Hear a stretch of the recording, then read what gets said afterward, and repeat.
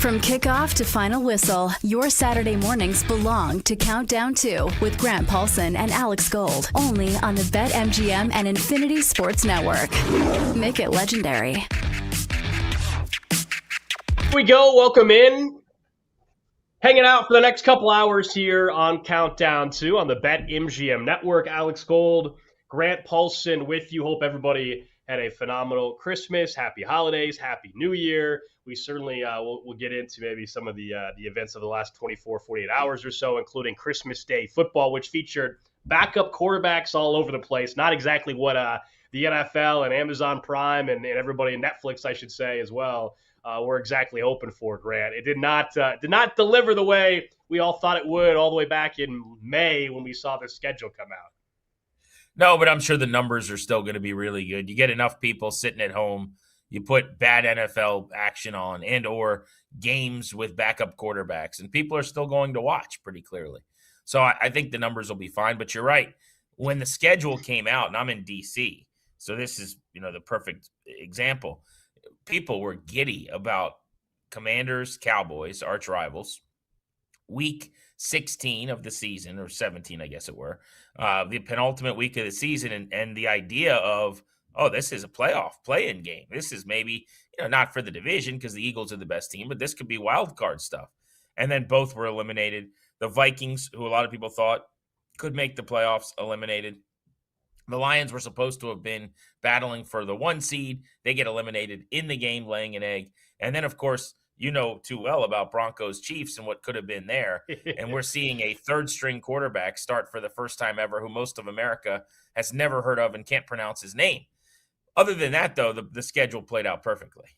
Yeah, it was a mess. It's funny you said about the quarterback. Even in Kansas City, man, all week we probably said his name 4 different ways during the week leading up, and it was one of the games where because of the fact that it was a meaningless game and you had stadium news here locally, it's probably the least we've talked about a Chiefs Broncos game in years, man. I'm serious. Like we barely touched on the game all week on our show just because a shorter week, and then big stadium news here locally. I know you're dealing with stadium news in DC as well. It seems like half the league is trying to get a new stadium right now. It's honestly kind of crazy, which is why we could probably have a deeper conversation. Everybody claiming, oh, we build this dome stadium, we're going to get a Super Bowl. Like, they're not. I mean, Cleveland wants one. Nashville's going to get one. DC's building the dome. The Chiefs are building the dome. Like, not everybody's getting a Super Bowl. Somebody's not getting one. There's only so many rotations to go around here. Well, I think they'll all eventually get one, because generally what happens is the league swings these deals with the municipalities to make sure they'll take care of them. But it used to be you just get right to the front of the line. So the idea was Washington's going to get a Super Bowl. The stadium opens in 2030. One of those first couple of years will be in D.C. And I just don't think it'll be that way anymore. You're going to have to wait your turn, potentially. But they have other ththings that they could do. I know you guys have already held an NFL draft, but they've already put the NFL draft a couple of years from now in Washington, D.C. So, that was, I think, all part of a sweetheart deal to try to smooth things over and get things done in the city. I mean, the league is going to, shake and move and get things done. And they're going to continue to do that. But yeah, it's wild to me. Even some of these teams where the stadiums aren't that old, you're like, really? You need a new stadium? I was just there. I kind of like that place. It's not that bad. But this is where the money is for the owners. For the most part now, the precedent is you can get a ton of public money. So you're not building it on your own. Some of these guys are dumping a lot of money into it. I know here in D.C., Josh Harris's ownership group's putting about $2 billion into a project that's over $3 billion.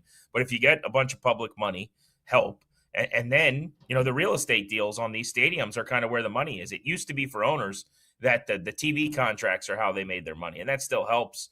But, it used to really be about butts in seats and PSLs. That's not how these guys get their cash anymore. It's now in these suburban stadiums, honestly, that are no longer really downtown because there's not a whole lot of developing to be done in most of these cities. So you go out to where there's space.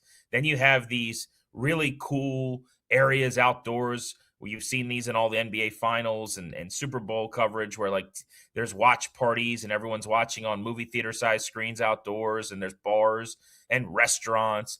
And then if it's right near the stadium on their lot, essentially, these owners can put their finger in all those pies. Like, you're giving them a cut for everything that you build right around there to benefit from their stadium. So that's where it's all in the real estate deals. That's why everyone's trying to get these deals done. No question. Yeah, and it's I don't know if you saw the exact numbers, man. It was look, we can have a whole debate about public finance stadiums, and yeah, in a perfect world, every owner pays for it themselves. I don't know who wouldn't be for that. That's just not the reality of where we're at in the United States. We've allowed these publicly subsidized stadiums to exist, and there's a few, very few, that have been privately funded. The Warriors, the Chase Arena out there in the Bay Area is one of the few that are fully private. The Broncos have a pretty good deal there with their new stadium announcement. Even though they're acting like there's zero public dollars for that, there still is on the back end with infrastructure. Here in Kansas City, man, it's the most public money ever for a stadium. It's absolutely insane. Absolutely insane. And it's because they were able to pit the state lines. They were able to pit Missouri and Kansas against each other. And so the Chiefs ownership group is getting $1.8 billion just for the stadium part, and then another $1 billion to help towards their headquarters and practice facility. It is a ridiculous deal. You can see why they jumped across the state line 20 minutes, because nobody's ever gotten a sweetheart deal the way the Hutt family just did. Well, so here's my interest in how they sold that. So like in Washington here, and to this ownership group's credit, it was the largest private investment, I think, in terms of a non-fully built stadium. So there's a lot of caveats there. But like when Kroenke or whoever goes and just builds his own thing, he spent more.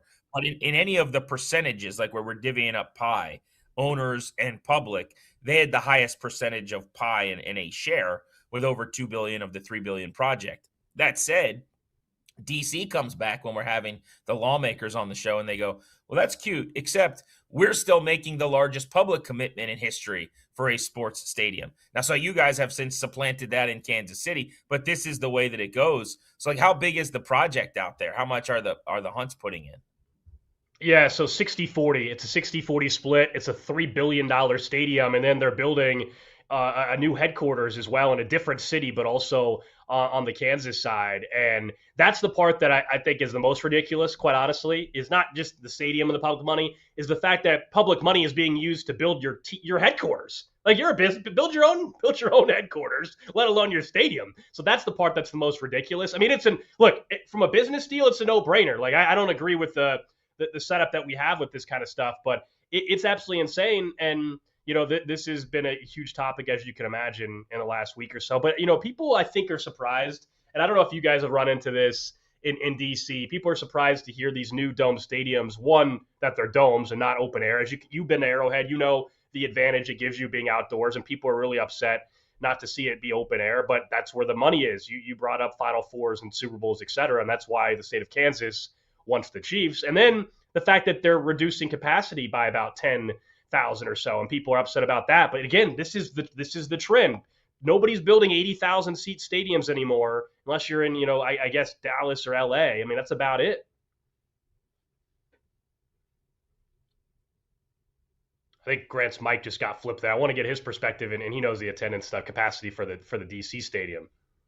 Yeah, to me, this is no-brainer stuff. And this is the type of complaints that you're going to get from fans because of change and because of the times, frankly, changing. But these are all things that should be happening in terms of how these stadiums are built. So just to go quickly through some of these things, a retractable roof is the answer in a perfect world, obviously. Yep. You close the roof when it's gross out or cold or snowing or whatever. You get to open the roof when it's really nice. There's two problems with a retractable roof.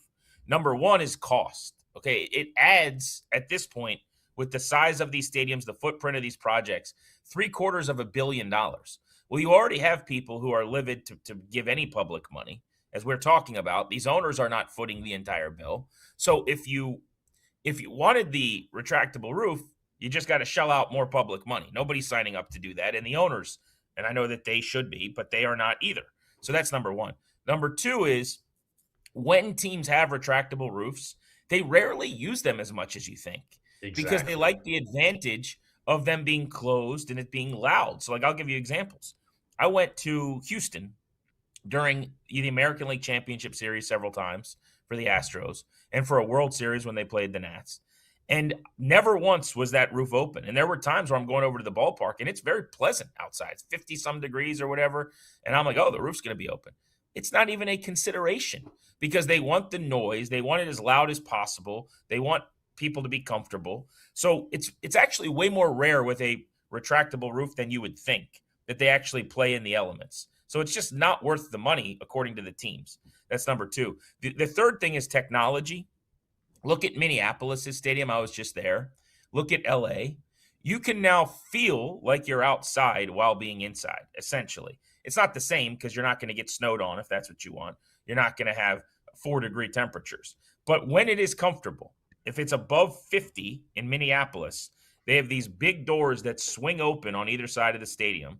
So air comes flowing all the way through the stadium, feeling like you're outside. And then their roof is basically saran wrap. Like, I'm not exaggerating. And it basically, like, the sun comes through. I was watching a game indoors and I had to, like, pull my hat real low over my head to get the sun out of my eyes because it felt like I was, like, outside in the sun in Minneapolis. So that technology is a way to kind of give you some of that feel still. So it's not like you're just in a dark, enclosed building like you would be at, like, Allegiant Stadium or something like that. So those are the reasons for that. The size, people aren't going to games the same way. You know, Exactly. NFL Red Zone's great. You know, people want to sit at home and drink their Coke Zero and eat their potato chips. So what used to be 90, this stadium here, which is now like 68, they've ripped seats out of this thing left and right. They had 91,000 capacity at one point in Landover. Nobody needs that anymore. Smaller is better. And as you said, if you're not enclosed, if you don't have the ability to be closed, you don't get enough events. You know, these arenas, these ballparks where there's 81 big league games, you can at least make the money back, or you can sell it to the community saying, hey, we got 127 events this year. In football stadiums for a long time, Gold, it was 8 or 10 or 12 or 15 events. It doesn't make sense. You can't make the money back for all the restaurants and the bars around it unless it's closed. And now you can host, I'm not even exaggerating, like birthday parties and bar mitzvahs and weddings and all this other stuff. Yeah. So it's just, it is not even a debate at this point. It's a necessity if you're building a new stadium. Right, I'm 100. You and I are on the same page here, and you know, we probably got very similar conversations from our local listeners when it came to this, because people are very upset about the open air stadium going away. And then we don't have to get into the details. We're dealing with the state line thing. You guys deal with it there, I'm sure, in the DMV, where people on the Missouri side are saying they're never going to go to the Kansas side to watch games. Where all that stuff has been coming up in the last week. It's something where I think time will heal most of the wounds for a lot of people. The one thing I will say about the events, and I'm with you, I do think Kansas City has a great chance eventually to get a Super Bowl. The Hunt family legacy, you know, Lamar Hunt is who named it the Super Bowl. I think they will get one. However, dude, like, you're probably getting in the next 30 years, you're probably getting maybe 2 Final Fours and 1 Super Bowl. I do think some of that gets overrated a little bit. Like, trust me, growing up here, it'll be amazing. I would never have imagined Kansas City ever hosting a Super Bowl. So I'm all about it. However, you know, this idea they're going to host like 3 Super Bowls and 5 Final Fours. No. In the next 30 years, they're hosting 1 Super Bowl and maybe 2 Final Fours, in my opinion. Which is true. The amount of money you'll make off of that is astronomical. Like, it takes probably one of each to generate over $1 billion of revenue for a city. So, I mean, but yes, everyone thinks they're going to be part of this rotation. Where it's like, are you New Orleans? Are you Las Vegas? Like, are you Miami? You know, those are the mainstays. Are you Raymond James Stadium? You're not getting grandfathered into, like, every 5 years you get one of these things in a cold weather city. It's just not happening.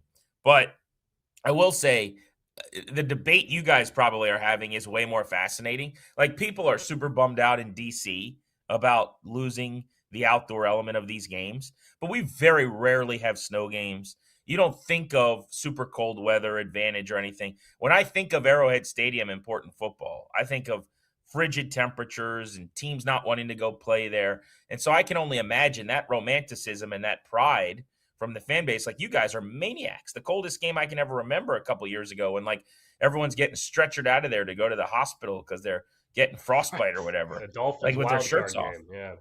Yeah. Dude, I mean, you guys, like, take pride in that hospital trip. So I can't even imagine what the reaction has been. But it's just, you can't have your cake and eat it too. You can't scream about public money, private money, if you don't want to have the boxes checked to make the money back. Like, you need to close the thing so that you can host the events. Yeah, and look, we could spend a whole hour talking about this. I mean, without, like, for people listening that aren't aware, the state of Missouri, they had a public vote 2 Aprils ago to renovate Arrowhead, coupled with a new Royal Stadium, and they voted it down. It lost by 16%. It got destroyed. Now, there's a lot of details within it. We don't have enough time to get into it and why that happened. But they did have a public vote to renovate Arrowhead. They did not pass it. So once that happened, it opened up the possibility for them to go across the state line and for Kansas to poach them. And that's exactly what happened. We'll see what happens with the baseball and with the Royals. And frankly, to me, it's better financially with all the public money that one state has one team and one state has the other. To me, with the cost of these stadiums, man, asking one state, one county in this case, to shoulder the brunt of all the money doesn't make any sense anyway. But interesting stuff. All kinds of new stadiums getting ready to pop up in the NFL in the next 5 to 6 years. He's Grant Polson. I'm Alex Gold. We're just getting started here. I want to get into a couple of the Saturday games we got in the NFL, some of our bets around that, and also what's going to happen next Saturday in college football. Saturday mornings start here with Countdown 2 on the BetMGM and Infinity Sports Network. Grant Paulson, Alex Gold. Back in just a moment.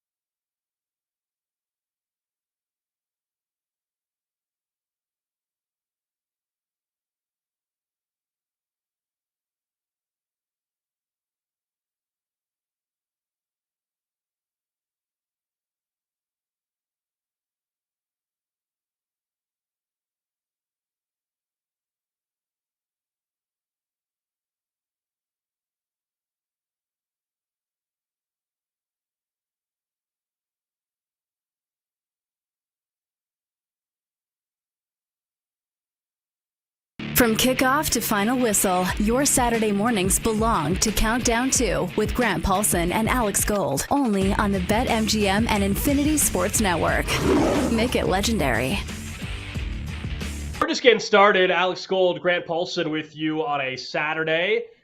So we got 2 football games going on today. We were talking off air. I wish we had some college football playoff quarterfinals. We got to wait till next Saturday for that. There's some random bowl games taking place today, and look, if I'm sitting around the house, maybe I'll throw a few bucks on a couple of these random bowl games. Although, we've talked about this. It's so tough to bet on these non-CFP bowl games. You don't know what the motivating factors are. You got NIL, transfer portal implications. You really got to do your research a little bit to know who's maybe in the better position heading into the game. But we get 2 NFL games I'm certainly excited about, including the game that I think we're most excited about. Everybody is, because we're actually dealing with starting quarterbacks, not backup quarterbacks, and that is the Texans and the Chargers. This one's going to kick off at 4:30 this afternoon.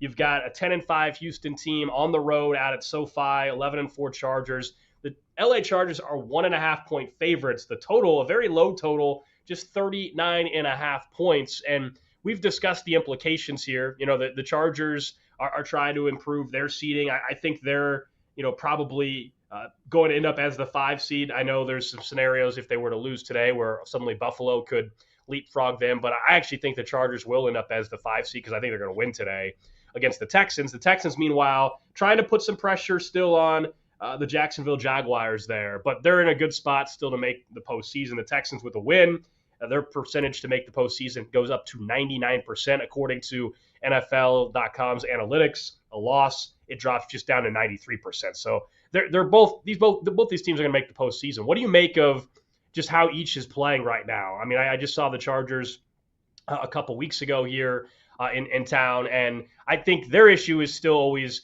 the amount of injuries they have, protecting Justin Herbert, and that left hand of his that continues to get beat up and is clearly not going to be fully healthy at any point the rest of the way.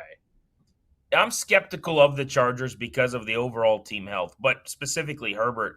It just feels like he gets banged up constantly, and he's already playing with braces and all kinds of splints and things, whatever he's wearing on his hand. So it takes like one rough landing or one bad hit, and now the game changes completely. So I really have a hard time betting on them today or in any of these games against good competition. You gave the betting line.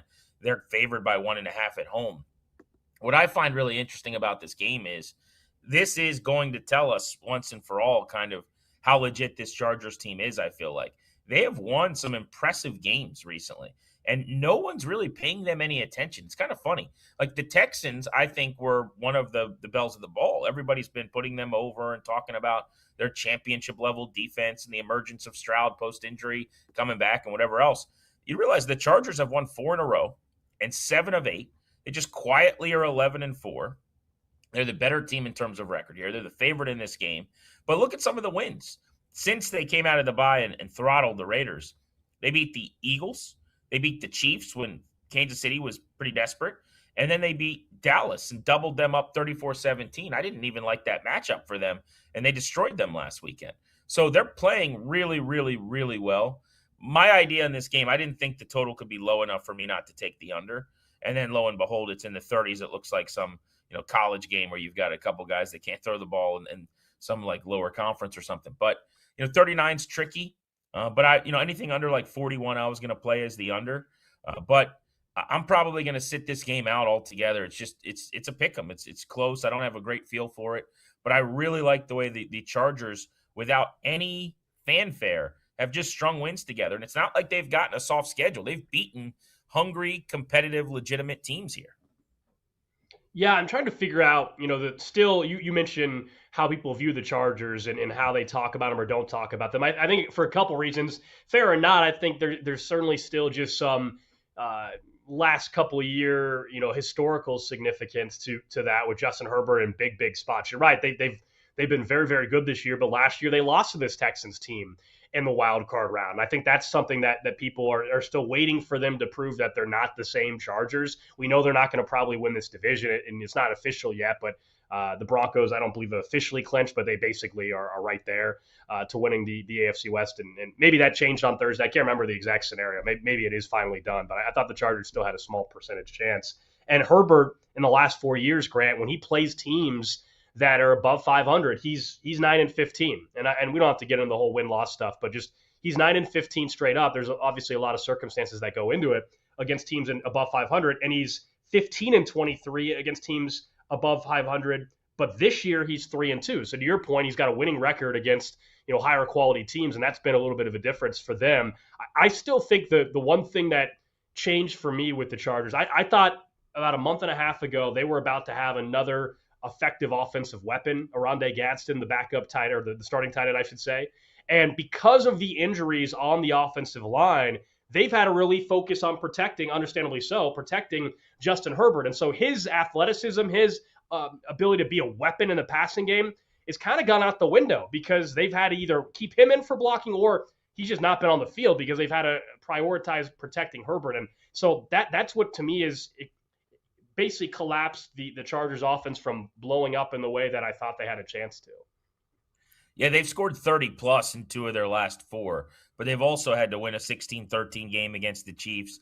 It took overtime to get a 22-19 win with some short fields and takeaways against Philadelphia. So it's not like the offense is humming. You wouldn't expect that necessarily the way Herbert's played. I think you're right about kind of the skepticism coming from history recently and the expectation that the shoe's going to drop. The other thing is, though, it's easier with a team like the Texans, who do have a Super Bowl caliber side of the football, to kind of fall in love, right? And they've also been red hot. They've won 6 in a row. Now, I don't think they're 7 in a row, rather, but I don't think their 7 in a row to get to 10-5 is quite as impressive. Like recently, it's the Raiders and the Cardinals and a Colts team that was, playing without a quarterback, and they've got the Titans in that mix. They've won some important tough games too. The Buffalo primetime game was pretty impressive. They had the Chiefs in primetime. They won that. So they've beaten all comers. I just think that their strength of schedule during this hot stretch is maybe not the same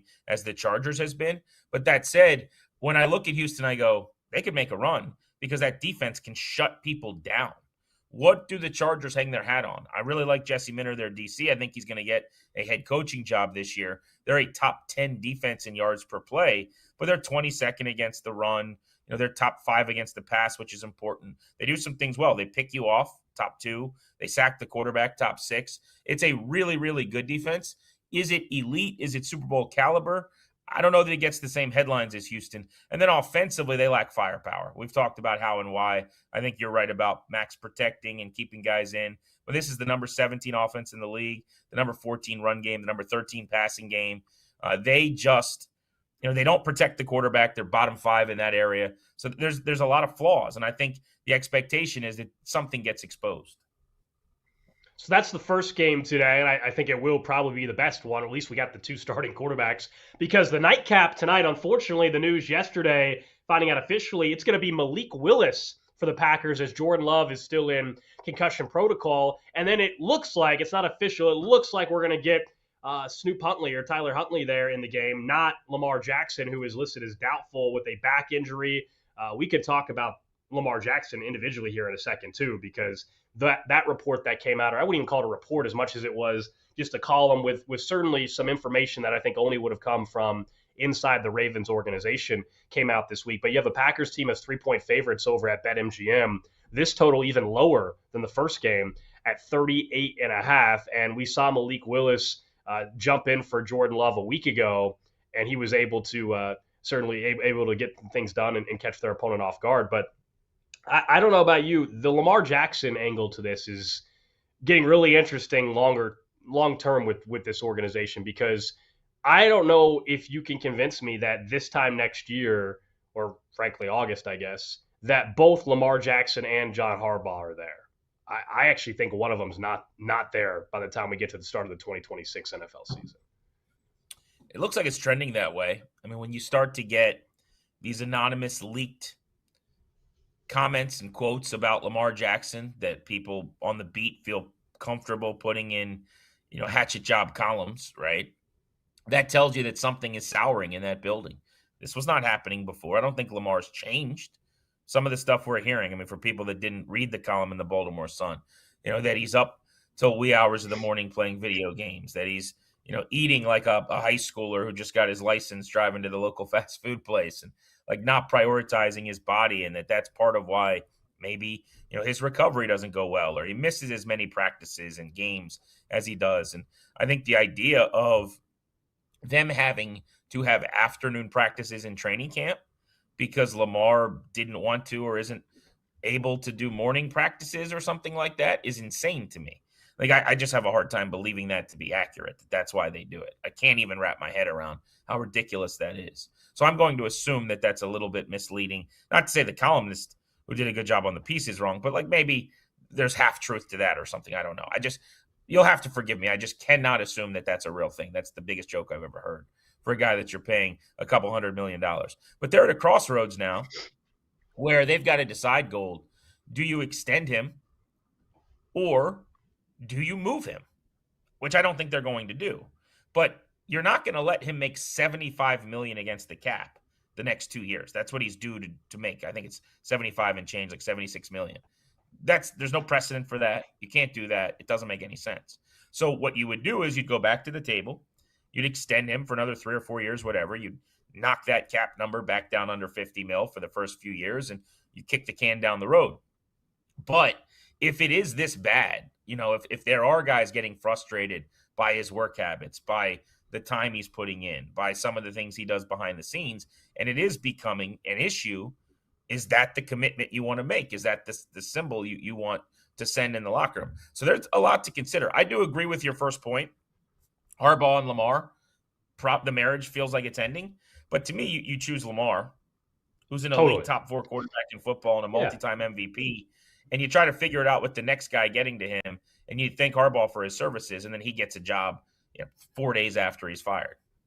Yeah, when I have a quarterback with this talent, despite, I think, some warranted concerns, and I think you and I, over the last couple of years, have discussed that randomly in November, it feels like every year, December, Lamar's just out for a random illness or something. There's always something. Like, it is very bizarre, and that's where, the diet and that kind of stuff does make sense, frankly, like to now see it in writing that someone that's on the beat there, and it's obviously coming from the Ravens organization, that is he doing everything possible to succeed? I have serious doubts that he is. However, with that said, I'm choosing the talent and that special of talent, a guy that's won MVP twice in his career. I'm choosing that over the head coach. I mean, I think that if I was an owner or GM, it would be so foolish to not choose the quarterback in this spot. And frankly, I would say 90% of the time I'm choosing the quarterback when you have this kind of talent, not the head coach. I think it's silly to not do that.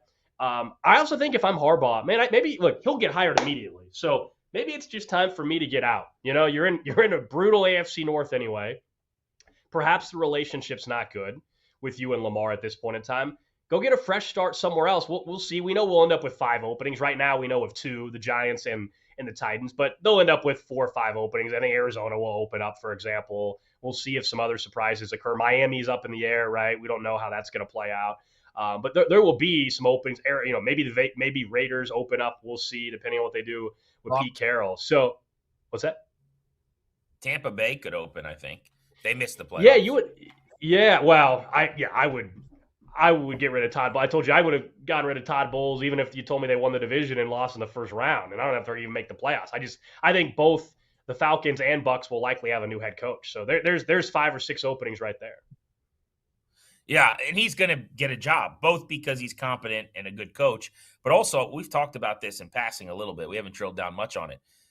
Look at this hiring cycle and the candidates. It's pretty weak.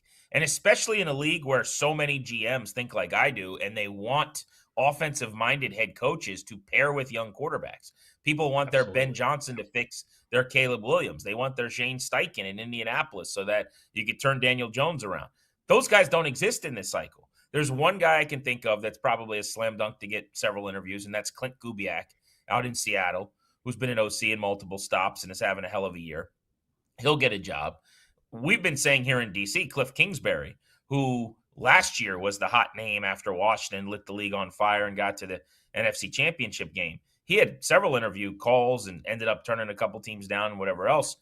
This year's not been nearly the same way. It's been ugly at times offensively. They've had a lot of injuries, and Daniels has been in and out. I'm not convinced teams won't call him still.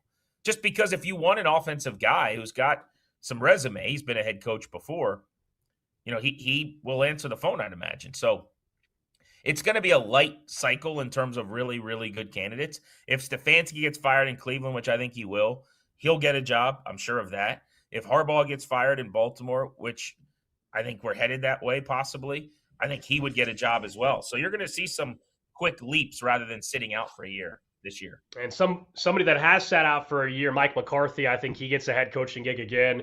We've talked about that. I think perhaps the Giants is ultimately where he ends up. Thinking of coaching, though, let's take a look at the Coach of the Year odds. This is a fascinating conversation based off of, I think, 3 or 4 coaches you can make a strong case for. We'll try to figure out our best bet for that. That's coming up right here on Countdown 2.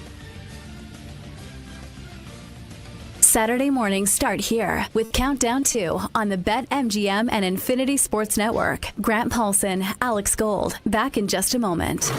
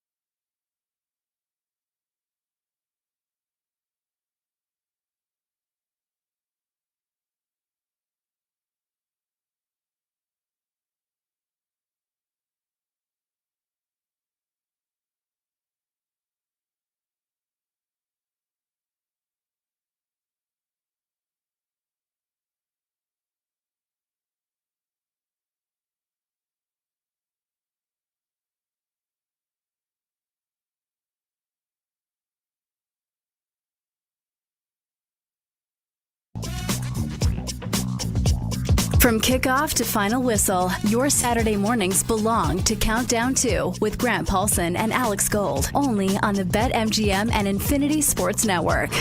Make it legendary.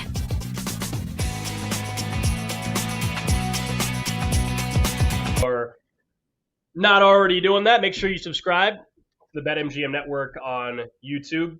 So, before we get into whether or not the window is closing for the Ravens, who we just got done talking about, for the Chiefs or for the Lions, we'll do that in about 15 or 20 minutes.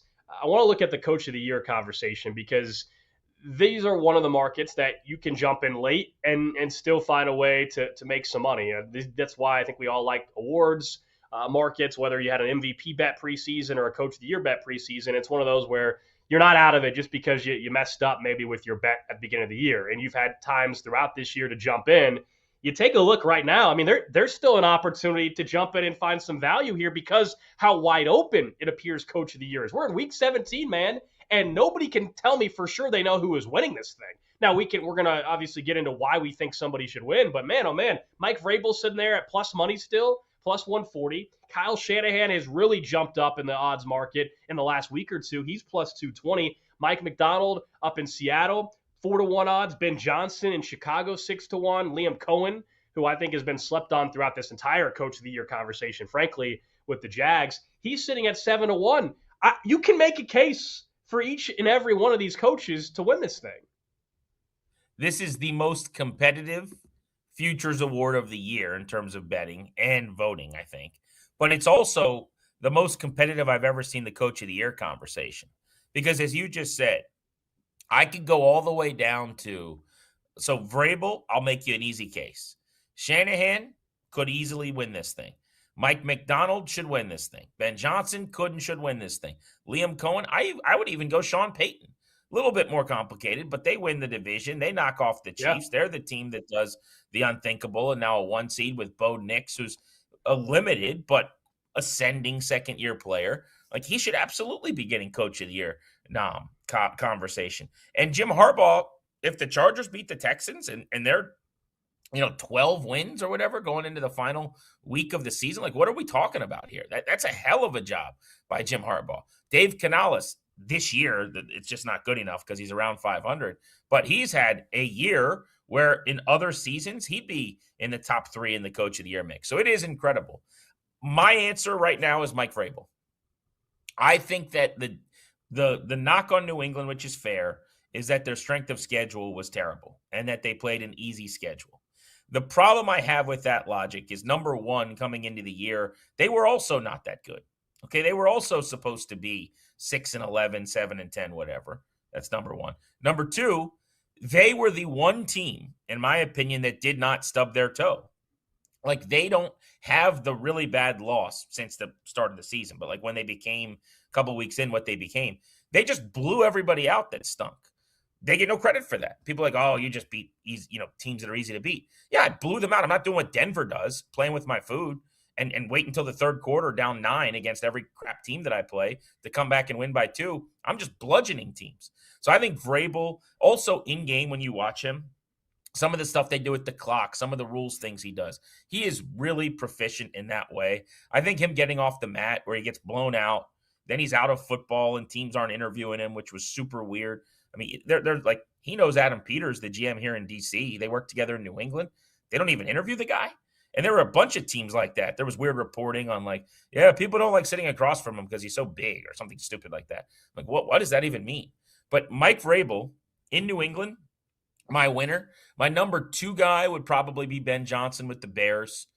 Tough division. Love their run game design. Love what he's done with Caleb Williams. I mean, if they had a quarterback that hit more of his throws at a higher rate, they're the 1 seed in the NFC. Like, they have been a buzzsaw at times this year offensively. And then I think you can pick and choose. But I like Mike McDonald probably 3, Kyle Shanahan 4, just because he's got more talent than the other guys we're talking about, even though there's been a lot of injuries. And then sadly, I've got Liam Cohen 5, who's done a great job. But I think the Jags are a way more talented team with more pieces than the Patriots or some of the other teams above them. So that's kind of my ranking. But what do you got? Yeah, working backwards, I'll start with Liam Cohen. So I have him much higher up because, yes, I think there's talent on the roster, But Trevor Lawrence has never looked this good in his career. I mean, this stretch of games that Trevor Lawrence, I think we're up to 5 straight games, maybe 6 at this point in time, where he's playing his best football. And Liam Cohen's an offensive-minded head coach.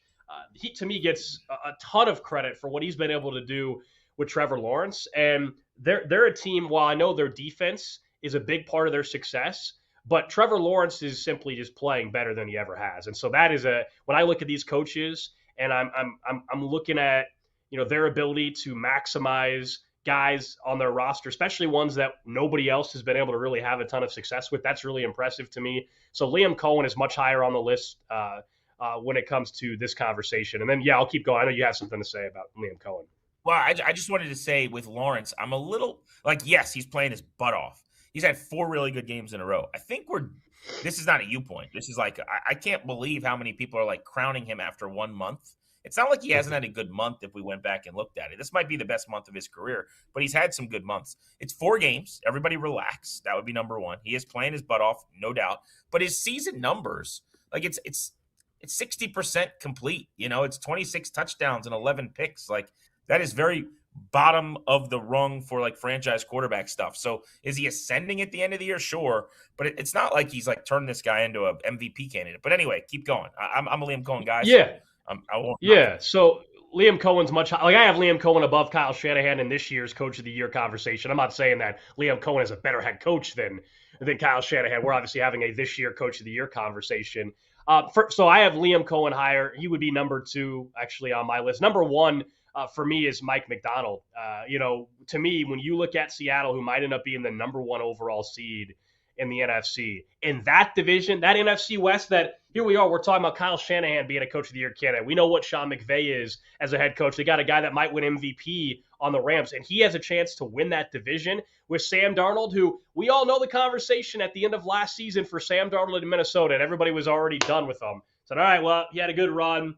Yeah, got to move on from him, and here we are. Look what he's been able to do. Look what they've done with Jackson Smith and Jigba. And I know Mike Macdonald's not an offensive-minded head coach, and that's where Kubiak gets a lot of praise. But that defense is one of the better units in all of football. They just run a smooth operation there.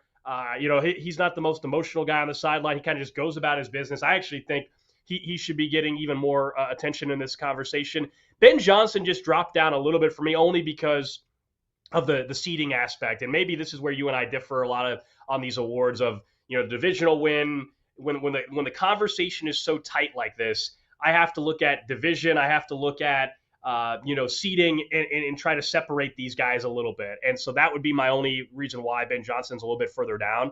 Caleb Williams, we've talked over and over, can make a great play. He misses the simple throws at times. The run game there is so impressive with Monangai and Swift, and that's all Ben Johnson and scheme.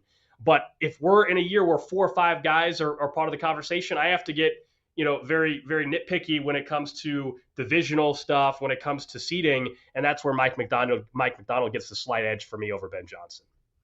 Which I get. I mean, right now, Ben Johnson's the 2 seed in the NFC, yep. Right? So it's not like he's, falling down to 6 or whatever. But yeah, if you want to go Macdonald, if they get the 1 seed and they end up with a better record, and that's going to break the tie, I don't mind that. They've also had a way harder schedule, by the way.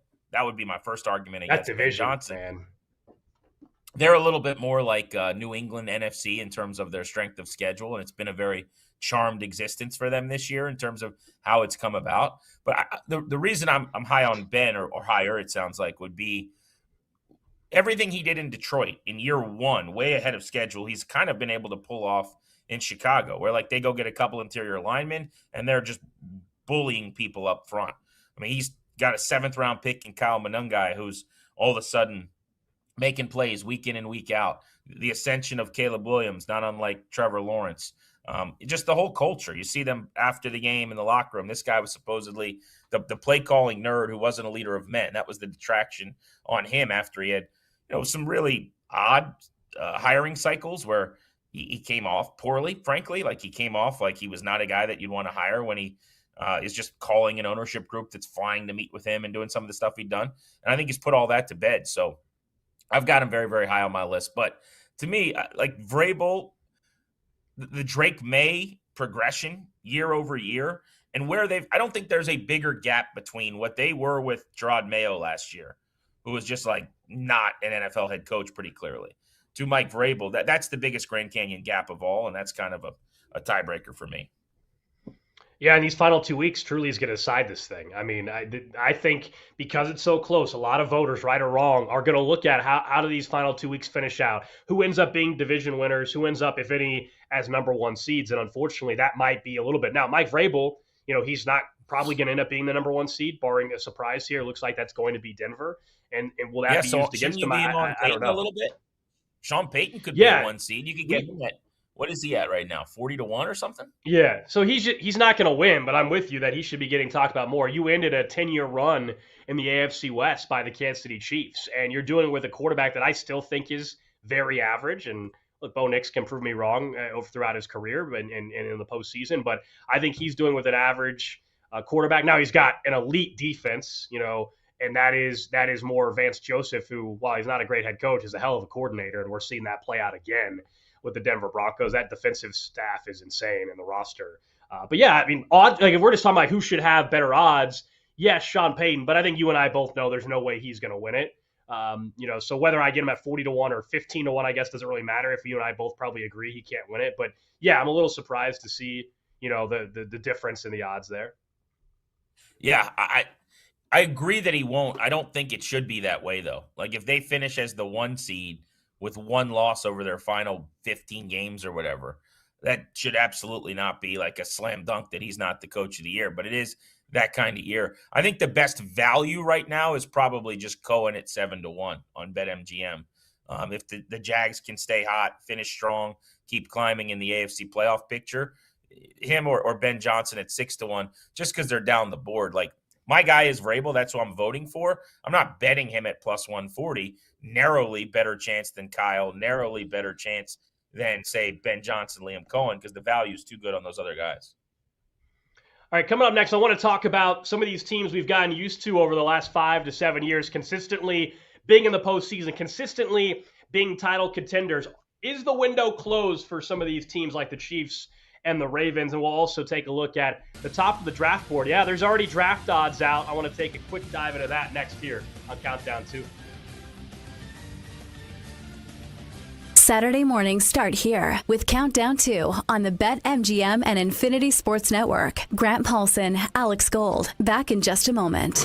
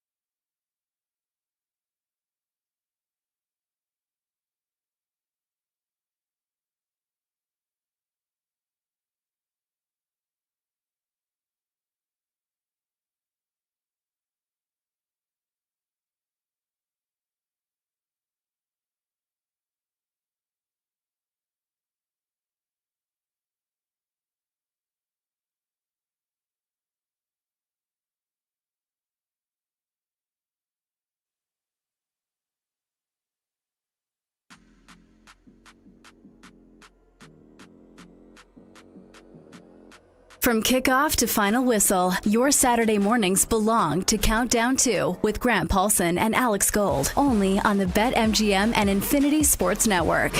Make it legendary. Back here on Countdown 2, Alex Gold, Grant Paulson with you. Coming up in about 20 minutes, we'll go through the Week 17 NFL slate. We already went through the 2 Saturday games. We'll go through the rest of the slate, playoff implications across the board, although it's setting up at least for a Week 18 where we may not have all that much going on playoff implication-wise, but we'll take a look at some of our favorite bets around that. I do want to start, though, bigger picture conversation around the NFL, Grant, with the Chiefs, the Ravens, the Lions, 3 teams we've just become so used to seeing as real contenders in the NFL, and all 3 of them are missing the postseason. Or, well, the Ravens, I guess, officially have not been eliminated, but barring a huge surprise, they will miss the postseason as well. The Chiefs and the Lions have been eliminated at this point in time. Is the window closed, though? Like, it's one thing for this year. Is the window closed where we're going to be sitting here next year and talking about these same teams not being in position as being contenders? I think it's a great question. So I think the most fun way to go through the exercise would be rank them in order of how much you're worried about their next couple of years. I think the Lions are probably in the most trouble. Then I would put the Ravens behind them. And then third for me would be the Chiefs. As long as you've got Patrick Mahomes, and I feel this way to a lesser extent with Lamar, which is why they're not first, I think you probably are going to figure it out, right? The problem for the Lions is that Jared Goff's about to make all of the money. You know, his contract really kicks in a big way here. And so you've been dealing with Jared Goff's contract before it skyrocketed. That 4-year, $212 million deal, the extension that he signed at 53 per. But his cap numbers were lower. This year it was 32. Last year it was 27. You know what his cap number is next year? $69.6 million. Okay? The year after that, it's $55 million. They have a potential out with some dead money. And then in 2028, it's another $61.6 million cap hit. So you're in extension mode, or you now have to pay Jared Goff all of the money, who is very good as a pocket passer. It's a rare endangered species, a dying thing. He's not in the cool kids club. No one will ever give him any credit because he doesn't run a 4.6, 4.4 40. But he's also limited. If you can get to Jared Goff, you beat the Lions, right? If you can move him off his spot, it's over. And that's why you're looking for the guys who are more athletic than Jared Goff. So I worry about the Lions because the money is about to get big at quarterback, and I think that's going to hurt them. The Ravens are next because of the juxtaposition we talked about, the relationship, Harbaugh, Lamar, the health they're in, and the fact that you got columnists now writing pieces about level of commitment for your quarterback's never good. And then I put the Chiefs third. Would you change anything in that ranking? So I would put the Ravens as the most concerning moving forward. Anytime I start to see drama involving your quarterback, that's a red flag right away. And we both acknowledge that there's a real chance maybe that Harbaugh could move on, and so we could be talking about a coaching change mixed in there. And Lamar Jackson, like take the story for a second aside about work ethic maybe and everything like that. This is also a guy that just has struggled in the postseason. I mean, it's just a fact. There's a lot of reasons for it, but he has. So, like, in terms of being a true contender, there were already questions we had about him being able to, take that next step to begin with. And then now you maybe have some drama. He's also a year older. I mean, if there's any of these quarterbacks, you're right about Goff and him being a pocket passer, but we know Lamar, and this is not I'm not going Bill Polian here and acting like Lamar can't throw the football. My point is, though, that Lamar, certainly his athleticism is a huge, huge part of his game. And as he gets older, that was always going to be an issue. And so all this is coming together. It really would concern me if I'm a Ravens fan. Absolutely agree with all of that. The one other area where I kind of said, okay, Goff, Lions, more worrisome than Lamar, Ravens, is, again, I don't think Lamar's going anywhere. And he's a Mount Rushmore quarterback in this league. Sure. There's 4 guys head and shoulders above everybody else. And as a multi-time MVP, he's one of them, with Mahomes, with Burrow, with Allen. I don't put Goff in that category. It's kind of just the way I view it is it's like it's medicine, right? You're dealing with something today. I'm dealing with something. Our producer Amir, like, you need to just take that swig of that medicine to feel better. And when you've got one of those 4 quarterbacks, generally you don't get into real big trouble organizationally, culturally. The other thing is divisionally. I think the NFC North is going to be a buzzsaw in the next couple of years. The Vikings are the one team where I don't know what they're doing at quarterback. I'm not sold on McCarthy. I don't know how anyone could be, but they're 500. Like Kevin O'Connell, sneaky, is doing a really good job in a down bad year. Like Max Brosmer's winning games with 4 net passing yards, right, against Detroit. Brian Flores in that defense have kicked butt. I think that the Bears are only getting going. This is not a team that regresses significantly next year, and we're talking about how fluky this was. And then the Packers, young, talented, really injury prone this year, but ascending in a way that they could be in the mix in the NFC for years. I don't feel that way about the AFC North. The Browns are kind of a rudderless ship. They don't have their quarterback of the future on that team, in my opinion, with all apologies to Shedeur Sanders.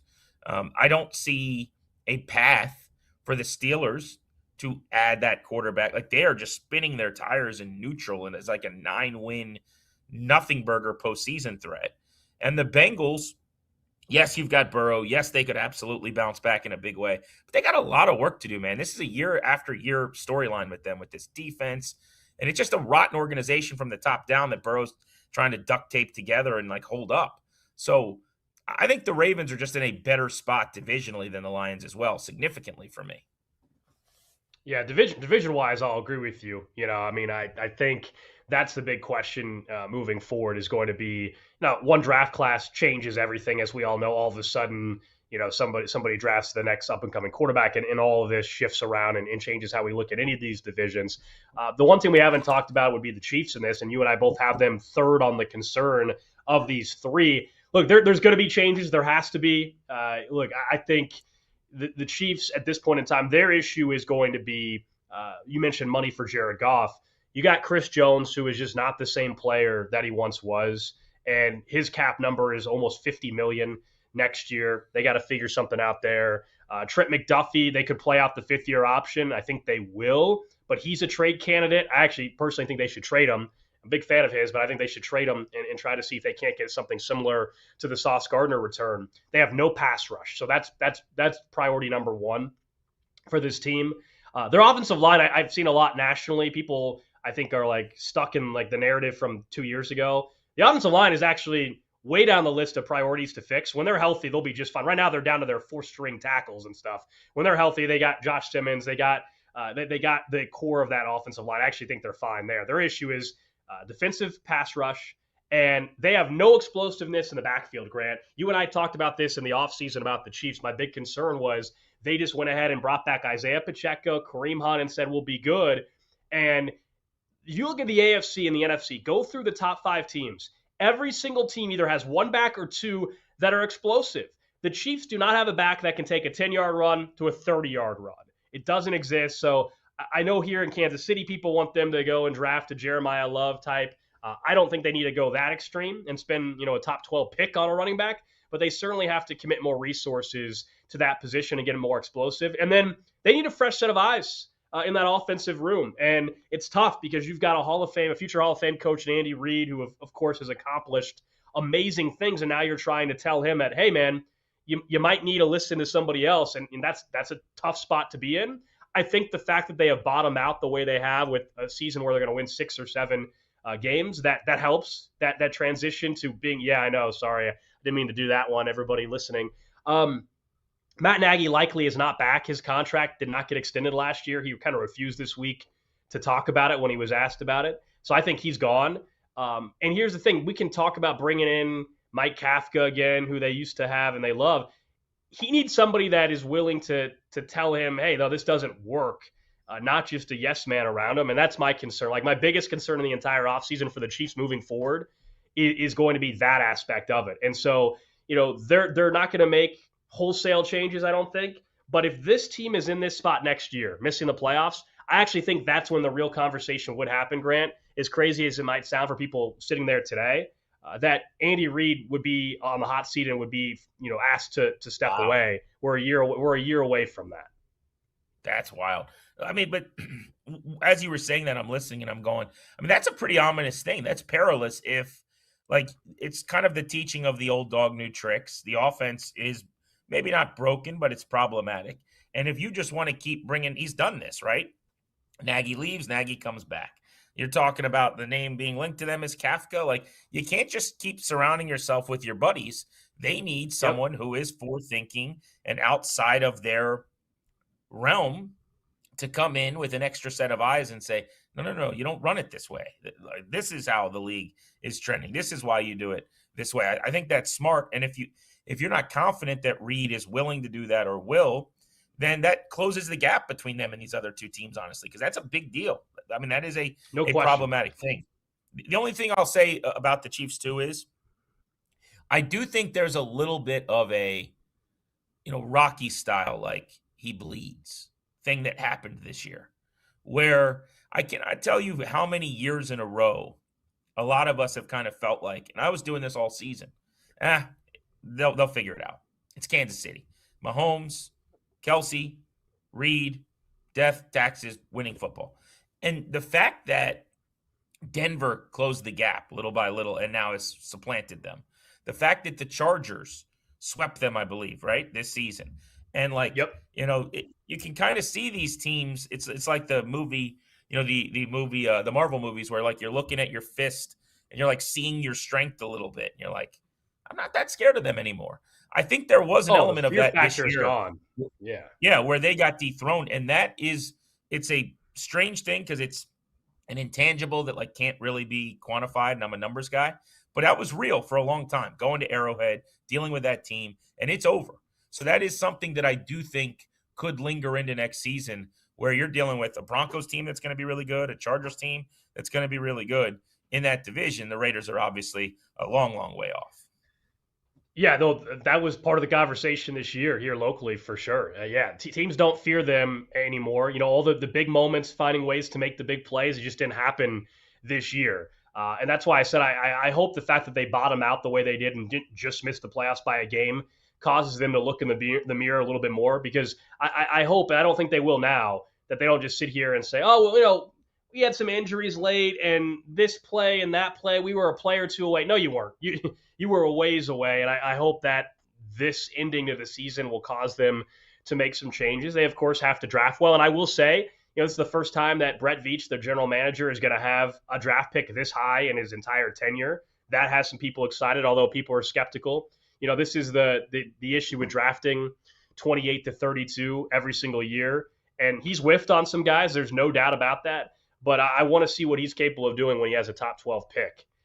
And how they handle that. And it's not something they have not been able to build up the future pillars. They've been led by Mahomes, Kelsey, Jones. Well, Mahomes is going to be there. Kelsey's probably retiring. Jones is getting older. McDuffie's a pillar, but do they want to pay him? They've got to draft the next pillar or two to this organization moving forward.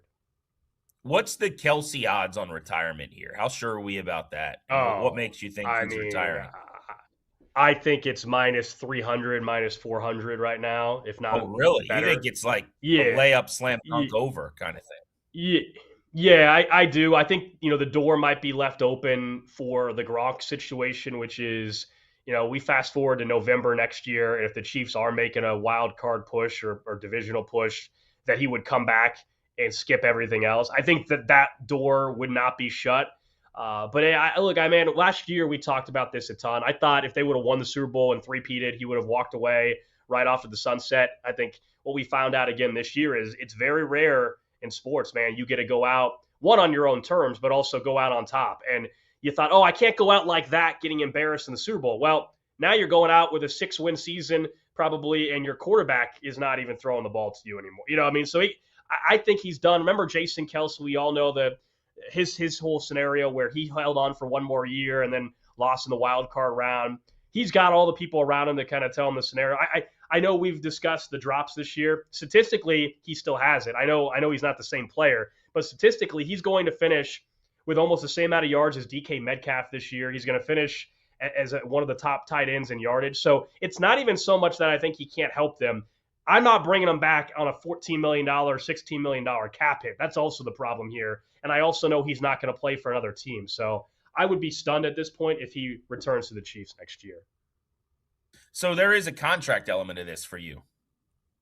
Absolutely. Yeah. Look, I don't think you can bring him back on a 1 year deal at 16 million. That is a bad financial decision. So what kind of discount would he be willing to take would have to be a huge part of this conversation Would as well. he And he play gets married this summer. Remember, he gets married right? this summer, and that has to factor into all this as well. Yeah, who knows? Next thing you know, you're having your first baby or whatever. Like that all Yep. happens pretty quickly at his age. I think that's a reality. I wonder, and you know way more about the Kansas City situation than me, if he would be willing one last ride with Mahomes, last dance style, to do like a 1 year, 8 million team friendly thing and come Yeah. back and give it a shot. What's tricky is we don't know if Mahomes is starting week one. You have that layer to the injury complicated, I think, this offseason for his decision as well. All right, up next, let's go through the rest of the Week 17 NFL slate. We'll also take a look at some draft odds for the number one overall pick. Saturday mornings start here with Countdown 2 on the BetMGM and Infinity Sports Network. Grant Paulson, Alex Gold, back in just a moment.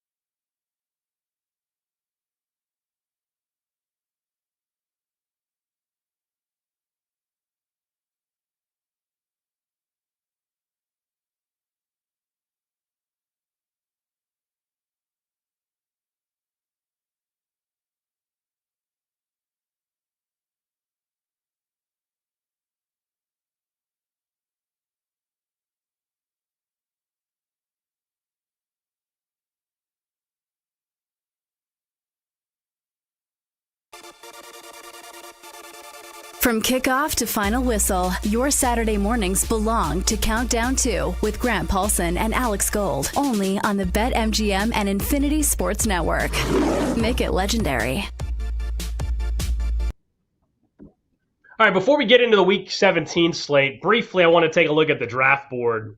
I know we're a little ways out, to say the least, from the end of April in Pittsburgh, Pennsylvania, which is where the NFL draft will be this year. But right now, and this can change, but right now the Giants would have the number 1 overall pick. The Raiders, same record, but they would lose out currently on some tiebreakers at this moment.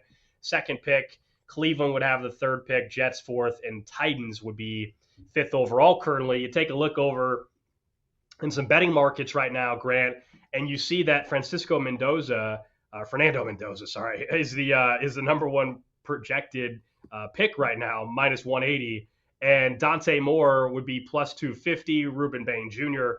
6.5 to 1. Now this is going to change quite a bit, I'm sure, as we get to the combine and we find out for sure who's picking where. But Mendoza's been kind of the odds-on favorite here for a month and a half, 2 months or so, to be the number 1 overall pick. I think that's where the market's going to start, right? The market, remember, is created to, dictate action and to create conversation, and then the betting that follows. So you've got a quarterback who was the biggest riser and the biggest star in the college football season, who just won a Heisman Trophy. And he's going to right after the Heisman Trophy. Nothing's changed. There really hasn't been anything significant happening. Certainly for him, he hasn't played yet in the playoffs. Moore had a nice game, but against the JMU team that was, getting little brothered a little bit by Oregon. So nothing's changed, right? So that's exactly what it should look like. I think it could look very different by the time the draft comes.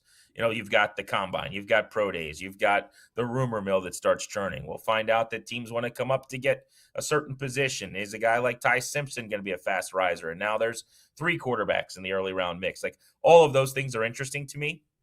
But what's fun is this weekend, in a game that otherwise nobody would care about, the 2-13 Giants are playing the 2-13 Las Vegas Raiders. The number 1 pick is on the line in Week 17 of the NFL.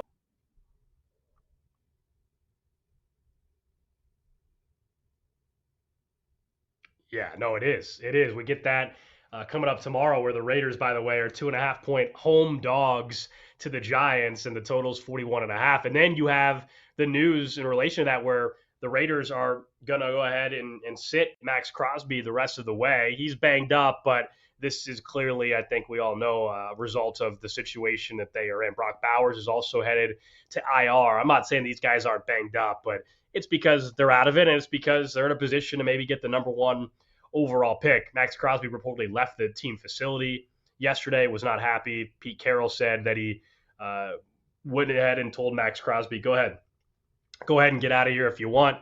That's one to watch, I think, in the offseason, by the way. Does Max Crosby, who has been the ultimate Raider, right? Not only a hell of a football player, but he has done everything possible to support the Raiders franchise, and he said he wants to be a Raider and everything like that. But does something change this offseason depending on the direction that they go? We don't even know if Pete Carroll is going to be the head coach, but that decision to bench or to sit down Max Crosby is associated with what the conversation we're having here, Grant, which is the 1st overall pick being on the line. Absolutely. And Crosby can smell that from a mile away. And understandably, as a veteran DPOY type, he wants nothing to do with that, which is admirable, honestly. Now, storming out of the facility, if that's what he did, that's pretty unprofessional. He can't do that. I think we need to have some standards of how we handle adversity here. But I like that he would be annoyed if he's healthy enough to play and they won't let him play. I mean, that's the kind of player you want in your building. I'll get back to Crosby in a second, but I do just find that Giants-Raiders intrigue so fun, because if you're the Giants getting up to 1-1, you can trade that pick for a king's ransom, come down the board. If you're the Raiders, though, you need your quarterback of the future. Do they take Mendoza? Do they fall in love with Moore? Could they surprise people and not go QB there? I mean, they're always a wild card that always does whatever you think they shouldn't do, basically. But otherwise, on this Sunday, nobody would care about this game. And I think on Red Zone with Scott Hansen, or just sifting around looking for information, this now becomes a priority, because the draft board starts with whichever team loses this game, likely. Yeah, major implications. And, the draft part with the Raiders is more interesting than the Giants getting it. Like you said, they would likely trade out, but also you got the Tom Brady angle. If you tell me the Raiders are on the clock first overall and Tom Brady's involved, as we all know, in that draft process when they're looking for a quarterback, it's way more fascinating if the Raiders are the number one overall pick than if the Giants are. I guess I'm kind of rooting for that, even though I I am cover a too. team that's in that same division. I'll be fascinated to see how Tom Brady's involvement is in selecting the quarterback, and if either they draft the right quarterback, and we're talking a year or two from now, or if it's a situation where, like, man, some guys aren't meant to be executives. John Lynch is a hell of an executive. John Elway really Right. wasn't. It's well said. I mean, I'm sitting in DC where you can make the case the Commanders had the biggest fall from grace of any team this year in the NFL. And there were a lot of those, by the way. The teams that were really good a season ago that aren't this year. In fact, go through the teams with the most wins in the regular season last year, and where are they now? The Chiefs had 15, they're eliminated. The Lions had 15, they're eliminated. The Eagles had 14, they're one of the only clubs that's actually clinched a division. The Vikings had 14, they're eliminated. The Bills had 13, they're going to get a wild card spot but won't win their division. The Commanders eliminated. The Ravens with 12 eliminated when they lose their next game. Like, this league is wild in that way, but I would still make the case with all of those regressions and teams that kind of fell off. Nobody had a more disastrous season than the Raiders did because of the way, like, they hired Pete Carroll to avoid this happening. They could have swung for the fences, and if you bring in this coach, first time or ascending guy, and it goes badly, whatever. You said, we don't want to bottom out. We're going to go get an older quarterback who's going to keep our floor higher. And we're going to go get the oldest head coach in the NFL, paying him a bunch of money for a bunch of years to make sure that we are in the mix at the end of the year. And they're the worst team in the NFL. Like, I haven't heard enough about what a debacle of an offseason this was for them. And Brady led the thing, man. Like, Tom Brady is 0 for 1 in a very big way. Geno, bad year. Pete Carroll, mess. Do you think they fire him? I don't. I think, because of the relationship and the reverence and his resume, that Brady kind of lets him ride it out for another year. But I would move on. The thing that you hired him to avoid happened. Like, the plane hit the mountain. Sorry. I would move on for that reason, but also this is the same scenario we just got done talking about with the Giants last offseason. All right, so they're going to keep Pete Carroll. They're going to have the number one overall pick, probably. They're going to draft Mendoza or Dante Moore, and next year it'll be a rookie, and then Pete Carroll will get fired, and then they're going to be bringing in a brand new head coach for him. Like, we all know how this is going. I feel like I can predict the next year and a half, 2 years for the Las Vegas Correct. Raiders. The play for them would be if they could land like Clint Kubiak and Fernando Mendoza, something like that, where you've got this pro-style quarterback and a guy that operates from under center in the Shanahan system or something. And just to pair the two together, for better or worse. I'm not saying it's going to work. I don't know how I feel about Mendoza athletically as an NFL quarterback. Or if they like Dante Moore, great. So you pair Dante Moore with Clint Kubiak. But the pairing of the head coach, who's calling the plays, who's got the everyday relationship with the QB, is the way to start the future, as opposed to what you're talking about, which is the number one way to ruin your young quarterback. To go in with an embattled head coach, see Eberflus and Caleb Williams, hiring an OC from outside the building to work with this guy who may or may not last the year, see Shane Waldron. Like, that is the way that you just absolutely destroy whatever chance you have at developing a quarterback. All right, let's go into the rest of this slate. We talked about the Giants-Raiders there and all the draft implications, but some of the other games here in Week 17, a 1 Eastern kickoff tomorrow. Jags-Colts. Jags right there leading the AFC South in a really good spot to win that division. They still do have Houston in Week 18. Jacksonville, a 5.5-point favorite. We know the Colts. It's been a fun story with Phillip Rivers. I'll be honest, Grant. I would just start Riley Leonard the rest of the way. Why am I starting Phillip Rivers anymore? It was a great story. I loved it. And I have a comeback player of the year ticket, and it's not going to happen because he hasn't won a game. And it's not even his fault necessarily. But why even play Phillip Rivers the rest of the way now? There's no point. Well, I categorically agree. You've got this young player, whether he's a part of the future or not. You can get information and data on him in games that are valuable. But I will say, two things can be true. I wouldn't start Phil Rivers at 44 years old again, as now I'm not making the playoffs. But I was blown away with how he played. I Yeah. thought this was going to be a disaster. And his first performance, which was fine against Seattle, was against, I think, the hardest team in the league to play defensively, probably. It's them or the Texans. And he was pedestrian. They led most of the game until the final seconds with a field goal. But it was very limited, and it wasn't good per se. What he did against San Francisco on Monday Night Football, when they had a week to watch the tape and prepare and see how he was going to handle things, was legitimately stunning. Like I think that is the most under talked about story of the NFL season, how he looked. But yes, I would not play him again at this point. I'm going to Riley Leonard. Yeah. By the way, I will take Jacksonville -5.5 in that game against the Colts. Another game that had my attention, you mentioned Seattle. They are suddenly in a pretty big game for Carolina here, trying to win the NFC South.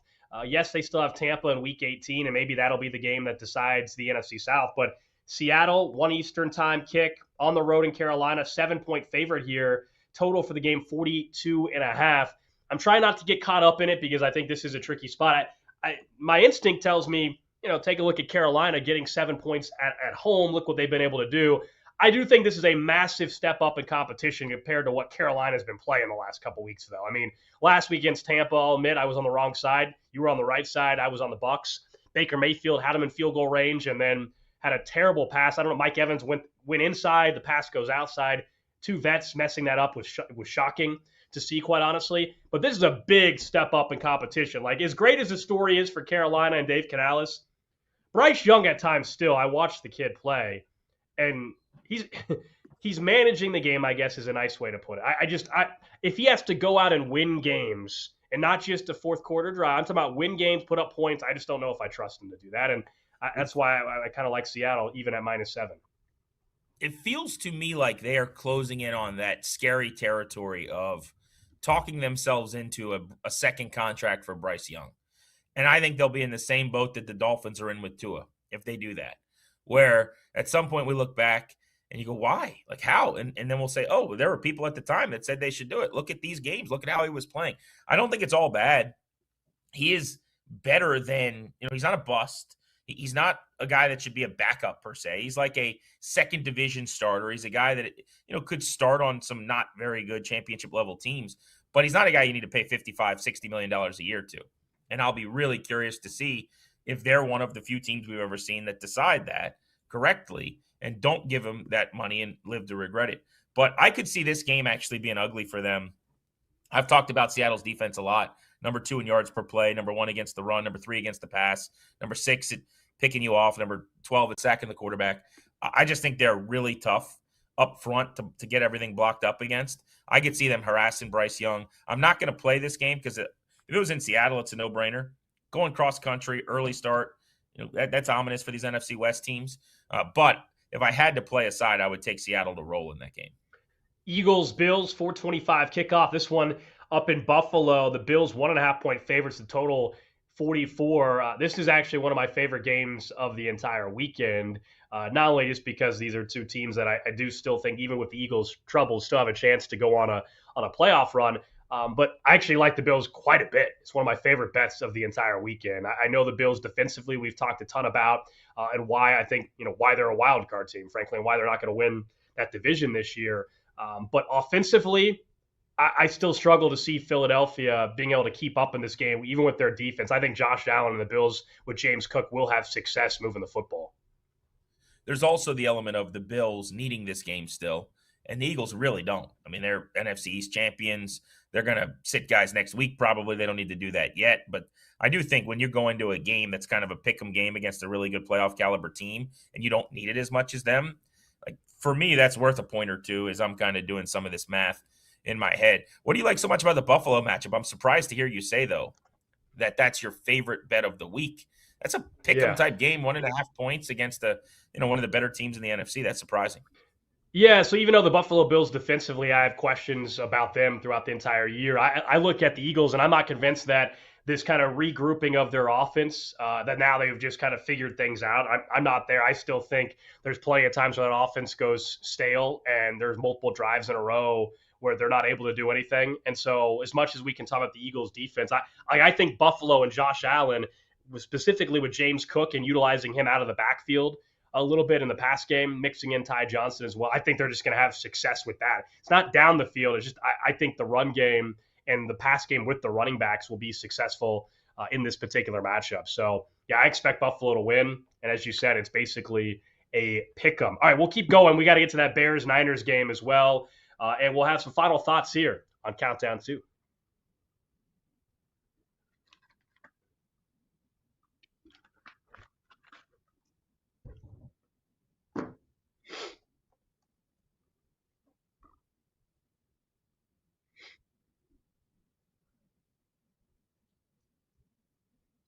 On the BetMGM and Infinity Sports Network.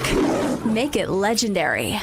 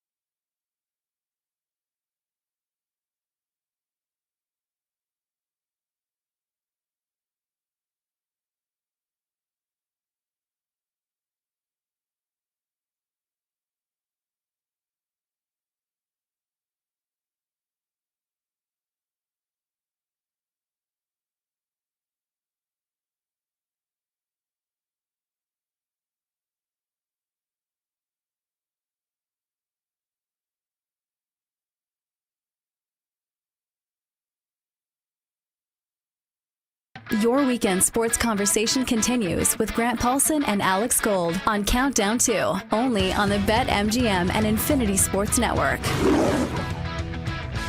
Final 20 minutes here on Countdown 2. We'll get to our best bet, some final thoughts from Grant and I as well here on the BetMGM network. But I want to keep going through the Week 17 slate. 2 final games to take a look at. Sunday Night Football, we got a good one here. Niners and Chicago Bears. Brock Purdy, since he's been back from an injury, they're 5-0, straight up, 5-0 against the spread. They've been winning by double digits in each of these games. It's been awfully impressive. Now, his first game was against Carolina, and that first half, I think he had 2 or 3 interceptions. It was rough, but he's settled in here. The Niners, of course, as a team, have settled in. They're leaning on Christian McCaffrey. It's one of those years, I think, heading into the season, like a lot of people that I've seen, McCaffrey from a fantasy football perspective or a betting perspective, you're always worried about injuries. To his credit, he's had a fully healthy year, and while the yards per carry are a little down, he still has been so effective in the pass game and everywhere else for this football team. What do you make of the Chicago Bears, who go into this game and over at BetMGM right now, 3-point road dogs, total for the game 52.5. I believe this is the highest total. Yeah, it is the highest total here in Week 17. As well, it should be. I love this game. And really what it is, I think, is a final opportunity for the Bears in what is effectively a playoff game. Because I think both teams are giving each other their best shot in terms of seeding and what's on the line here. So this is, for all intents and purposes, a playoff game for Chicago. And if this happened in 2 weeks, it would be a matchup just like this. Like, how do you fare? You're in San Francisco. You got to go beat the Niners. There's been so much talk about their schedule, a la the New England Patriots, and who they've played and when they've played them and how fortuitous their season's been. If they go to San Fran as 3-point dogs, come away winners, forget convincingly, like field goal at the horn, win by 2. It is a legitimizing performance for them in a big, big way. I don't love them on the money line plus 140 here. I think they've kind of put enough hay in the barn that while they would like to stay where they are in terms of seeding and host at Soldier Field, it's not a desperation game for them. But I will say, San Francisco, you talked about Brock Purdy. The last 2 weeks, man, 8 touchdowns, 1 interception. You could kind of see why this offense hums a little better with him in there. Mac Jones did some really good things. They stayed afloat. You always have, whenever the backup comes in and plays well, somebody talking about, oh, why don't they just use this guy or whatever? Well, when you see Brock Purdy run around, extend, create, make the plays that Jones off schedule is not able to, this is the upside of this team, this offense. It's why they are 6-1 in games where Brock Purdy has started this year. So I like San Francisco to win. I like them to cover the -3 narrowly. I think this is probably like a 27-23 type game. But you talked about the total being as high as it is, right around 52.5. I actually kind of like the possibility of this game ending up in the 50s. I think it's going to be super entertaining. Game of the week on NBC on Sunday Night Football. Yeah, it should be a great one. I do think if you're looking anytime touchdown bets, this is a game where people are going to gravitate toward, being the fact that it's the highest total of the week, and I do think both offenses can do something. I also like San Francisco. A lot of it has to do with the turnover differential. We've talked so much throughout the last month or so about Chicago and how great they've been. Best turnover differential in football by far, by 6 turnovers, by the way. They're like plus 21, I think it is ridiculous number here. You said it with Purdy. He's not turning the ball over, though, here as of late. And so I don't see Chicago winning on the road unless you tell me they turn over the Niners maybe multiple times. I really believe that might be necessary. And now they've done it to a lot of teams. I just think Brock Purdy's protecting the football right now. I can't wait for the Ben Johnson, Robert Saleh just battle between these two great minds, offensive, defensive minds, and how they're going to try to counter each other here after the first 15 or so scripted. I'm excited for Sunday Night Football, no doubt about that. It's funny you bring up the turnovers because you're right. It's why you think the Bears might have a chance, not only to win a game like this on the road, but any of the playoff games they're going to play, because they could go +3, +4. We've seen it all season long, but it's a double-edged sword. That is a very unsustainable, unpredictable metric. And it's like the tourney team that shoots the lights out from 3, and then the one game they don't, and they get run out of the gym. Like, when you rely upon that the way that the Bears have, you can have a great season when you're doing it. But what happens if you're not able to generate those takeaways? You mentioned plus 21 net differential, 6 better than anybody else. I mean, there are teams, the Jets are -18. Think about that. a 39 turnover difference between number 1 and number 32. And in terms of just sheer takeaways, the Bears have taken the ball away 31 times. The Jets have taken the ball away 4 times. Like, what we're seeing from them is ridiculous, but you can't count on it. 21 interceptions, most in the NFL. The harder one to explain is, when you are recovering as many fumbles as they are and the Steelers are and the Vikings are, like, that's just luck. There's not a whole lot more to it. The sack fumbles maybe you earn, but I think the clock strikes midnight on that a little bit, and it makes it harder to feel good about that metric going into the playoffs. Yeah, I think come playoff time is when, it would not surprise me if we're sitting here after a divisional round game and we're saying, man, what went wrong for Chicago? And we're going to say, well, they actually turned the ball over 2 times and didn't force any. And like, that was it. And I know that, that is something that none of us can, it's basically a prediction. The numbers don't say that's going to happen, but I'm with you. Come playoff time, I saw this play out a couple years ago. The Chiefs were turning the ball over left and right 2 years ago in regular season. Couldn't stop turning it over. In the playoffs, cleanest run to the Super Bowl. I mean, so you have stuff like that can change. You can have some bad turnover luck or good turnover luck, and it can completely flip. So close your ears, Kenny, one of our guys behind the scenes who's in Chicago. I know you don't want me to say that, but that would be my big concern with the Chicago Bears come playoff time. All right, how about Monday Night Football, though, Grant? Rams, Falcons, LA 11-4, 8-point favorites. So one of the largest spreads, if not the largest spread of the entire weekend. The total at 50. We've talked a ton about Matthew Stafford, his ability to play. This is a Rams team that's coming off a loss in one of the best Thursday night games we've seen in a long time. Their loss to Seattle. They blew a 16-point lead. I don't know about you. I think the Rams could end up laying it on the Falcons quite a bit here on Monday night. I don't think I'm betting the 8 because that's just a large number. You're starting to get into two possession win type of territory at that point. So I'll probably stay away from the 8. Maybe it's part of a tease the Rams down with another team is probably how I would approach the spread here. Yeah, I like the Rams a lot in this game. The Falcons are just very inconsistent, and they're playing out the string of a lost season where we're not sure if Raheem Morris is going to come back or not. If you look at Atlanta, they have been able to win 2 straight, but I thought last week against the Cardinals was more bad Arizona than good Atlanta. Like, the Cardinals were playing well and led 10-0 and then just kind of threw up all over themselves. The Falcons had the really good game against the Bucs on a Thursday night before that. So they're actually fairly rested in terms of recency of number of games over number of days here with the Monday night matchup. But we saw them get throttled by a really good Seattle team. We saw them lose to the Jets within the last month. They've got some real flaws. They haven't been able to surround. They've got a backup quarterback in Kirk Cousins, who I think's actually played okay. But, like, he's throwing to, practice squad wide receivers. And it's just David Sills is his wide receiver 1. Drake London came back. He did not look right. He got banged up multiple times and went to the sideline. So I wonder about him a little bit. The caveat here is Bijan Robinson. He rips off 2 huge plays as one of the best players in the league. And it's hard to cover 8, right? And that's kind of what happened against Arizona, is he was just the best player on the field. But, yeah, I really like the Rams in this game. So that is Monday Night Football here in Week 17. Before we get out of here, if anybody's been following the news of the last few weeks, you've probably seen other individuals here on the BetMGM network and the Infinity Sports Network talk about kind of the transition and frankly the end of the Infinity Sports Network and the launch of the new Westwood One 24/7 Sports Network. And so Grant and I have been doing Countdown 2, I think together for 2 years, but then you and I were doing a show called Sunday Spread for 2 years or so prior to that as well. Never had met you before, man. We finally met in person a few times. You were in Kansas City, but with the changes at the network, this is our final show together. It's our final Countdown 2. Everything is switching over. So obviously, I'm bummed about that. We've gotten to know each other, and it's been a fun show, man. We're talking betting, we're talking sports every Saturday for a couple hours. So I'm gonna miss this for sure.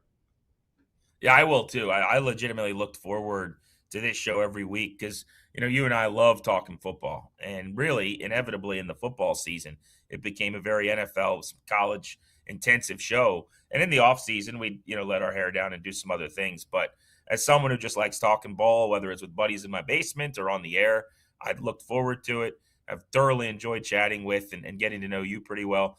over the years on air, and then very well in person. As you said, went out to Kansas City, we kicked it, hung out at Radio Yeah. Row as well. So it's been awesome. But for our crew behind the scenes, a lot of them are not moving over as well, not moving on.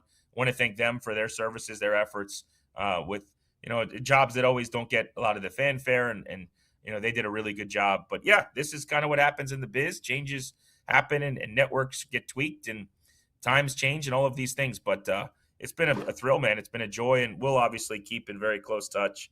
Our text thread is not going away. But I've had a blast, man. I really have. It's been a real treat to get to broadcast with you.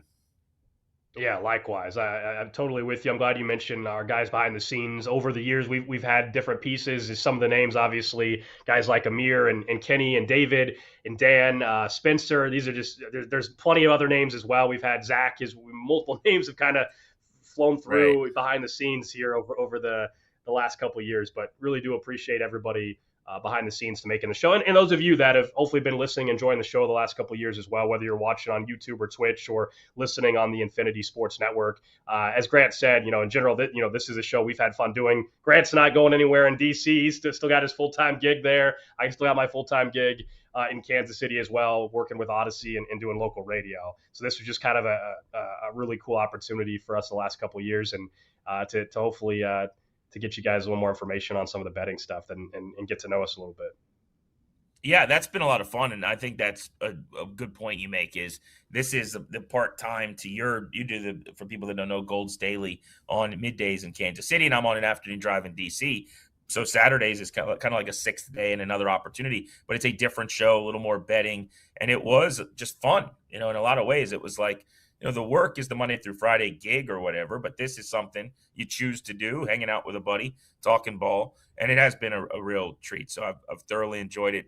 It was fun, and for people, they should know this, that have been listening, enjoying the show. Gold's not going anywhere. You're going to be continuing on the weekends on Westwood One Radio. Yeah, you'll be able to hear me, Westwood One Sports Network, that launches next week. So Saturdays, eventually it'll be a show that airs 10 to 3 Eastern, myself and Austin Huff, and that'll be more just sports talk. We'll mix in betting, but that'll be your typical sports talk radio, entertaining, and looking forward to that opportunity. Grant, it's been fun, man. Appreciate it. Hope you guys have enjoyed the show. Have a great rest of the weekend. Happy New Year as well. We'll see you here on Countdown 2. You've been listening to Countdown 2. Coming up next on the BetMGM network is Inside the Betting Lines. Download the BetMGM app today and make it legendary. Please gamble responsibly.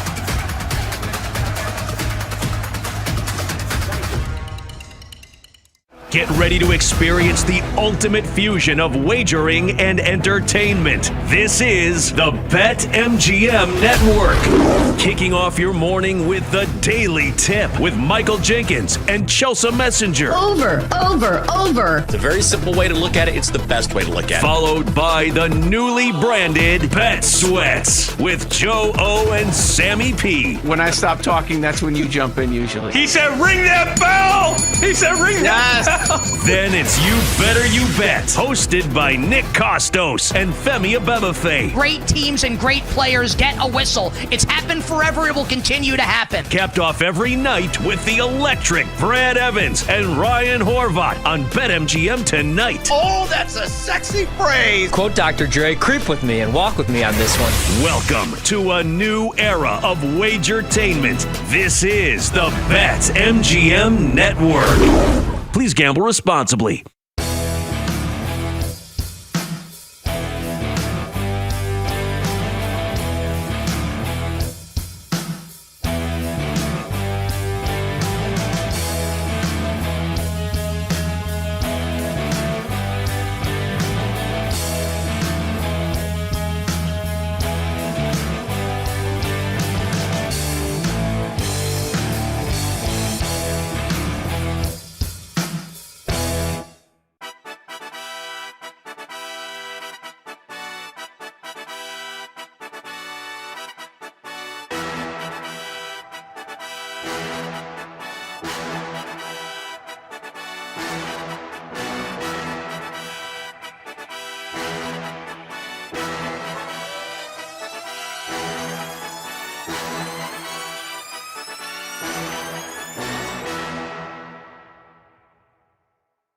Get ready to experience the ultimate fusion of wagering and entertainment. This is the BetMGM Network. Kicking off your morning with the Daily Tip with Michael Jenkins and Chelsea Messenger. Over. It's a very simple way to look at it. It's the best way to look at it. Followed by the newly branded Bet Sweats with Joe O and Sammy P. When I stop talking, that's when you jump in usually. He said, ring that bell! He said, ring that bell!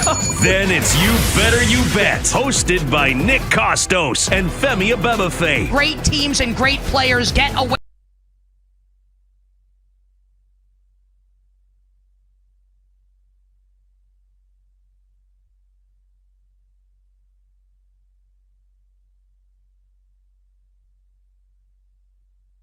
The games are live, the lines are moving, and the action is non-stop. Parker Livingston, look at him go!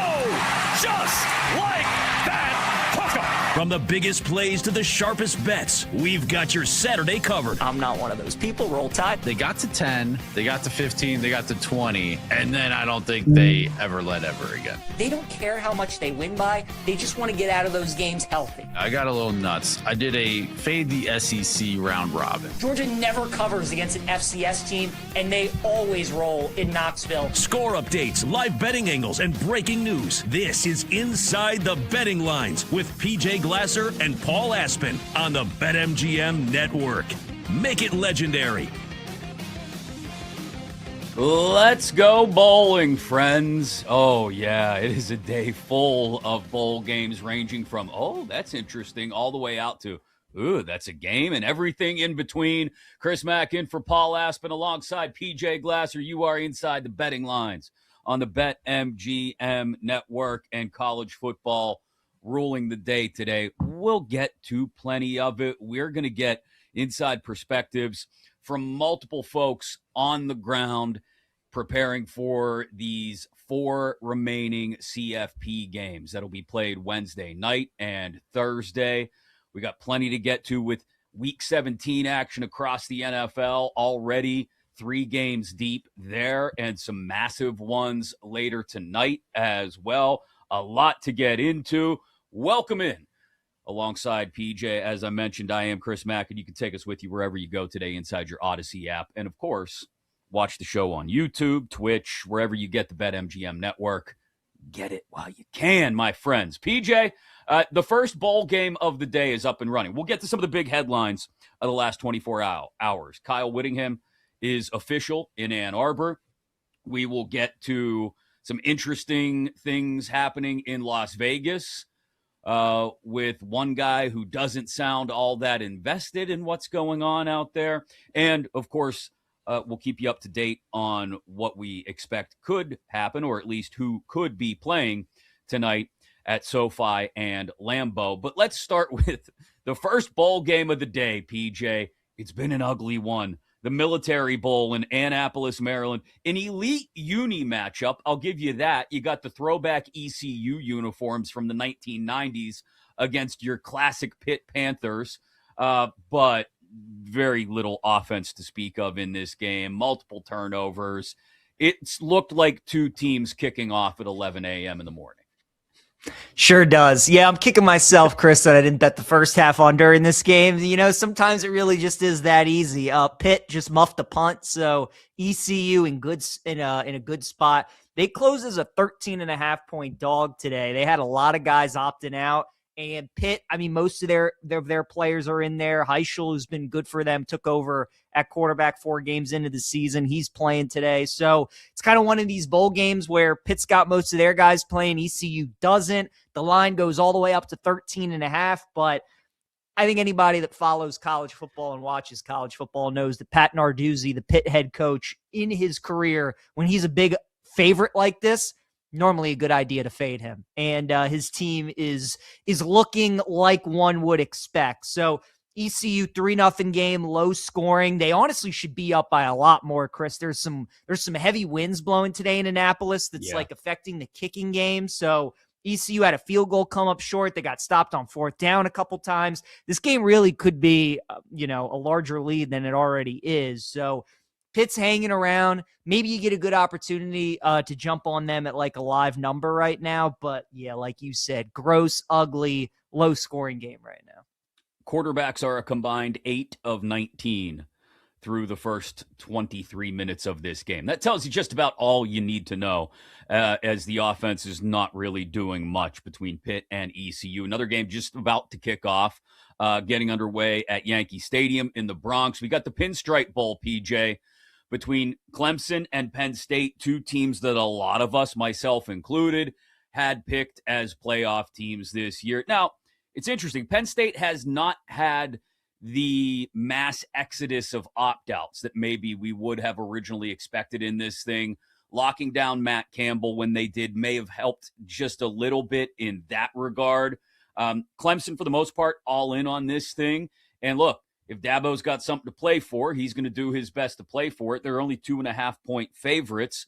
It'll be interesting to see how this one plays out. I don't know how much this game obviously means to either team or program, but at the very least, a chance for each team to rub off some of the stink from the 2025 season as they head into the offseason.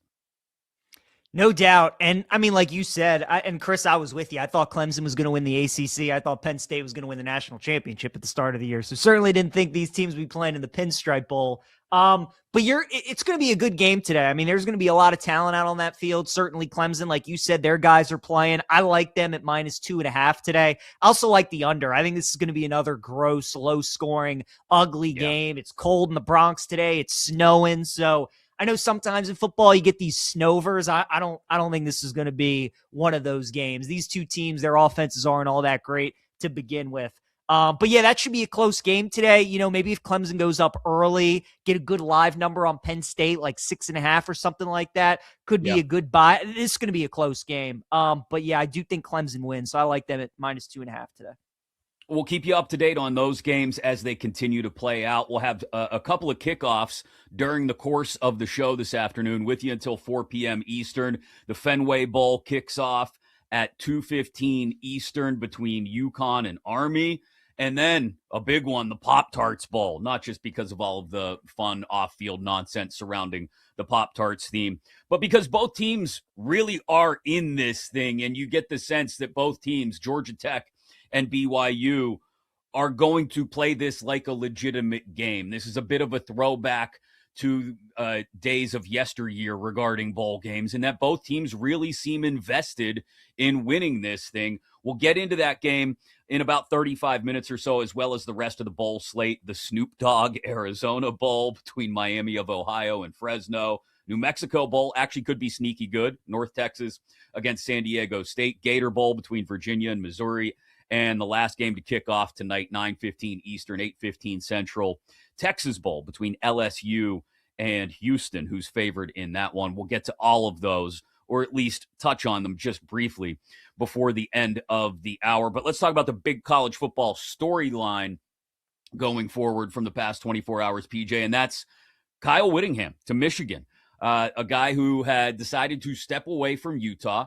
And I think a lot of people just assumed it was because Whittingham had made it clear over the last year or two that he just, he was looking to walk away. He was looking to maybe, stop and smell the roses. But the Wolverines come in, I would imagine, offering lots and lots of cash and say, hey, how'd you like to take over one of the elite programs in the Big Ten? And I guess that's my question for you, PJ. Does this move keep Michigan amongst the elite in the Big Ten? Does it keep them up there with Ohio State, Indiana, Oregon, and we'll even throw Penn State into that mix as well, amongst those teams who have yearly playoff aspirations in the Big Ten? Is this an immediate, forget reset or rebuild, is this just an immediate reboot for Michigan under a very accomplished head coach? Yeah, I think it is because I'm a big Whittingham fan. He's done a great job even before all the NIL and portal era stuff. He's had some good Utah teams these last few years. They're always good on the line of scrimmage. And Chris, that's why I think it's a good fit, because Michigan's DNA, especially the year they won the title with Harbaugh, was about physicality in the trenches, right? Good defense. Like, you're going to get all those things with Whittingham. So I think it was a really good hire for Michigan, all things considered. Now, he's 66 years old. He signed a 5-year contract. So maybe down the road, you have to start to reassess things. And, when you make a new hire at a new program, you're hoping that the guy that you just hired has kind of been working his whole career to get a job like that, and he stays with you for 20, 25 years. That's not going to be the case for Whittingham. But again, considering the situation that they were dealing with Sharon Moore, none of us were really sure where they were going to go with head coach. They were probably going to lose a bunch of these guys in the portal. Now, I think Michigan definitely becomes a factor again in the Big Ten next year. Bryce Underwood's going to be the key, Chris, right? They got to make sure they keep him in Ann Arbor, and they got to develop him. I mean, this was the number 1 overall recruit in the country. The talent is there. You just got to unleash that. But I would expect Michigan next year be good up front, both on the offensive and defensive line. I think they're going to have a good defense as well. And now you have a guy in Kyle Whittingham who has all those resources and that experience recruiting the West Coast that he can bring in with him to the Big Ten and then try and get that area as well now that you're the head coach of Michigan. So when I saw that this was the move and that they hired Kyle Whittingham, I thought it was an A for Michigan, all things considered. I think they're going to be good next year. Do I think they'll win a national championship under Kyle Whittingham? Probably not. But I do think this is a team that can get to the playoff in the next couple of years. Yeah, I mean, this is one of the best possible outcomes, I think, for Michigan. And it's crazy. The 2 Big Ten schools that seem to be in the deepest piles of what going into the month of December regarding what was going on with their head coaching positions are now the 2 that come out. I don't want to say smelling like roses necessarily, but they both come out in much better position than I think anybody would have suspected they would, say, 2.5 weeks ago, right? Obviously, Penn State lands Matt Campbell, a guy who you would think would have been near the top of their list in the first place, and it took them a while to come around to him, but they come around and I think made a great hire. And Michigan was in a spot where they had to somehow, PJ, detach themselves from the Harbaugh-Moore lineage, I think, and sort of detach themselves from all of the drama that came with that. Obviously, Sharon Moore's mess and missteps, misdeeds are a lot worse, I think, than anything involving Connor Stallions, but Moore was even involved in that. So the point is, over the last half decade, you had a lot swirling about the Michigan program. And now you detach yourself from a lot of that, but still get a guy, like you said, who fits into the on-field mold perfectly. What Kyle Whittingham wants to do on the field every Saturday is exactly the way Harbaugh had built this program. and the way Moore had carried it forward. They want to beat you in the trenches. They want to be able to run the ball and stop the run. And I think that's why it's a great hire for Michigan. And if you did Big Ten head coaching tiers, let's say, Day, Signetti, Lanning, all sort of up there on the first tier. Day probably a notch ahead of Lanning and Signetti. Then you very quickly got to the second tier, which was probably Franklin and Moore, just based on the programs built around them, in Moore's case especially. And you go to Campbell and Whittingham. And it's like, I don't want to say not skipping a beat, because there's a lot of transition that has to take place both in State College and Ann Arbor. But to get away, I guess, for lack of a better way of putting it, to get away with the messes that they had on their hands in both places and come out with guys like Campbell and now Whittingham and Ann Arbor, I think is huge for both programs to remain in that top upper crust of Big Ten programs. I think, like you said, neither one of them expects Penn State nor Michigan to compete for a national title next year, but certainly are going to be in the conversation when we come around next August to possible playoff teams. And it's going to be something to watch. Both of those programs not maybe take the drop that we suspected them to. I wanted to pivot towards some uncomfortability, I guess we could call it, in Las Vegas as we get ready for what's a really interesting Week 17, right? Like, we're going to talk about later the toilet bowl game, as they're calling it, between the Giants and the Raiders. The loser going to have a great shot of locking up the number 1 overall pick in the draft. But Max Crosby's not going to be there for it, PJ. He was told he wasn't going to play in this game. Didn't necessarily agree with that decision, even though it is somewhat injury-based. And Pete Carroll has said, yeah, you know what? You want to go home? Go home. And so I don't suspect he'll play either this weekend nor next weekend, and had some pretty pointed comments when he was asked about, the ability of ending up with a higher draft pick based on the result of this game. Said, I don't really give a bleep. I'm here to win and to lead. And I'm curious now, does this create an opportunity for the rest of the league to maybe vulture Max Crosby right out of the Raiders' hands? This is a guy who's going to be 28 years old, only owed about $29 to $30 million a year over the next 4 years. Could be prime trade bait this offseason.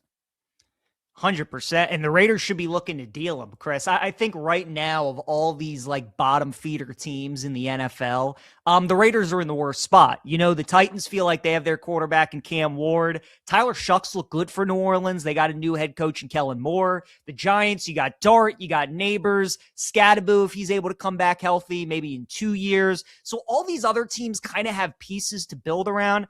With the Raiders, it's Crosby and it's Bowers, and that's really it. Like, you got Geno Smith, you got Pete Carroll, you got no weapons at receiver, you got nobody on defense to build around outside of Crosby. Like, it's really bad. If you're Vegas, you got Genty there as well, but their offensive line's one of the worst in the league. So they absolutely should be looking to deal Crosby, and I think maybe, this was the final straw.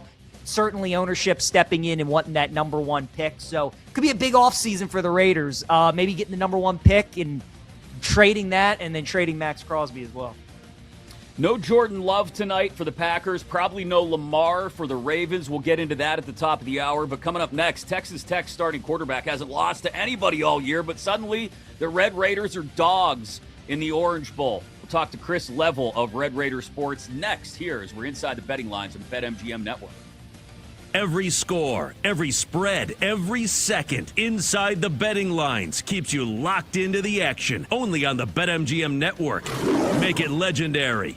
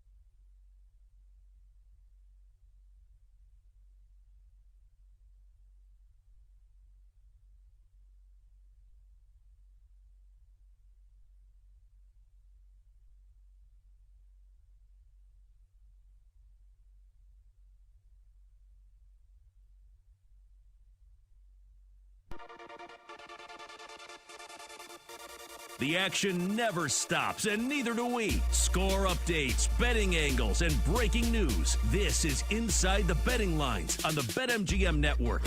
Make it legendary.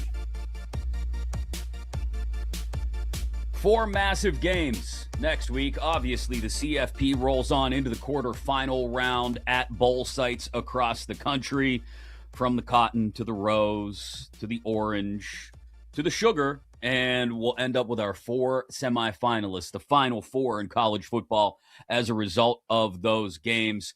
And we're going to get inside perspectives on most of them here today throughout the afternoon as you're inside the betting lines on the BetMGM Network. Alongside PJ Glasser, I'm Chris Mack. Top of the hour, we'll start to dive into the NFL Week 17 slate as well, at least what's left of it, with 2 massive games later today. And pretty much every game, it feels like, having some sort of import on either draft order or, more importantly, playoff seeding, all on the way. And in 20 minutes, we'll go bowling, so to speak, with the rest of those games that don't involve the CFP. But it's hard to believe the Texas Tech Red Raiders, their starting quarterback hasn't lost a game all year, and here they are, dogs in the Orange Bowl to the Oregon Ducks on Thursday. And here to talk about it, publisher for Red Raider Sports on 3, radio analyst for Texas Tech football and basketball as well, host of the Joey McGuire Show. We are pleased to be joined by Chris Level from Lubbock. Chris, afternoon. I guess still morning there in West Texas. How are you? Doing good. How are you guys this morning? Great. And I wanted to start there because Dan Lanning brought it up. If this game were in Lubbock, how different do you think the spread would be on this thing? Let's talk point spread, and then we'll talk about the actual impact on the game it would have, I suppose. I know it's not there. I know I don't know, maybe there's a greater chance of flying tortillas in Miami on Thursday. But if it were in Lubbock, just how different would this game be, you think? Yeah, I mean, I think Texas Tech would probably be a slight favorite as opposed to being a slight underdog. But I think these two teams are pretty even. But yeah, I don't. I know Coach Lanning said this game should be in Lubbock, and there's just a kind of a mess with the CFP, and everybody's got an opinion on where these games should be and who's seated where, and do the bowls matter, all this kind of stuff. But yeah, I think because there for a while we really thought, back in late October, early November, you kind of thought that if Texas Tech kept rolling, they would probably be in line to be in that first round of the playoffs. And just the way it worked out, you got that last bye by virtue of beating BYU twice and not slipping up at all. So kind of fascinating. And now the concern is not that you're not at home, but the concern is, okay, and I know Oregon dealt with this last year, but what's a long time between games? What's that do to you?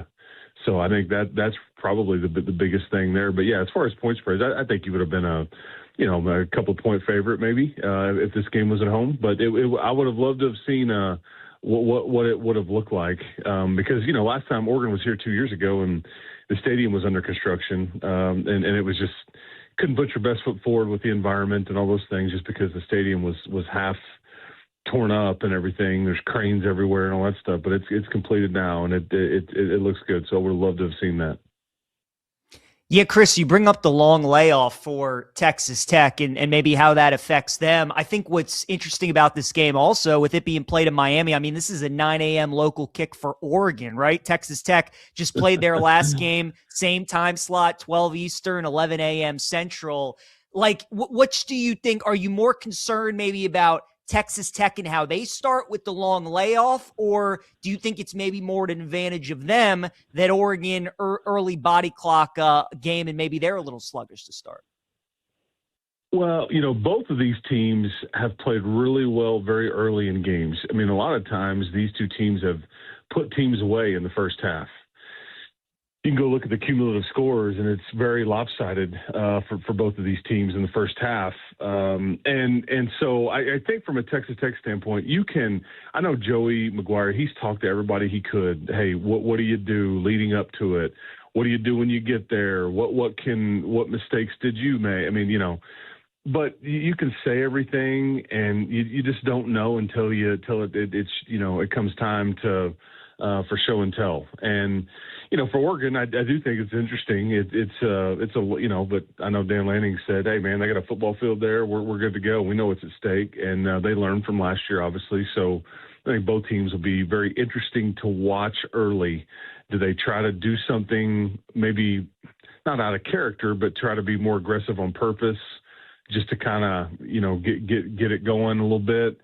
But it's a fascinating because, how is there a further city away from Eugene, Oregon than Miami, Florida in the continental U.S.? I don't know. But because for a while, we really thought Texas Tech would end up back at the Cotton Bowl. That's kind of where you thought, but Ohio State got the nod there. And that's where you kind of thought that the Red Raiders would maybe be playing on New Year's Eve in the Cotton Bowl back at AT&T Stadium, which is where they won the Big 12 championship. But nope, you get sent to Miami. So anyway, interesting. And again, this is we won't really know. We could talk about all this, and I think they're all great talking points because I do think they're legitimate concerns or questions, but this is big boy stuff, and you just don't know what it's going to look like until you get out there. But somebody will probably start faster than the other guy, or it'll be kind of a defensive struggle a little bit early, which is what a lot of people think too. So I can see all that playing out. Yeah, Chris, what's the concern in Lubbock and from Joey McGuire maybe in particular about the Red Raiders haven't had to play a lot of tight games this year, right? Like they've won every game they've won fairly convincingly. And the lone loss, obviously, without Baron Morton in the lineup. Is there any concern about this team being prepared mentally for a back-and-forth affair, something that goes down to the wire? Yeah, I don't. I mean, they've been in close games. They just ended up have pulled away. And you're right, all 12 wins have been by 20 or plus points or more. And the one game that they did lose, they came back. I mean, they were dead to rights and came back and took the lead with 2 minutes to go, and then just couldn't hang on there at Arizona State and Tempe. And I don't think so. This is a very old team. I mean, that's on purpose. When they went to go find guys, at this time last year, they were trying to supplement their roster with the 21, I think, portal guys, and they got, vetted them for maturity and character and all that kind of stuff, but good players. But this is an old team that just hadn't really, and I think they're okay being in a close one because I think that they feel like they've been there before and then they just pulled away. Now, what'll happen if it's a 3-point game with 4 minutes to go? Great question. That's a good question because that's not really anything that they've been in other than the one loss. So I think, again, great question. I just don't know if that's necessarily a concern, but it may be a concern if you get to that point and go, hadn't really done this before. So we'll see. Chris, to you, what do you think is going to be the biggest deciding factor for Texas Tech in the game? Is it how much pressure they can get on Dante Moore, how effective they are running the football, how many plays Baron Morton can make through the air? Like when you break down this game, obviously all those things are going to be crucial. If you had to point to just one, though, what do you think would be the most important thing for Texas Tech to win that game? Yeah, I think. Well, there's. I know you said one, but I think it was the second thing you said. It was, can you stop Oregon running the football? I think if you can stop the run, which is what Texas Tech has done all season, I think everything is predicated off of that. And Oregon's going to they're going to make some plays. They're good. They're explosive. They have weapons everywhere. But we're talking consistency here. And, the thing about Texas Tech's defense is, as good as it's been, you can get them a little bit early in games. But once they kind of figure out what you're doing and what your game plan is, and they settle in and start adjusting, that's really when teams have just really struggled. And the other one is, it's just because Barron is very aware that a lot of people are picking Oregon in this game because they have the better quarterback. Or that's the perception. And so he's aware. He knows what's at stake for himself and his team, and he doesn't have to go be a hero or anything. He just got to go make plays and not turn the ball over. I do think he'll be much healthier. He's basically played the entire year with a broken leg, which is crazy. I think that'll get people will forget about that in time. But, he had a hairline fracture in one of the bones in his lower leg in the first game against Arkansas Pine Bluff. Cam Dickey was just late to pick up a blitz, and Morton just got smoked, and you thought, what's this? And he's missed a little time. They've been fortunate to be able to sit him out in second halves of some games, and there's been some bye weeks and things like that. But this stretch here, that's the long layoff. Okay, rest versus rust, that we've talked about that. But then I do think that the long time off probably benefited him as much as any player on this roster, just because he was able to kind of shut it down for a little bit and get that leg healed up, get it feeling better, and all those things. I think he'll move around much better than he has all season, honestly. And he may need to, that's the thing. Just not that he'll run it a ton, but be able to extend the play, I think is what we're talking about. But being able to stop Oregon's run game and then Barron making the right plays is probably the two biggest things for Texas Tech. Chris, what'd you see in the second half of Oregon's win over JMU that maybe you think might provide a little bit of a blueprint for Texas Tech this week? Look, it's a 4-touchdown lead at the half. They called off the dogs. Yeah. I get all that. But was there anything in there that you maybe saw and went, okay, well, maybe there is an opening here that the Red Raiders could take advantage of? Honestly, don't know if there's any big takeaway there. We've all been in those games where you the team you're working with gets way up and you just kind of exhale a little bit and you let the other team kind of hang around. The score doesn't look like it needed to be. And I saw the comments, it feels like a loss in here. We just kind of, wasn't a good feeling, which is probably great for Coach Lanning to keep his kids' attention and not having them feel too good about themselves and all that stuff. But the game was over. Credit to James Madison for not quitting and just grinding away at it. And they emptied the playbook with all the gadgets and the tricks and taking some chances. I will say, I did think Oregon, had a harder time than I would have thought stopping just the run game in general up the middle, some of that zone read stuff. But again, is there some big takeaway? I don't know if I see that. I think you're probably looking at that Indiana game and trying to figure out if there's any big takeaway there. And same whereas is Oregon maybe looking at Arizona State and seeing what the Sun Devils did. Chris, I talked to you before the season. We got about 3 minutes left. I talked to you before the season, and you said a successful season for Texas Tech was just finding a way to get to Arlington for the Big 12 title game. They did that. They won it. But now, with how you've seen the season play out and how dominant they have been, do you think it would almost be disappointing if they come away empty-handed without a win in the playoff? Or do you still think with how they're kind of an NIL success story at this point, they threw all this money at the roster, they did it the right way, they built a great team. Do you think there are a lot of positives to take out of this season, or do you think ultimately they'll kind of look back at it being a disappointing one if they're unable to beat the Ducks? Yeah, well, I did say that to you, and I meant it. And I think that there was probably, as weird as it sounds, there was probably more pressure on Texas Tech to win the Big 12 title against BYU than there will be that they feel like in this game, as odd as that sounds, just because this is uncharted territory. So I think that, there's not a lot of pressure on these guys. This wasn't a heavy pick to be here. This wasn't, and of course there'll be disappointment if you don't go further and keep playing. Because I do think they have either one of these two teams has a legit chance to win the whole thing. We've watched all these teams. None of it's going to be easy, but there's not a lot of weaknesses on paper with either one of these two teams. But I do think that there was a ton of pressure on them to deliver that Big 12 championship. Yes.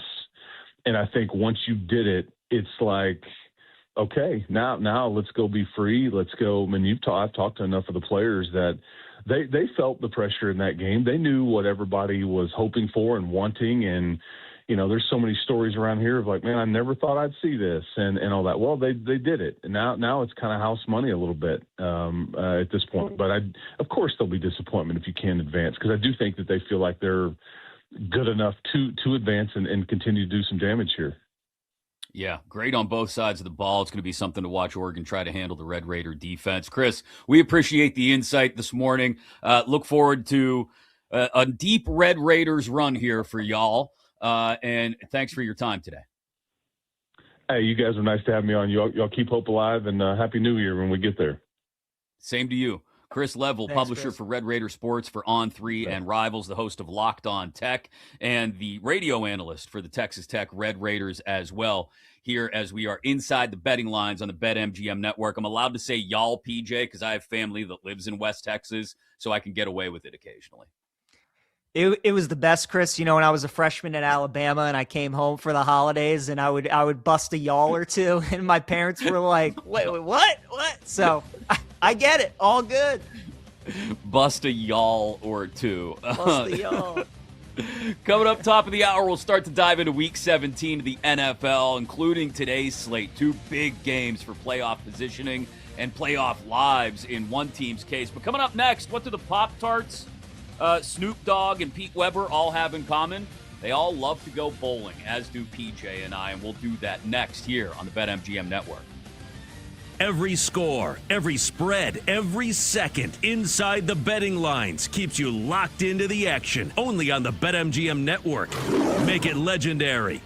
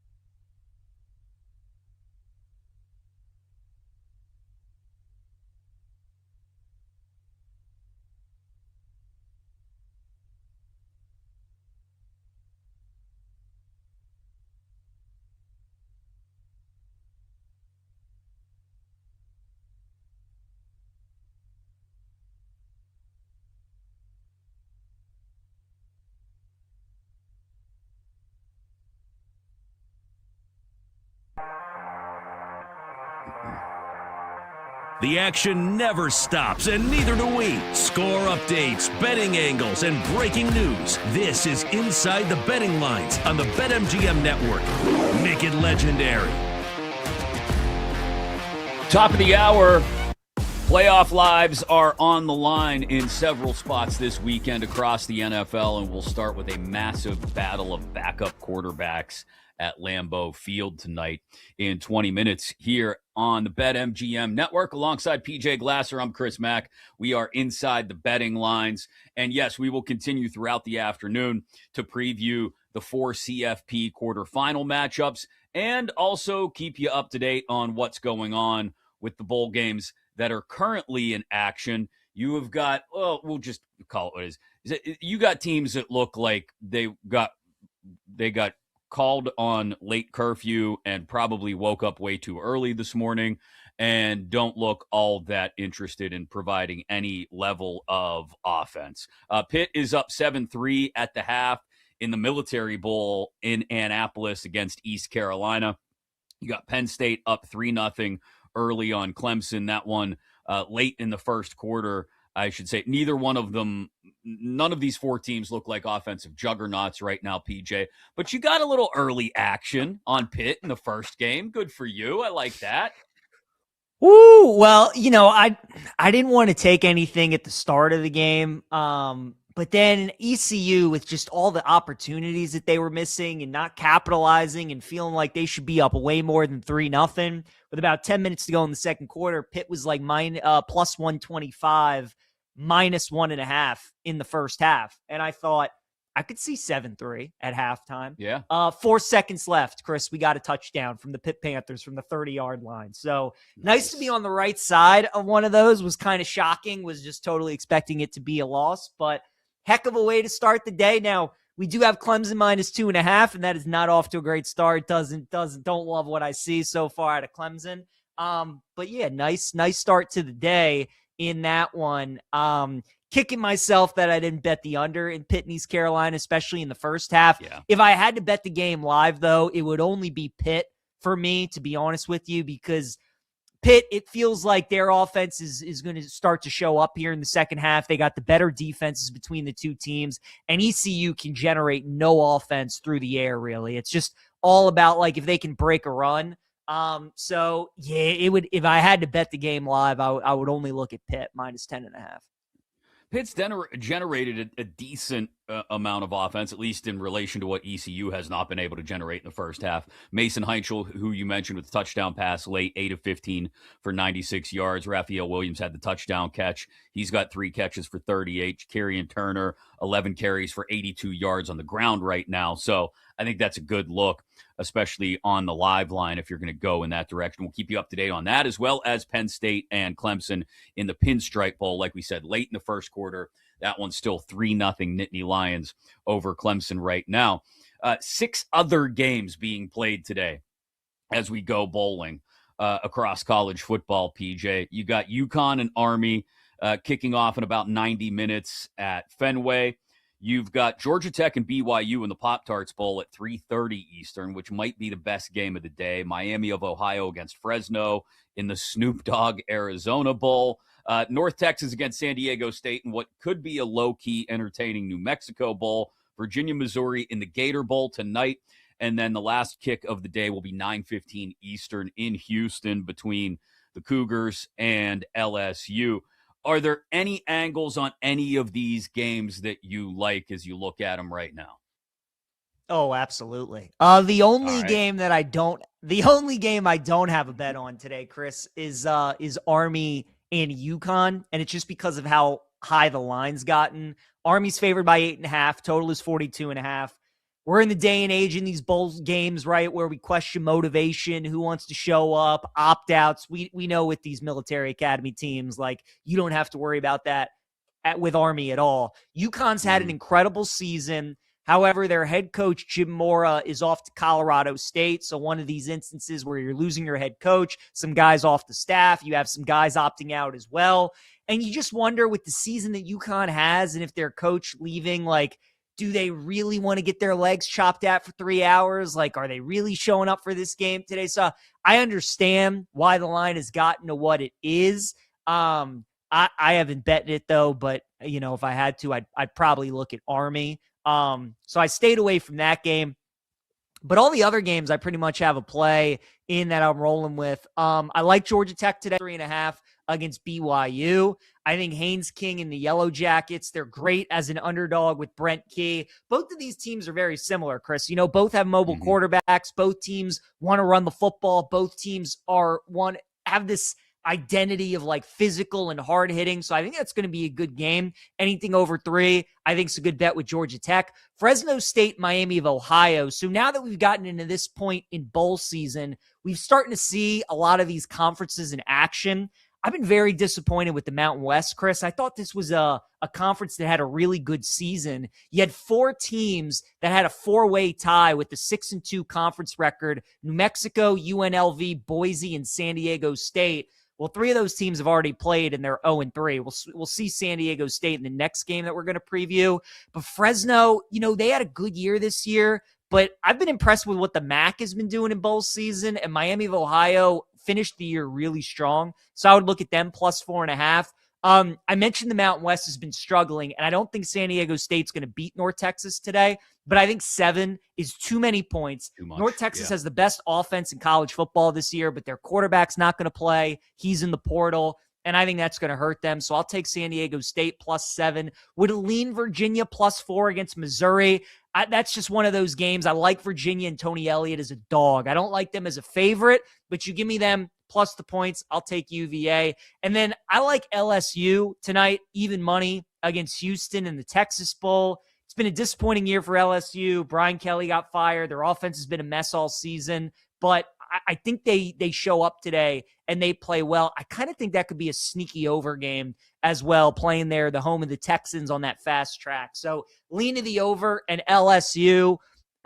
But I like Georgia Tech and I like Miami of Ohio plus the points. Those 2 games would probably be my favorite bets today. Yeah, I actually go the other way. I like Houston money line against LSU. I just don't know how much juice the Tigers are going to have in this one. I suspect the air was out of the balloon a long time ago in Baton Rouge. And Houston getting to play, not in their home stadium, but at home, I think that's an advantage as well. Minus 120 on the money line at BetMGM. I like that look. San Diego State, who you mentioned, plus 220 on the money line at BetMGM. And I kind of like that look. San Diego State does a great job of just grinding games down and making them ugly. You mentioned North Texas has a very talented offense, but without their quarterback in this game, at the very least, I'm on San Diego State plus a touchdown. I think it's just going to be hard for North Texas to pull away in this game if they're not possessing the ball as much as they need to do so. So San Diego State plus the 7, and I might sprinkle some at better than 2-1 on the money line for the Aztecs as well. But I think the best game of the day by far, you mentioned Georgia Tech against BYU, the Pop-Tarts Bowl, not just because of all the Pop-Tarts nonsense that goes with this game. And that's all wildly entertaining. Don't get me wrong. And we could probably have an argument about the best Pop-Tarts, which we all know are brown sugar cinnamon. And I won't accept any other answers, PJ. Over s'mores. S'mores. So brown sugar cinnamon is 1. 1B would be your frosted strawberry, and then s'mores would be third. I don't know if there is a fourth to put on the Mount Rushmore of Pop-Tarts. Those are my clear top 3. Completely agree. That is the top 3. I would probably flip s'mores and brown sugar cinnamon, but on any given day, I think the brown sugar cinnamon is a solid 1. And I agree, strawberry should be in the top 3. It'd probably be 3 for me. I just think, Chris, when you put that s'mores in the toaster and you just rip it apart, it's really solid. But you're correct with the top 3. All 3 of them are very good for sure. I'm excited for that game today too, because Chris, we don't really know how good BYU is. They've had some nice wins this year in the Big 12, went on the road, beat Utah or beat Cincinnati. They beat Utah at home. but the best team they've played is Texas Tech, and they got smoked in both of those games. Now, Georgia Tech, I would say, is more so in the category with like Cincinnati and Utah, and those are the kind of games that they've been winning this season, but those kind of games are also close, so that's why I think maybe BYU wins. But if you're giving me 3.5 with Georgia Tech, I'll take that all day. Georgia Tech's one of these teams. I love them as an underdog. I hate them as a favorite. They're very much like Duke in that way. So I'll take the Yellow Jackets. I'll take them plus the points. I agree, though. That is the best game of the day. I'm fascinated by North Texas and San Diego State, though, just because, again, North Texas has the best offense in college football, but they're without their quarterback who decided he's in the transfer portal. And that total, Chris, 52.5 is telling you that San Diego State is the side in the game. Like North Texas, a lot of their totals, when they played Tulane in the American title game, that total was in the mid 60s and they got smoked. Now they're at 52.5. That's definitely more of a San Diego State total. So I'm with you. I like the Aztecs plus the points. They are live. I don't know if I'll bet them at plus 220, but I definitely like them plus 7. As for Georgia Tech BYU, just to go back to that game for a second, I love Haynes King. I love watching that dude play football. I've called him Mike Allstott with an arm. Like, for those of you that remember the famous Tampa Bay Bucks running back in the day, he will stick his nose in anywhere. He does not care.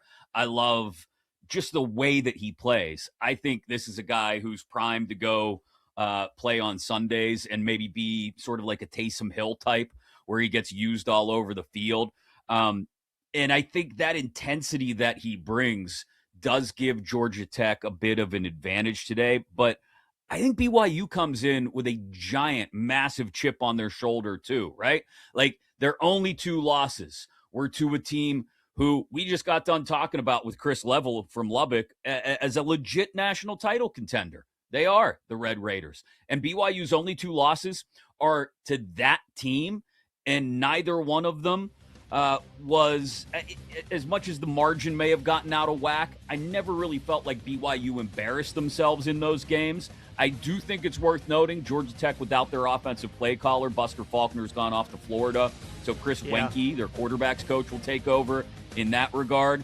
I kind of like BYU. The extra hook on that spread, though, does have me pumping the brakes just a little bit, but that will be the best bowl game of the day. Coming up next, a battle of backup quarterbacks with a playoff life on the line in Lambeau. We preview Packers-Ravens next here inside the betting lines on the BetMGM Network. Every score, every spread, every second inside the betting lines keeps you locked into the action. Only on the BetMGM Network. Make it legendary.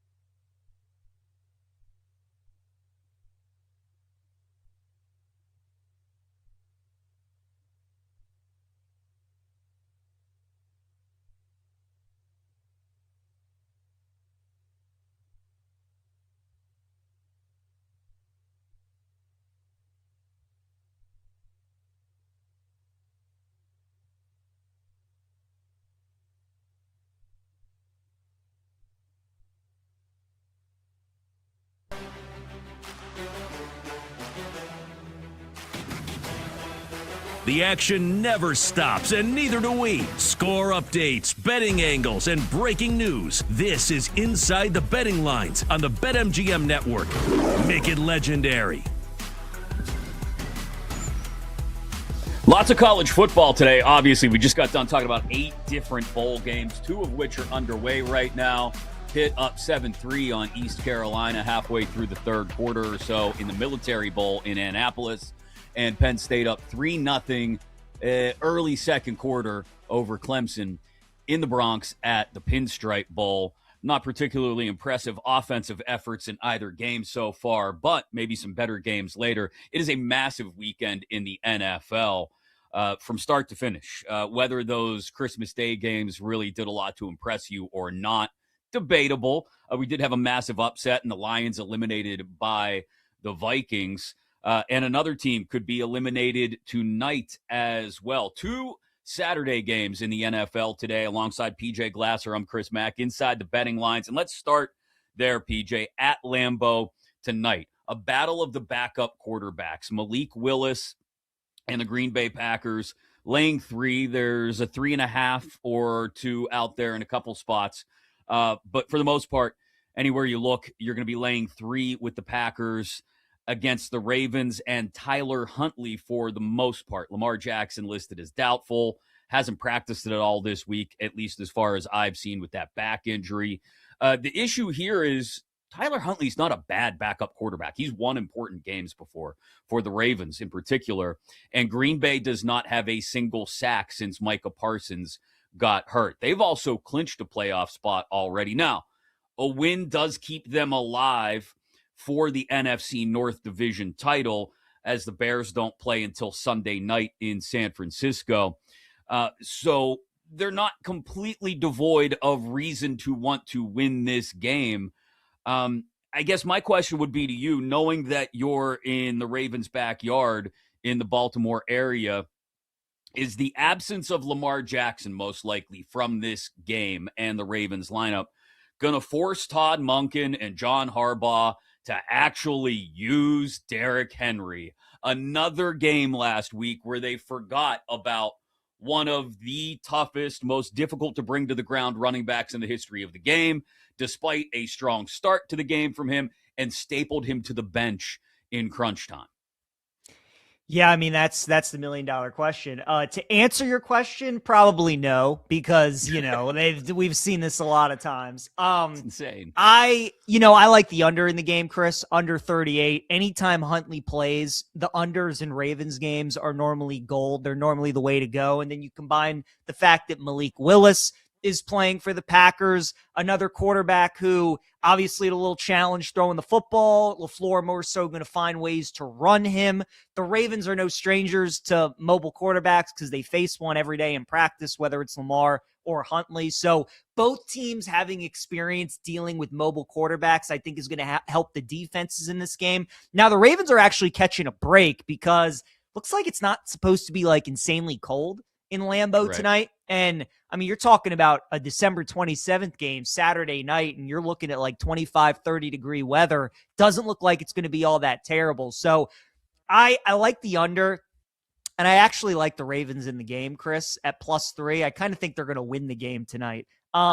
It's going to be so Ravens and Steelers. When the Ravens win tonight, the Steelers lose tomorrow, and then we go into week 18 with everybody thinking the Ravens are going to win that game, and then the Steelers actually win that game. Like, for people that don't realize, the Ravens and Steelers make life the most difficult that they possibly can, and as soon as you think something's going to happen, the opposite does. Chris, last week we were talking about, you should take the parlay of Steelers to lose, Ravens to win, and then the look-ahead line of the Browns and the Packers, right? And then, of course, the Steelers win and the Ravens lose when probably it looked like the Lions were going to win and the Ravens were going to win. So that's what ends up happening. So I kind of think the Ravens are going to win today. They've always been a good road team. They went 3-6 at home this year. Chris, they lost as many home primetime games this year that they had in the previous 17 years under John Harbaugh. They'd only lost 3 primetime home games in his first 17 years.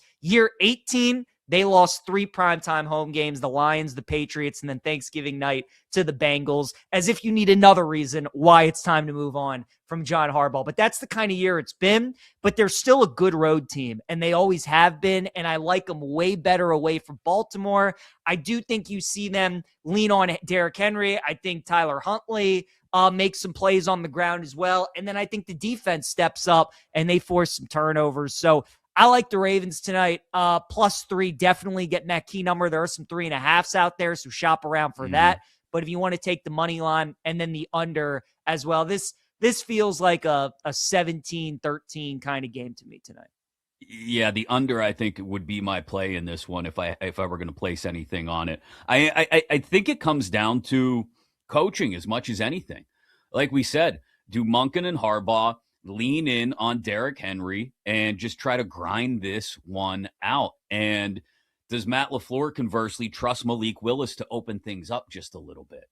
Because I think if Green Bay is able to get a lead in this game, it's going to be difficult for the Ravens to come back. If they get more than a 1-score lead, I think it's going to be very difficult for Baltimore to come back and win this game. And I think LaFleur does trust Willis to an extent that, look, he's not going to ask him to sling the rock all over the yard, but I think he trusts him enough that if they've got opportunities, if they see, single high safety from the Ravens and they've got a deep shot, Matthew Golden maybe gets involved early again.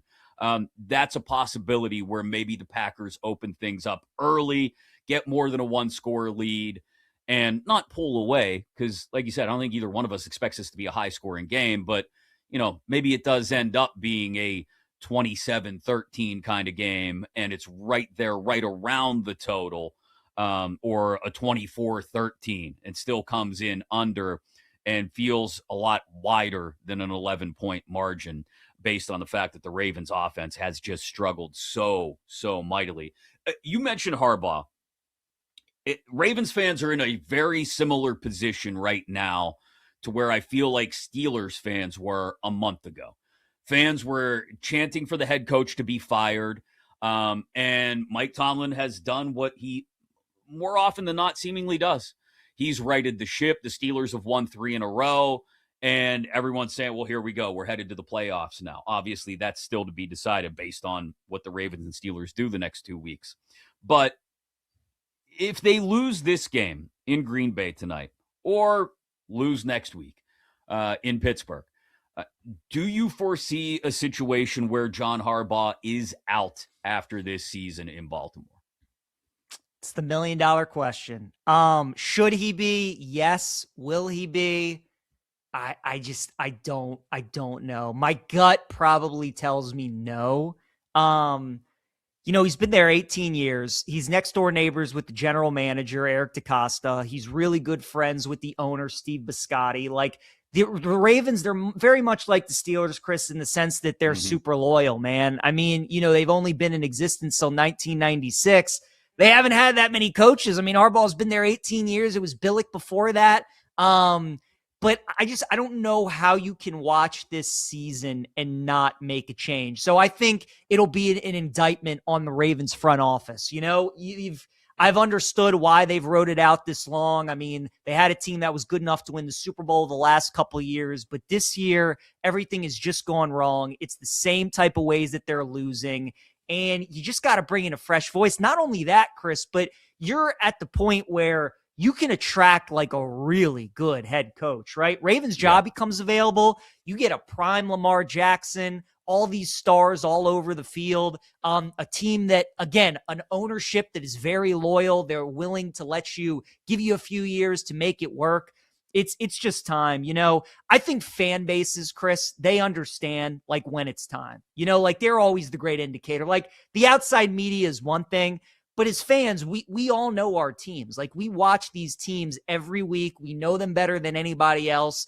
And it's a lot like when Greg Roman was with the Ravens as their offensive coordinator. And towards the end, it just got to the point where everybody can see it. And we're getting to the point now with Harbaugh where everybody could see it. Now, I've been wanting him gone for the last 2 years. I was on this train way earlier than a lot of people. And anybody that's watched me on this network knows I've wanted John gone. I think they made a colossal mistake, Chris, when they kept Harbaugh after the AFC title game against the Chiefs when Mike McDonald was right there. We could all tell he was the next superstar. Harbaugh could have gone into a role in the front office and kind of could have done the Brad Stevens thing with the Celtics. Instead, McDonald leaves for Seattle, and that I think is going to be a decision that costs them for a long, long time. But I think they got to move on. Will they? I don't know. I think at this point it's probably 55-45 that Harbaugh stays and that he doesn't. I think he's a short favorite to stay at this point. You brought up a question I want to ask a little bit later in the show, and I'll save it for later because I want to still carve out a couple more minutes, but it's a question about somebody else's opinion on John Harbaugh, aside from ownership, leadership, and the fans. There's another key voice that we didn't get to discuss there. We'll get to a little bit later, but let's pivot to the first of the two NFL games today. 4:30 Eastern, 1:30 Pacific kick in LA at SoFi. Chargers hosting the Texans. Both teams come in red hot. The Texans even more so. They've won 7 in a row. Chargers have won 4 in a row. You've got Houston's defense, which is seemingly unstoppable at this point. First in the league, both in points allowed and yards allowed. Their pass rush, ridiculous, tied for third in the league with 41 total sacks. Daniil Hunter has 13. Will Anderson has 11.5. And Justin Herbert, the quarterback who's been pressured more than any other quarterback in the league this year. Yet somehow the Chargers have fought through all of these injuries on the offensive line, PJ, and are still alive, not just for the AFC West title, but an outside shot at the 1 seed, which is still technically wide open in the AFC. If Houston wins, they clinch a playoff spot, or if Indy were to lose, which is another game we can get to later, and they can finish anywhere from 2nd through 7th in the conference. Conversely, the Chargers could finish just about anywhere in the AFC standings as well. So this is actually a very high leverage game for positioning in the AFC playoff field. I've been doubting the Chargers for 2 months now, and they just keep winning. I think maybe the buck finally stops here. The ride finally stops because of that Houston defense and Hunter and Anderson and that pass rush getting to Herbert. I mean, it's such a credit to Jim Harbaugh and the job that he's done. They lose Slater at the beginning of the year. Then they lose Alt middle of the year. He's back. He's not back. He's out. They continue to suffer injuries on the offensive line. And like you, Chris, I just keep waiting for the other shoe to drop, and it's just not dropping. I mean, they just continue to find ways to win. We all looked at this stretch coming out of their bye week where it was the Eagles, and then it was the Cowboys, and it's the Chiefs, and it's the Broncos, and it's the Texans. And so far, they're 3-0. I mean, it's unbelievable what they're doing. I am a little surprised that the total has gone up from 39.5 to 40.5. To me, this feels like another under game, right? Chargers, all those injuries on the offensive line. How do they contain that Houston pass rush? And then on the opposite end, the Chargers have more interceptions this year than they do touchdown passes given up. So their defense is so good at making you work your way down the field. And I just don't think Houston's offense is good enough to, put together 12-play, 13-play drives without making too many mistakes, especially against a defense as good as that one. So I'm surprised that the total went the other way. I'm surprised that people are betting the over in this game. It feels like an under to me. And I probably would lean towards Houston if I had to bet the game. I just feel like they're the better team. Eventually, I mean, one of these weeks, it's got to keep up with the Chargers. And again, keep in mind, on paper, this stretch did look really tough, and it did look like they'd lose some of these games. But, Chris, they played the Eagles, who were broken at the time with that offense. Mm-hmm. They played the Chiefs, who were broken at the time with that offense. And then last week, they went up against Dallas, whose defense can't stop a parked car, right? I mean, they cannot stop anybody. So this week, I think they're finally playing a team with that elite defense and an offense that, even though they're not great, they can put together some drives and score some points. I think Houston wins the game. So I do like him at +1.5, and I would lead under 40.5 as well. Yeah, I like to look at the under. I like Houston, money line, even money. And I think if Woody Marks is healthy and able to carry the bulk of the touches from the backfield, I feel good. His numbers are not going to blow anybody away. But I think he has helped before getting dinged up last week against Arizona. I think he's helped lend a good amount of balance and just sort of calm to the offense. They feel like they can turn around and rely on handing him the football 15, 20 times a game. In the win against the Chiefs a couple weeks ago, he carried it 26 times. Now, he only went for 68 yards. He's not breaking off any long runs. His longest run so far this year is 23 yards. But there's something about that plodding consistency in a game that, like you said, we both think is pegged for the under, where if Houston can control the tempo, get some big plays on defense, then I think, yeah, they've got a good opportunity to win this one and keep the number under that 39.5. We mentioned the 1 seed in the AFC, totally wide open, including possibly Jacksonville. We get into the Jags visiting the Colts next here inside the betting lines on the BetMGM network. Every score, every spread, every second inside the betting lines keeps you locked into the action. Only on the BetMGM network. Make it legendary.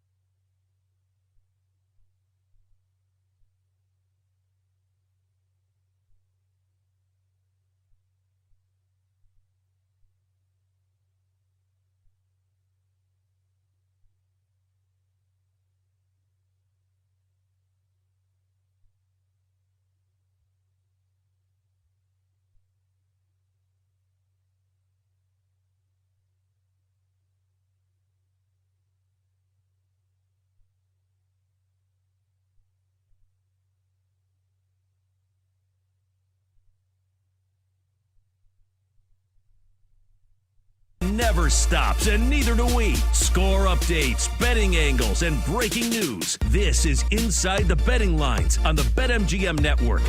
Make it legendary. ECU robbed by a terrible call in the Military Bowl. Oh, man. Just I feel phenomenal Chris, run on fourth down, PJ. We might have to bet Pitt after that. I mean, should be up 17-7. Just a horrible officiating call. Now it's about to be 1st and 20 after a holding penalty.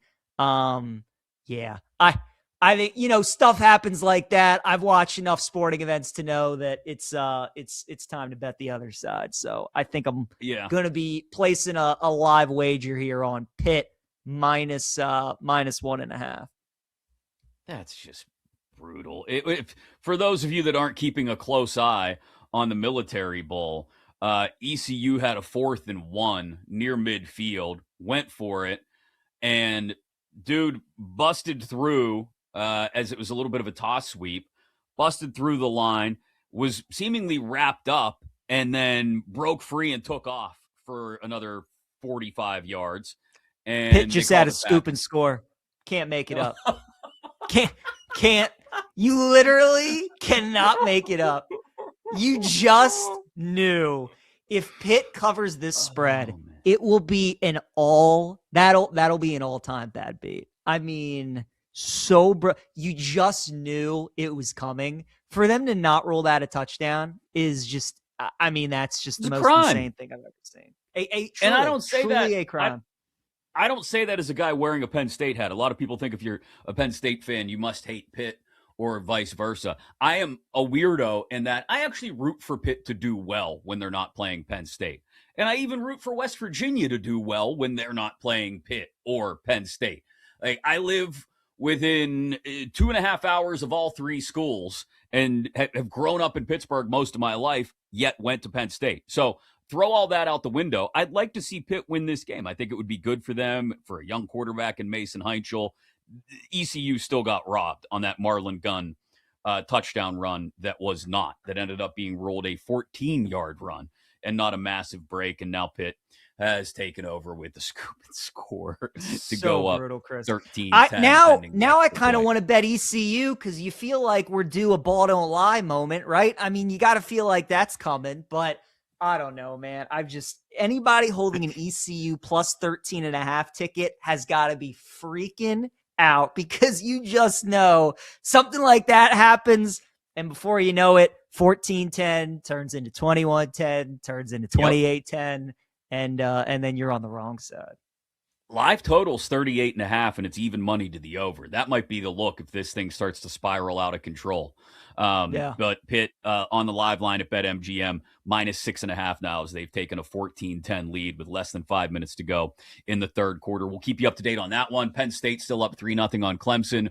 Approaching the 2-minute warning in the Pinstripe Bowl in the Bronx. But we're in the middle of previewing Week 17 across the NFL. We talked about today's games. We both like the Texans and the under in that one.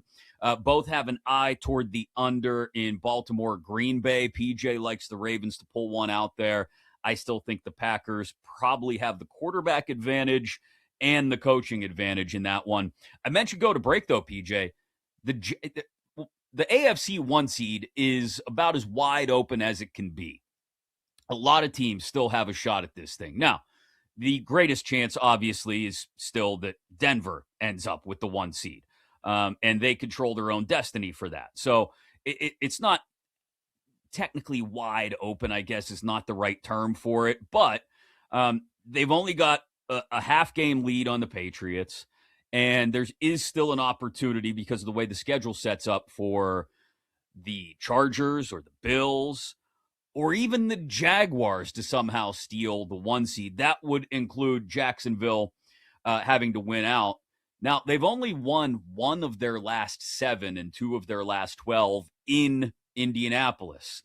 The thing I look at, though, here, PJ, as far as this year's teams and this week's versions of those teams is considered, is Rivers has 2 picks and 65 dropbacks. Okay, not a terrible number, but these Jags are tied for the 3rd best turnover ratio in the league. They're a plus 12. 28 takeaways, including 19 interceptions. Both of those are second best in the league to only Chicago. And 5.5 doesn't feel like enough to me. Like, this would have to be 6 before I would tap the brakes on Jacksonville. I think Jacksonville laying less than 6, I'm all over it, even on the road in a divisional game, because they've still got something to play for. They still haven't locked up the division. A lot of it will depend on what Houston does against the Chargers as well. Might put even more pressure on them. This game just feels so trappy to me, Chris, because, we were talking about this one, Jags and Broncos last week. I told you I like the Jags outright. I thought they were going to win the game because we've seen this season. Man, ECU just scored a touchdown, by the way. I told you, ball don't lie, so they're back up. That game is just, I love it. That's what bowl season's all about. Holy smokes, what a game that is. Chris, the Jags game, though, just feels so trappy to me because going into that Broncos game, right, a lot of people like Denver -3. The Jags were fraudulent. Like, it just, they're on the road. Those are the kind of spots you fade Trevor Lawrence. And now they win, and they win convincingly. And Lawrence has been playing really well. So now they go on the road, and they play a Colts team in division. They're laying 6. Indy gave a good effort against San Francisco. Rivers did a lot of good things. Their defense just couldn't get any stops. It just feels like now is kind of the buy, is the sell high spot on Jacksonville. Like the time to bet the Jags was the look ahead line in this game before they upset Denver. But now they're not sneaking up on anybody. Now people are buying in. Now they have everybody's attention. To me, this is just one of those, like, this is how the NFL works type of games where you get the Jags off a big win. Everybody thinks they're great. Very much like the Bears, where we all thought the Bears were kind of frauds. They go on the road and beat Philly. They get everybody's attention. Then they go on the road for a divisional game. You're getting 6.5 points, and they don't cover the spread. Now, even though they could have maybe won that game at the end of the day, a losing ticket's a losing ticket. And I think the same thing could happen with the Jags, where maybe they're up 7 for like this entire game, and then the Colts just kind of backdoor it at the end or something like that. Just feels a little too easy for me, and this is the kind of game I want to sell Jacksonville. Don't know if I'll end up betting it, but it would be Colts or nothing for me. And if you're betting Indy, I think you're definitely hoping that you get a 6 in that game for sure. Yeah, as long as it's under the 6, I think I'm on Jacksonville. But you make a great point. This is a classic Jags stub their toe after a big win on the road kind of moment, because it is in division. It is on the road as well. And for what it's worth, Jacksonville can lose this game and still have a good shot at winning the division, right? They wrap up against Tennessee at home in Week 18. So even if the Texans win this afternoon in LA and Jacksonville loses in Indy tomorrow, Jags still very much control their own destiny for the division and probably the 2 seed, maybe the 3, depending on how things shake out other places, including the AFC East. So not a do-or-die situation anymore for Jacksonville, which may just prove to be enough for them to let their guard down in a divisional matchup on the road. I think that is an interesting way to look at it. There are 2 games also kicking off at 1 p.m. Eastern tomorrow that are massive for the competitors in each of them. You got Tampa Bay laying 5.5, going to Miami. You got Carolina at home hosting the Seahawks and getting a full touchdown, 7, against Seattle. The situation is pretty simple. A lot of you know what it is already. Tampa Bay wins, Carolina loses. They are tied going into a Week 18 matchup with each other. Tampa Bay loses, Carolina wins. The Panthers are division champs, and the Bucs are eliminated. The Bucs have lost 7 out of their last 9, and their only wins, PJ, are against the Saints and the Cardinals. They've got all their receivers healthy and back, but Baker threw for just 127 last week against Carolina. I would think, as far as the Bucs and Dolphins go specifically, that if you're the Bucs, despite all the receivers being back and healthy, you want this to be a Bucky Irving, Rashad White kind of game. Bucky Irving had 17 yards on 19 carries last week. Rashad White had 45 on 5 carries. I think you just grind this one out against the Dolphins, who've got the fourth worst rushing defense in the AFC, and just get yourself to week 18 in that matchup against the Panthers. This line just feels like it's too high at 5.5. I mean, the Bengals were laying 3.5 at the Dolphins last week with that offense. And now the Bucs, whose offense has been struggling, is laying 5.5. Maybe your concern is that the Dolphins, they were playing for their season against the Steelers. They lose that game. They make the quarterback change with Ewers. Their defense is a no-show. Maybe they've just completely quit on McDaniel and the season. Maybe that's the case. I can't justify betting 5.5 on the road with this Tampa team, Chris. The way that they're playing, we all knew when they were 5-1. I mean, the way that they were winning games just was not sustainable. It's caught up with them. Their schedule's been really tough here over the last couple of months. This is a game that they should win. Are they going to win it by 6 or more points? I can't get there, right? Especially, again, if you're comparing like Jacksonville, a 5.5-point favorite against the Colts, that makes sense with the way that the Jags have looked and the way that the Colts have looked. We're pricing the Bucs-Dolphins game the same way. Does that make any sense? I think if the Bucs were favored by 3, nobody would bat an eye. But you're getting 5.5 points with them. Just feel like it's a little too many. So because there is a fear that Miami just is a no-show tomorrow, it won't be probably like a full unit play for me. But I would definitely lean towards the side of Miami. Yeah, like you said, 5.5 is just an odd number in this game. There are some 6s out there.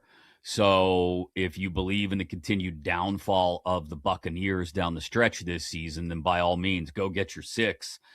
Shop around for that. If you think the Bucs take care of business against another bad team, which they have done at times throughout this season, and finally get back on track, maybe 5.5 is more comfortable for you. I mentioned Seattle, Carolina, the other half of this NFC South disaster.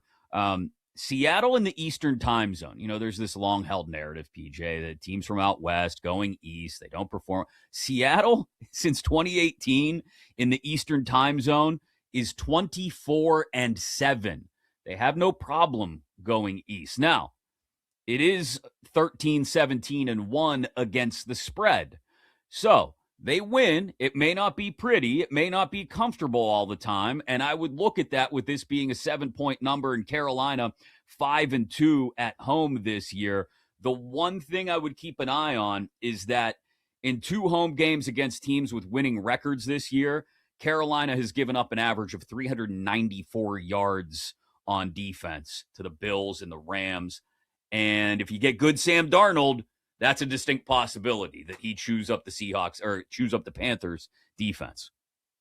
It's a tricky game. I mean, under Mike McDonald in 2 years, Seattle's only lost 2 games on the road. They are a terrific road team. The Panthers, however, as home underdogs, are spectacular. They've only lost 1 game this year straight up as a home underdog, including that win over the Rams. So it's kind of like both of these teams are in spots that they love to be in. Carolina's a home dog, Seattle on the road. You are getting the key number of 7. Both teams coming off just major emotional wins, right? I mean, Seattle with that comeback, the Panthers beating the Bucs like they did at home. I can't wait to sit back and watch it. I don't know if I really have a strong feel on the game. I just think with the number that you're giving me, it would probably be the Panthers or nothing at +7. I kind of like the under a little bit too. Bryce Young has been so much better at home than he has been on the road. And you just highlighted the Panthers defense hasn't been all that great at home either. I just kind of think this game's going to be a defensive type slugfest. I think Darnold's going to struggle tomorrow. So I would lean under 42.5, but if I had to bet the game, I would look at Panthers +7. Yeah, I think the 7 being the key number there is where I would be very tempted to go with Carolina, at least covering. And I still have a hard time believing in Sam Darnold. I'm sorry. We all saw the fourth quarter comeback against the Rams, and we know what he's capable of in small pockets. I got to see it for a consistent length of time before I believe that seeing ghosts Darnold isn't still in there at times. I mean, you got it for the first 3 quarters against the Rams, and then all of a sudden he found himself in the last 25 minutes of that game, including overtime, against the Carolina defense that, yes, has not done well against good offenses at home, but can force turnovers in pockets. on the road, does Darnold necessarily respond and give you a full, complete 60-minute effort? I don't know. So Carolina +7 would probably be the only look that I would have in that game in particular. There are other 1 o'clock games we can touch on later in the show, including one that may involve starters, may not involve starters. The Steelers and Browns, Myles Garrett going for a sack record. Coming up next, though, a big one for another team that is keeping an eye on their possible division crown hopes in Buffalo.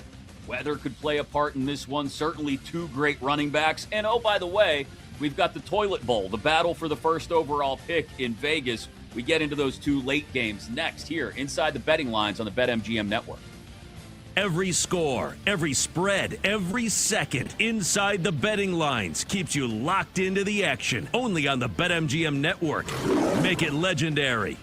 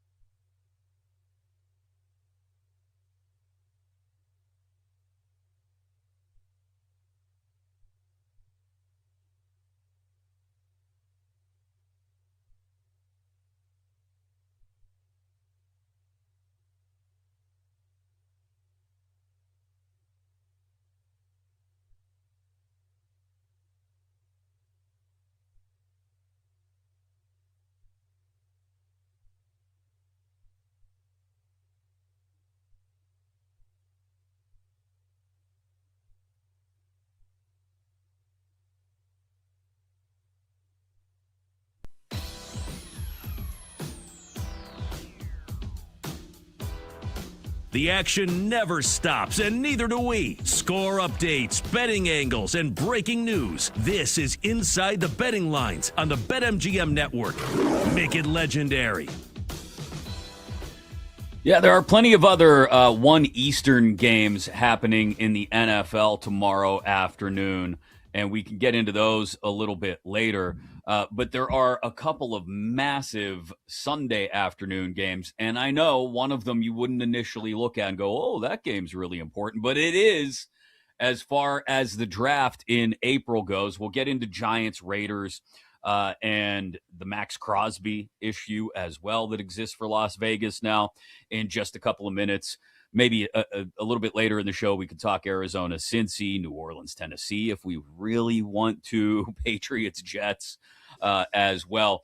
But the 425 national game tomorrow afternoon, PJ, is a big one. Eagles getting 1.5, headed up to Orchard Park to take on the Buffalo Bills. Supposed to be a little breezy, going to be cold, but not snowy. Not snowy Buffalo, rainy Buffalo. We'll see how that affects both offenses. Two offenses that I would think want to keep it on the ground because the Bills have got the NFL's leading rusher in James Cook, over 1,500 yards, about 43 yards ahead of Jonathan Taylor right now for the league lead. Not to say they want to take the ball out of Josh Allen's hands, but let James cook, pun intended. And the Eagles come in with Saquon Barkley, averaging over 5 yards a carry over the last 4 weeks against the 29th rush defense in the league in Buffalo, giving up over 144 yards a game. Total is sitting at 44 and a half, depending on where you find it, PJ. I like the under in this game. I don't know if there's any reason to believe that Philly's offense is going to all of a sudden blow up in a good way in this one. Granted, it is against Buffalo's defense, who can't stop the run, as I mentioned. But I think you factor in some of the cold and rain and, like I said, maybe a little bit of wind. I wouldn't be the least bit surprised to see this be a 23-17 kind of game, 23-21 kind of game, and we're sort of sitting right there around the total when it's all said and done. Yeah, it's going to be an interesting game, Chris. When this line officially, opened at Bills -3, I thought, oh, that's kind of short. I feel like the Bills maybe should be 3.5 at home. Then it went down to 2.5. Then it went to 2, and now it's sitting at 1.5. And I think that's where it's going to end up settling. Eagles are getting some big injury news, though, with Lane Johnson's likely back, Jalen Carter's likely back. So you're talking about two of their most important players that are back for Philadelphia. Sirianni in his career has been terrific as a road underdog. They're really good in these kinds of spots. So I do like the Eagles tomorrow. I think they are a terrific teaser leg at +7.5. We've seen this out of the Bills, man. They're a very up and down team, right? Like, they have some great performances followed by some bad performances. Allen did tweak the ankle a little bit against Cleveland. You wonder how healthy he is. And even though the Eagles have the division wrapped up and, they know they're going to be in the postseason, Philly wants to go into the playoffs playing well. And they still have a chance to maybe get the 2 seed potentially, with the Bears having a tough finish. So the Eagles are going to be out there playing hard. Bills know that they need to win out. They need the Patriots to lose out, which likely isn't going to happen. So the Bills are really just battling for top wild card positioning. I think the Eagles are going to win the game. I think the Eagles in a teaser are really the play, though. Eagles +7.5. That feels like the play to me. But if you had to have me pick a winner of the game, I think Philly +105 is the way that I would bet it. Yeah, you mentioned the teaser aspect. I think that's a great point on this game. You get that 1.5, you get to tease it up through and beyond the 7. I think that's a really good look, especially when you couple it with a few other games that are out there on the board this weekend. I'm curious to see just how much, like I said, I would think both offenses, knowing Sean McDermott and the way he'd much rather play a ball control kind of game and not ask, again, you say these things about like not asking Josh Allen to do too much, and it sounds silly because we're talking about an MVP caliber quarterback. but I don't think he wants Josh Allen to have to go out there and sling the ball 35 times. I think he wants to be able to lean into James Cook. And I think conversely, the same for Nick Sirianni, especially if you figure in the elements that may or may not be at play tomorrow afternoon in Buffalo. He's going to want to not ask Jalen Hurts to do too much. So I actually tend to side with you, with Philly here, and Saquon Barkley, who has bounced back in the last few weeks, 132 yards and a touchdown against Washington last Friday. I like the Eagles, maybe even on the money line. Buffalo's been wildly inconsistent this year. Yes, it's, I think, a massive home field advantage up at Highmark Stadium, but I think Philly can win games. You mentioned Jalen Carter coming back, Lane Johnson on the other side on the offensive line. Philly can win ugly games better, I believe, than Buffalo can. And I think this might be an ugly game, especially with the possibility of weather being included. Max, our video producer, throwing into the chat that it might turn to snow at some point, might be sleet, could just be freezing rain. Point is, it's not going to be pretty. It's Western New York in late December. So, if it stays ugly, then I really do like Philly, and including them in a teaser leg, I think would be, regardless of how you expect the weather to stack up in this thing, you get Philly plus 7.5. That's a really good look. I think that's really well said, that the Eagles can muck it up better than the Bills can. You know, that you would trust them to win a low-scoring defensive struggle type game, because it's true, right? I mean, that's why Buffalo just can't beat Kansas City in the postseason. Now, normally those games are high-scoring shootouts, but that's where Philly excels, is those one-score games between good teams. It comes down to the wire. So this will be a nice little test for Buffalo, for both teams. You know, the Eagles, their offense has been good the last couple weeks, but it's been against Washington and the Raiders. The Bills have one of the best pass defenses in the NFL, but you can run on them. So, like you said, they've been wanting to get that ground game going for Saquon, and this will be a good test for them on the road against the Bills. So excited for that game tomorrow. We'll get into the primetime games. Sunday night football in Santa Clara between the Niners and Bears, and Monday night football in Atlanta between the Rams and the Falcons in about 30 minutes here inside the betting lines on the BetMGM network. Top of the hour, Johnny Congdon of ABC 33 and 40 in Alabama going to join us for a Crimson Tide perspective on the Rose Bowl matchup against the Indiana Hoosiers, the undefeated Indiana Hoosiers. But I want to get into this game because we started off near the top of the show, PJ, talking about Max Crosby leaving the facility this week for the Raiders. Pete Carroll essentially telling him, yeah, you're not playing this weekend. You want to go home, go home. Who knows if he'll be back for the season finale as well. And this game between the Giants and the Raiders, massive leverage game for who ends up with the first overall pick. Giants are favored by 2.5. Both teams coming in on 9-game losing streaks with records at 2-13. Both of them with about a 36% chance to land the first overall pick right now. The Browns are still in that conversation as well. But the winner of this game shoots up over 80% most likely to land the first overall pick, and that's why the Raiders are telling Max Crosby, thanks, but no thanks. Take the last couple weeks off if you'd like. We mentioned the Max Crosby angle to this, and I'd like to get back into it when we have some time to talk about it, maybe here, but just this game in particular. What is your handicap on what should just be an ugly game? And I don't know how much impact the first overall pick has on what's going to happen on the field tomorrow afternoon. I don't know. It's just an ugly game. I would think if I'm asked to whittle it down to one deciding factor, maybe Jackson Dart makes a play with his legs at some point. That is the difference in this one. I don't know if I'd touch the game though on either side. Maybe an under 41.5. I really like the Raiders tomorrow, Chris. And Okay. The reason being is I hope that they win this game after they're trying to tank. You know what I mean? Like, it would just be awesome that they're deliberately trying to lose because they're not playing their best players, and then they go out there and win the game.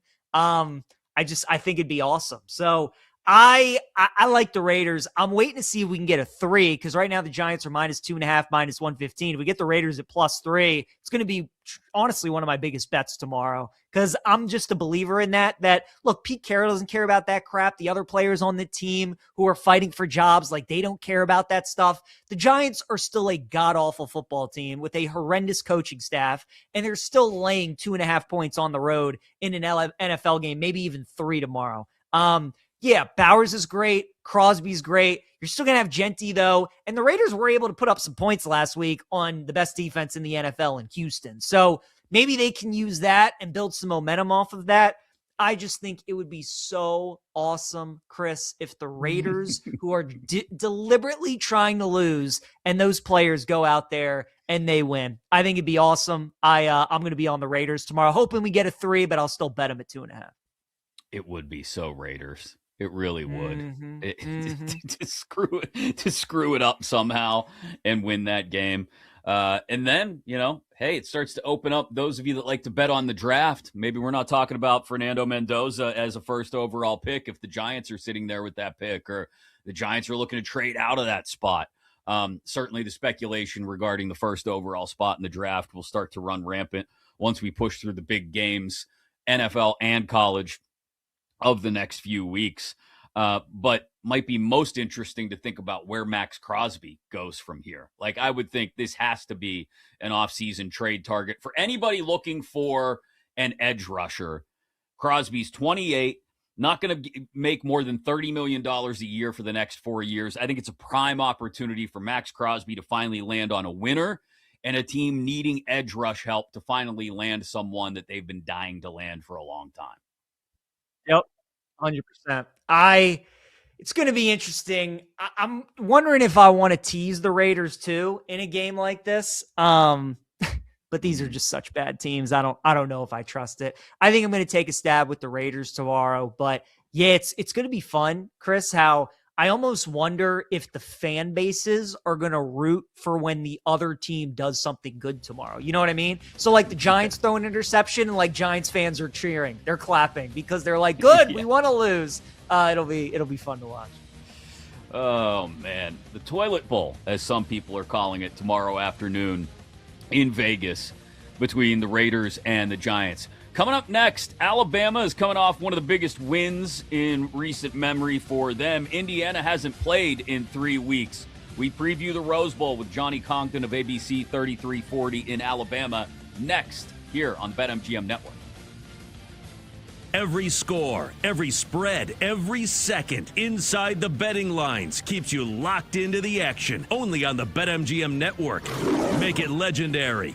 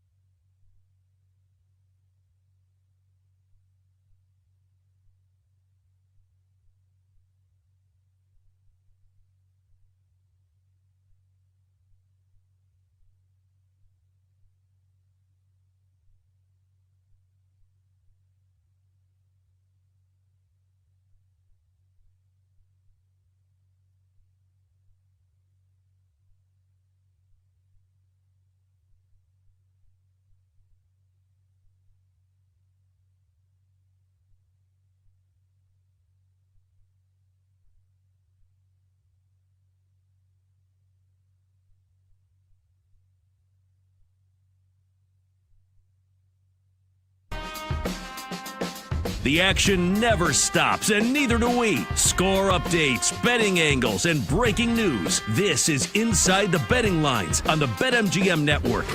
Make it legendary.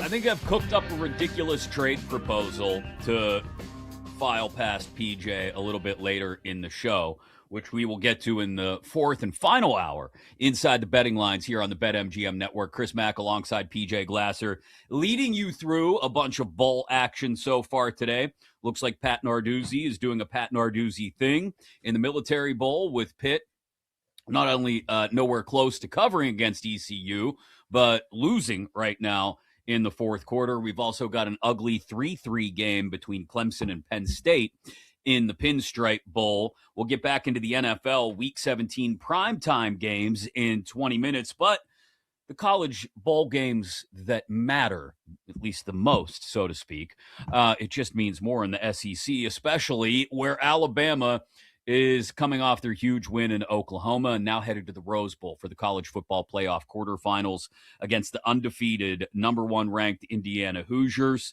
who haven't played in 3 weeks. Johnny Congdon of ABC 33 and 40 in Alabama joins us now to talk about that game from a Crimson Tide perspective. Johnny, thanks for making the time today. We appreciate it. Let me start with this. The heat from under Kalen DeBoer's seat has probably disappeared to a large extent after the win against the Sooners. But I think I heard Paul Feinbaum say the other day that a win over Indiana and he would, quote, own the city. Is it really feel like Alabama fans will be satisfied regardless of what happens after next Thursday if Bama goes into Pasadena and beats Indiana? First off, thanks for having me on, guys. If Alabama can beat Indiana on the road at the Rose Bowl against the number one seed in this whole shindig, and then they're looking at a semifinal game in their backyard in Atlanta where they've lost once in what feels like close to 20 years, Kalen DeBoer's seat will be ice cold as the frigid New England winter that I just left yesterday at Logan Airport. I mean, this is a guy who most fans at Alabama were ready to drive to Ann Arbor after the first quarter a week ago against Oklahoma. And the fact that they came back with the resiliency that they showed, won that football game, and did it in the fashion in which they did, I mean, it's just a testament to the resiliency of this football team that they've been saying that they are all year long. And I think a lot of us that cover them in a day in, day out basis just kind of roll our eyes and say, yeah, that's, kind of coach speak. That's what players say. It's us against the world mentality. But they've proven it time and time again when their back's up against the wall, they find ways to win. And they did so last week against the Oklahoma Sooners. Johnny, that's what makes this game so fascinating is, did Bama find something in that second quarter against Oklahoma that they're going to carry into this game? Or do you think we see the team that we saw in the first quarter versus the Sooners, the team we saw in Atlanta versus Georgia, really the team we've kind of seen for much of the last month and a half with Alabama, like you said, going up against the number one team? What's your sense? Do you think kind of the Bama that we saw in that second half against Oklahoma will carry into this game? Or you think that the team that we've seen for much of November and December is what we're going to get in the Rose Bowl? Well, PJ, I think in the first quarter we saw protection like we saw in the Georgia game, unique blitzes, stunts on the defensive line, wide nines, wide sevens, and then sending corners. I mean, admittedly, after the game in Atlanta against Georgia, Caden Proctor told us that and Parker Brailsford, another one, the center, told us that they showed us stuff that we hadn't seen before. And when you go against a Brent Venables coach team, you're going to see some exotic blitzes. And in the first half, they were coming from everywhere. And then for whatever reason, credit the offense at Alabama, credit Ryan Grubb, credit Kalen DeBoer, they were starting to pick some of those exotic blitzes up. And, if you blitz like that all the time, eventually you're going to lose. And I think Alabama really was starting to get the running game going in the second half with Daniel Hill because there was so much space when you stunt a defensive end and he comes over the two technique, and then the third three-eye decides he's going to rip in across the center's nose. Before you know it, you could drive a truck through that lane from a running back perspective. So a lot of credit for Alabama. They did not melt down in that situation, which a lot of teams would, down 17 on the road in one of the most electric atmospheres we're going to see in college football this year. They were able to coach him up, and once they started to pick the blitz up, guys, we know how good Ty Simpson is when he has time and he has a few seconds to pat the ball. He can be as accurate as any college quarterback we've seen in the last handful of years. It's when he's under pressure that's when you start to see him look a little scatterbrained. And again, like what we saw against Georgia and Atlanta, I think that's the worst of what you're going to see against Ty Simpson. And it's not like every quarterback's great against the blitz. It's just I don't think he has the composure that some do against pressure. And if I'm Kurt Cignetti and Indiana's defense, man, I'm throwing everything but the kitchen sink at him in a week's time in Pasadena. Yeah, I think that's a good point, Johnny. Ball security is going to be of utmost importance because the Hoosiers, number one in the country in turnover margin, 17 interceptions is best amongst the remaining playoff teams.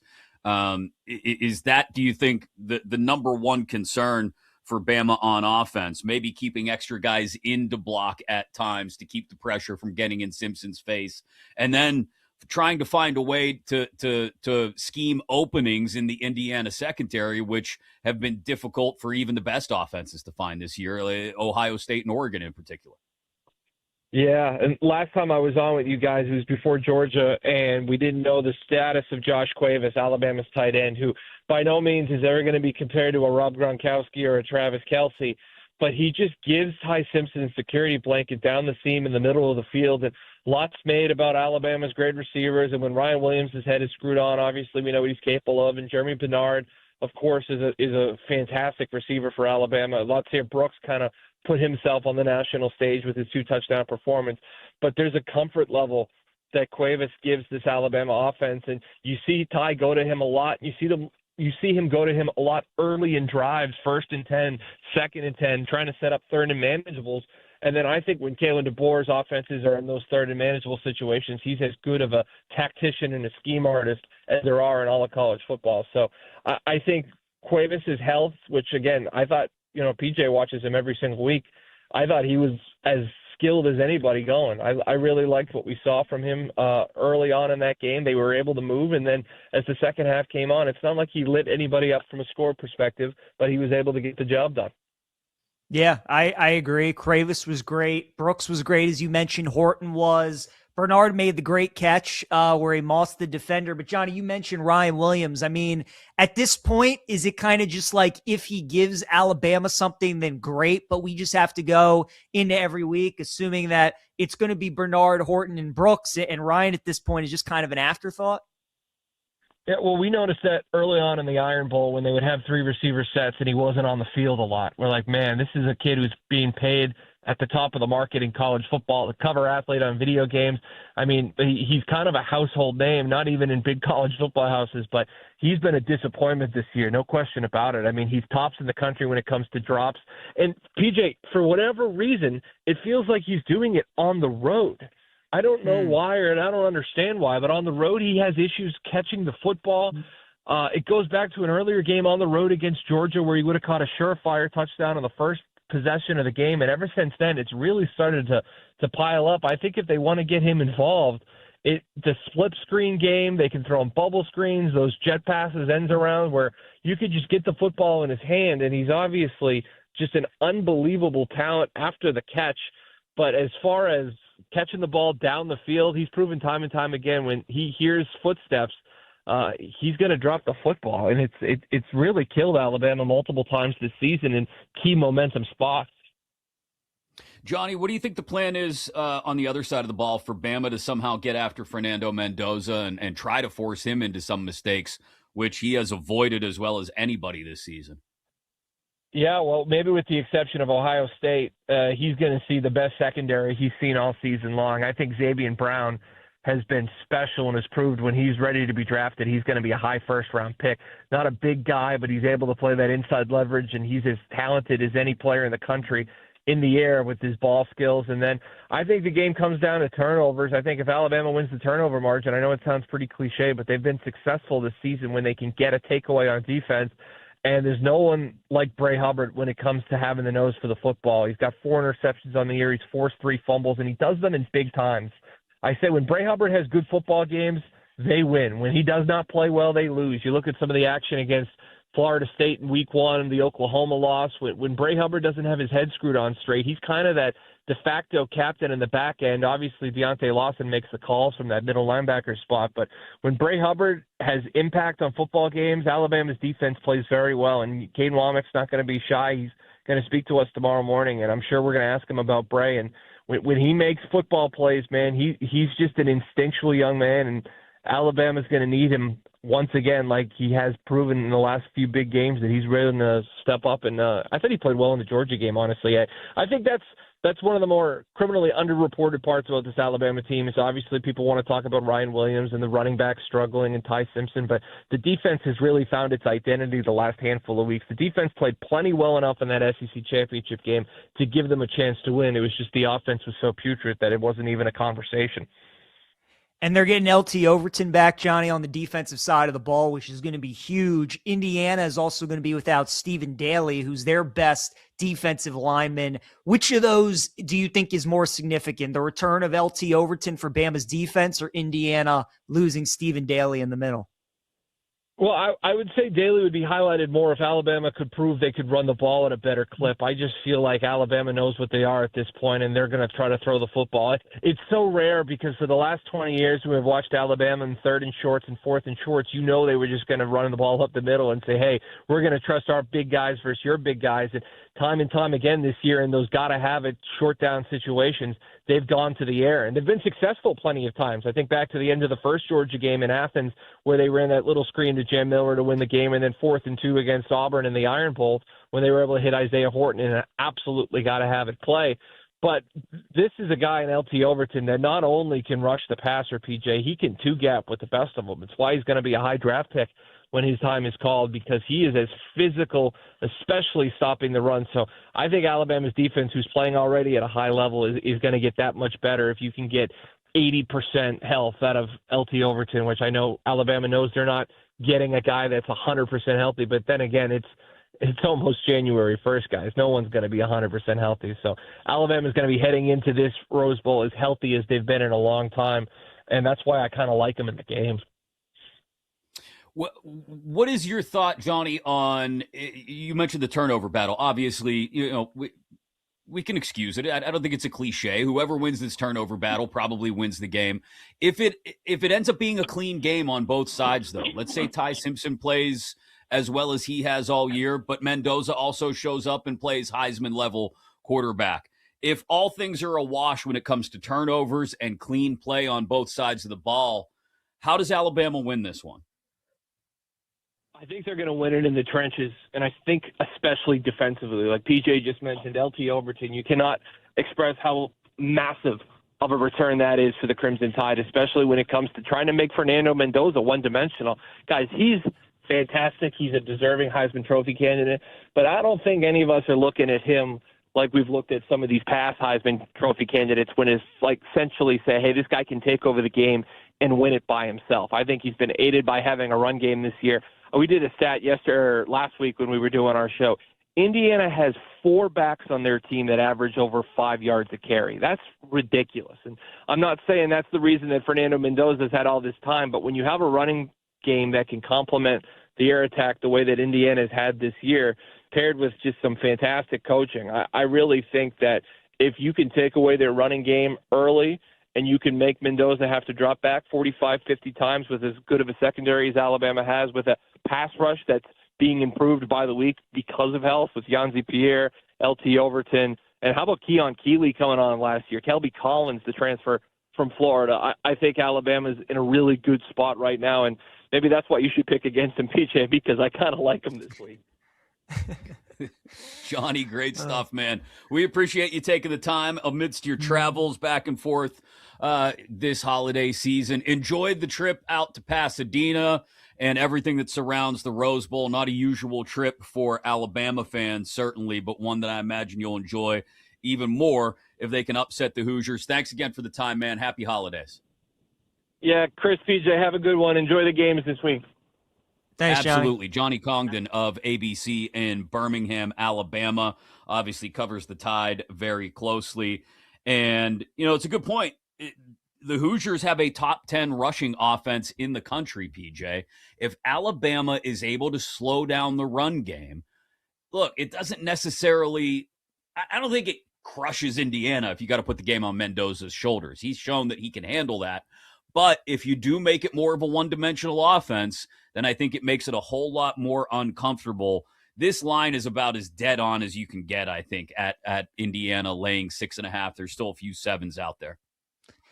Chris, in their biggest games this season against Oregon, Penn State, Ohio State, and Iowa, those 4 games, Mendoza had 33 touchdown passes this season. He only had 6 of his 33 against those 4 teams, right? So step up in class, playing against some good teams. And again, he doesn't maybe have the numbers on a bigger scale than what he's had, and he's facing another good defense on New Year's Day. Speaking of good run defenses and teams that like to run the ball, an irresistible force against an immovable object. Tomorrow night on Sunday Night Football, we preview Bears-Niners next here on the BetMGM Network. Every score, every spread, every second inside the betting lines keeps you locked into the action. Only on the BetMGM Network. Make it legendary.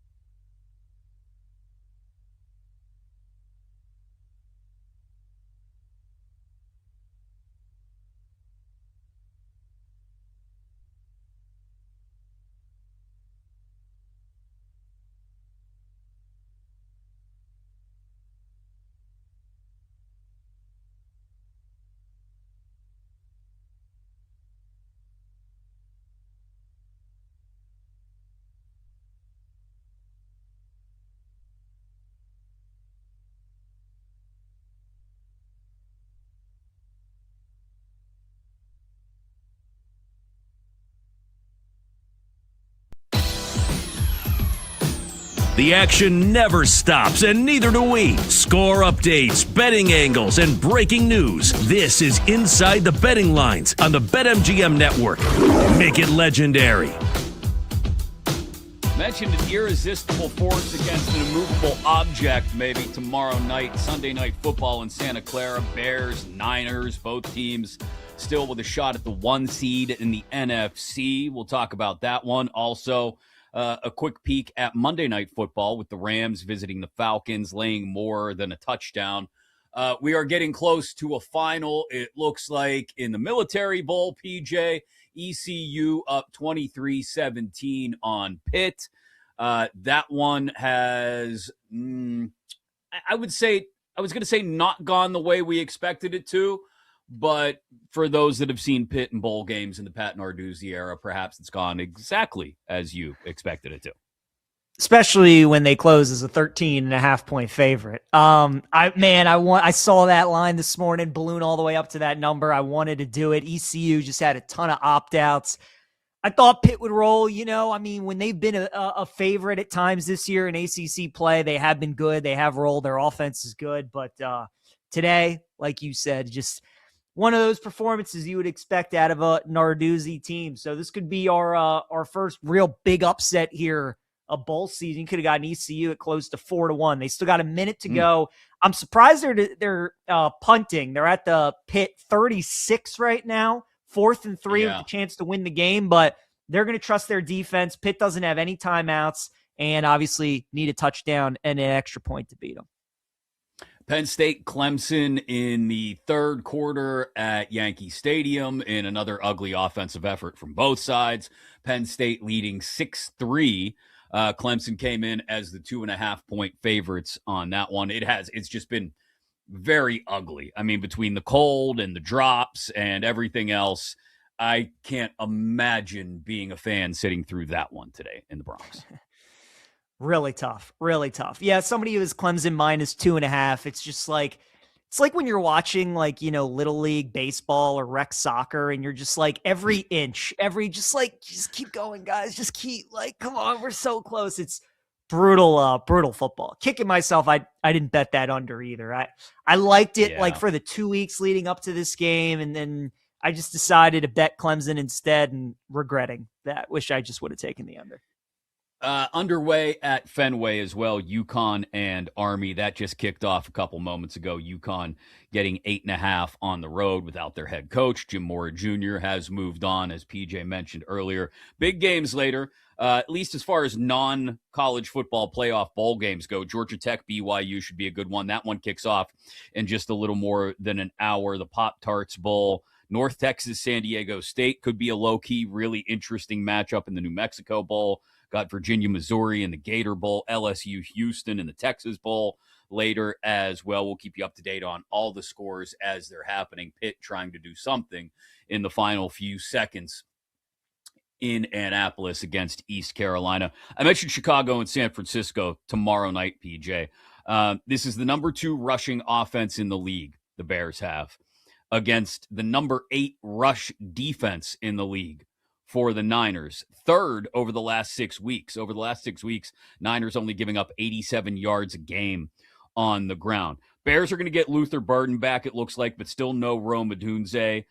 George Kittle and Ricky Pearsall both dinged up. Kittle probably a game-time decision tomorrow night for the Niners. If the Niners win out, granted it's against the Bears and the Seahawks, they'll still end up with the number 1 seed in the NFC, a team that is kind of, I would say flown under the radar, for lack of a better way to put it, throughout the year. Chicago wins. They clinch the NFC North and finish no worse than the number 2 seed, which they could still elevate themselves to the 1 seed if they were to win out and get a little bit of help. I mean, I don't think anybody predicted Bears-Niners Week 17 Sunday Night Football was going to have as large an impact on the NFC playoff standings as this one will end up having. I'm with you. It's going to be a fun one tomorrow. My initial thoughts on the game are I like the over at 52.5. I think this game is going to be a shootout. I think we see a lot of points. You mentioned the Bears offense and how good they've been, getting to fly out to Santa Clara, playing some decent weather. Niners offense is just humming right now. We all saw them on Monday night against the Colts. CMC's playing great. Purdy's looking good. I think both of these offenses are going to be able to score. And that's kind of been the story of the Bears this season, Chris, is they've been finding ways to win games, but a lot of these games have been low scoring. So you see a total at 52.5, and that immediately kind of just jumps out at you. So I think we see points. I think this is a great game to bet all those same game parlays, anytime touchdowns, all those kinds of things. I would lean Niners -3. I don't love that as much as the total, but for me, this is just a Shanahan spot. Niners have been great this year in prime time. They had the big upset of the Rams on that Thursday night game. We all just saw them against the Colts. We saw them against the Panthers on Monday night. Like, they've been winning all these games. They've been covering all these spreads. And even though the Bears have also been good so far in these standalone games, we saw them on Black Friday go to Philly. We saw them with the comeback against Green Bay. I think this is going to be a good test for them. So two terrific coaches, two good offenses, and two good run games. I like over 52.5, Chris. I immediately, when I saw this game come out and I saw that line, I knew that I would be on the over in the game. See, I think I like the Bears in this one. I do. I like them to control tempo in this game with the run game. I like them to force Brock Purdy into some mistakes. Admittedly, he's looked very good, coming off a 5-touchdown performance, right? First one for the Niners at quarterback since Steve Young in Super Bowl 30, I think. So Purdy has looked increasingly better since coming back in the lineup.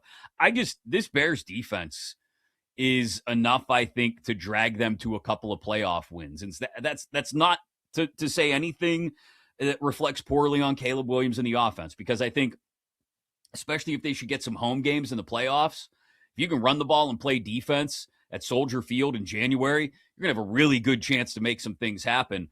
I think that's the formula tomorrow night as well, even though, like you said, Santa Clara in late December, not necessarily bad weather, I don't think.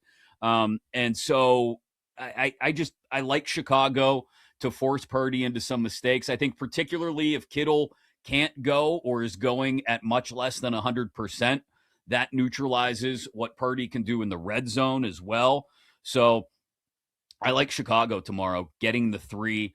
We'll have to do some quick shopping here to see if there are any 3.5s out there, because that would be really nice as well. And at least initially, no 3.5s on the board, just 3s. But still, I'll take the 3 with Chicago visiting the Niners tomorrow. This is the first time, PJ, in I think 24 years, I want to say. Maybe it's 21 years. It's been a long time since these two have met in a season where they're both going to the playoffs. It's nice as a kid who grew up in the 80s and 90s to see the Bears and the Niners both back at the same time. I'll say that. Definitely. No, it's good to have the Chicago market back in, the playoffs, and the Bears back in the playoffs, and that fan base that has been wanting a good team for a while. And there's so much excitement, obviously, around the team.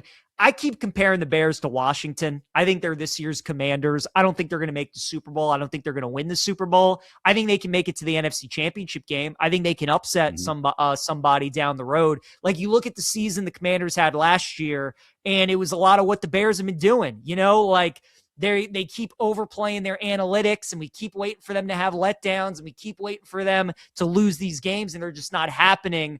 And Washington, obviously, their big win last year came against those Bears when they had the Hail Mary win, and it felt a lot like last week against the Packers was kind of their Hail Mary game, right? Where they shouldn't have won that game. They found a way to do it. So I think the Bears, they can win a playoff game or two. I don't see this team making the Super Bowl. I think eventually, you play a Rams, you play a Seattle, even a Philadelphia again. And I think they end up getting beat. So I like the over in the game. I think San Francisco wins, but yeah, wouldn't shock me at all if the Bears cover if they even win the game tomorrow. You've got me wondering now, like, what is the Bears NFC number? It's 850.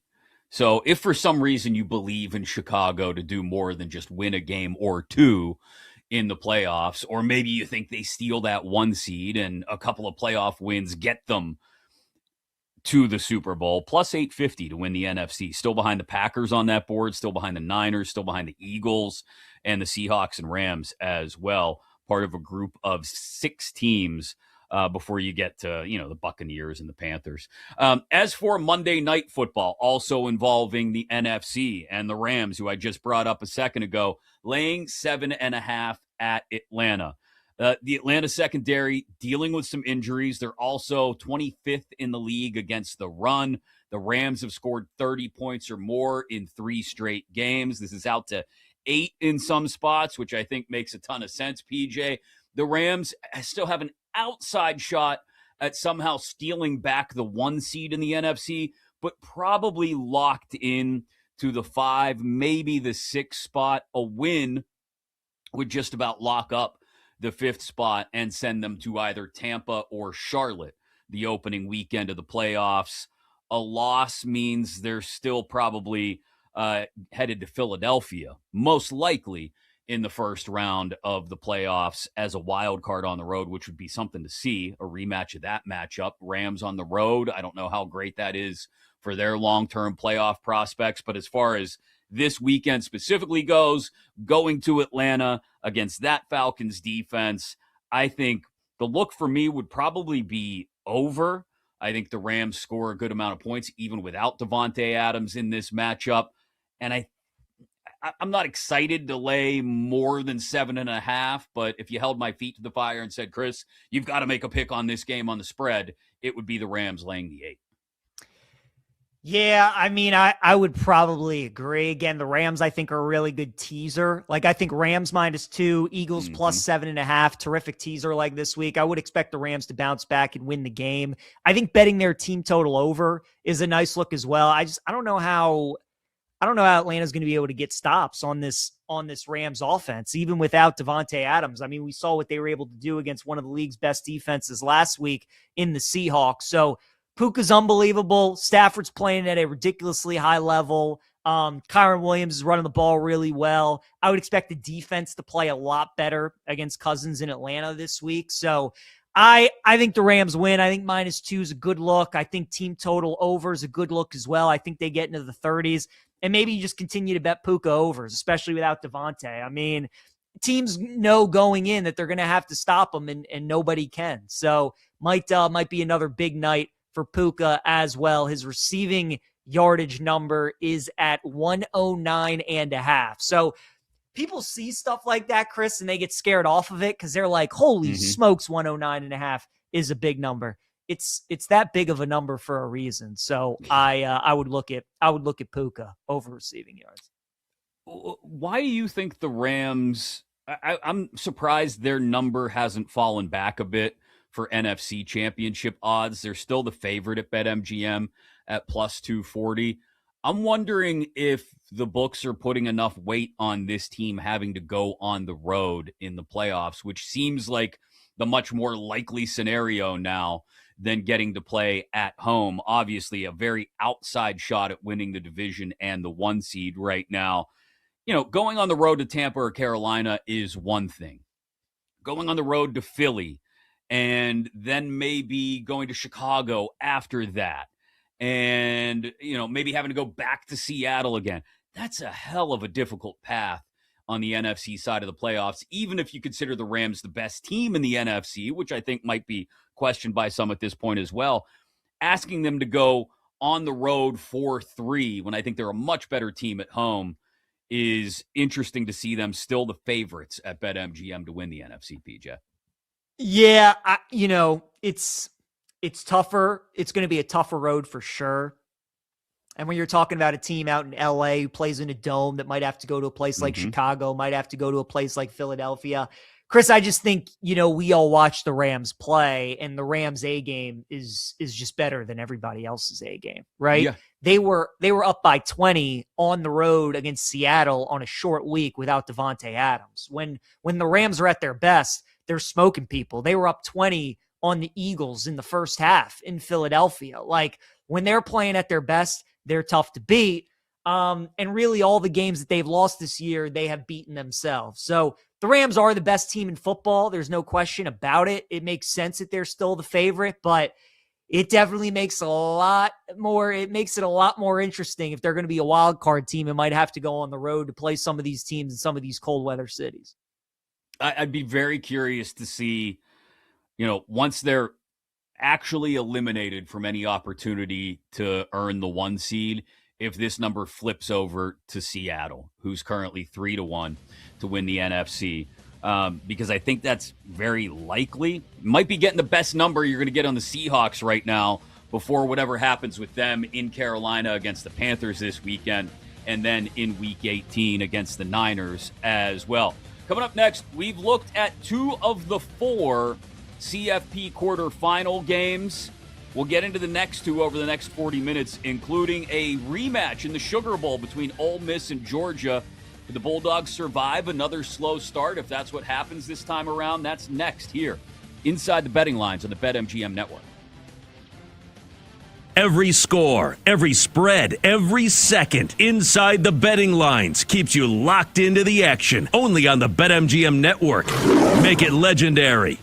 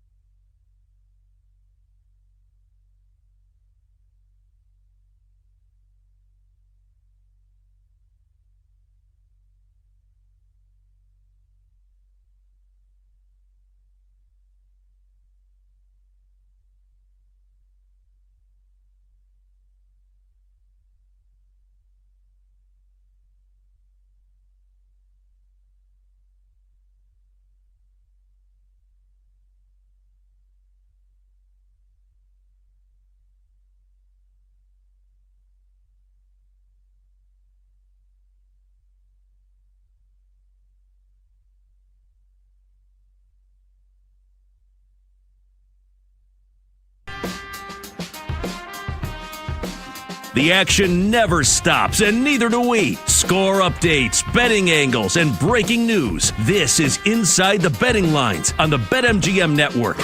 Make it legendary. Top of the hour, we'll take a peek at Cotton Bowl.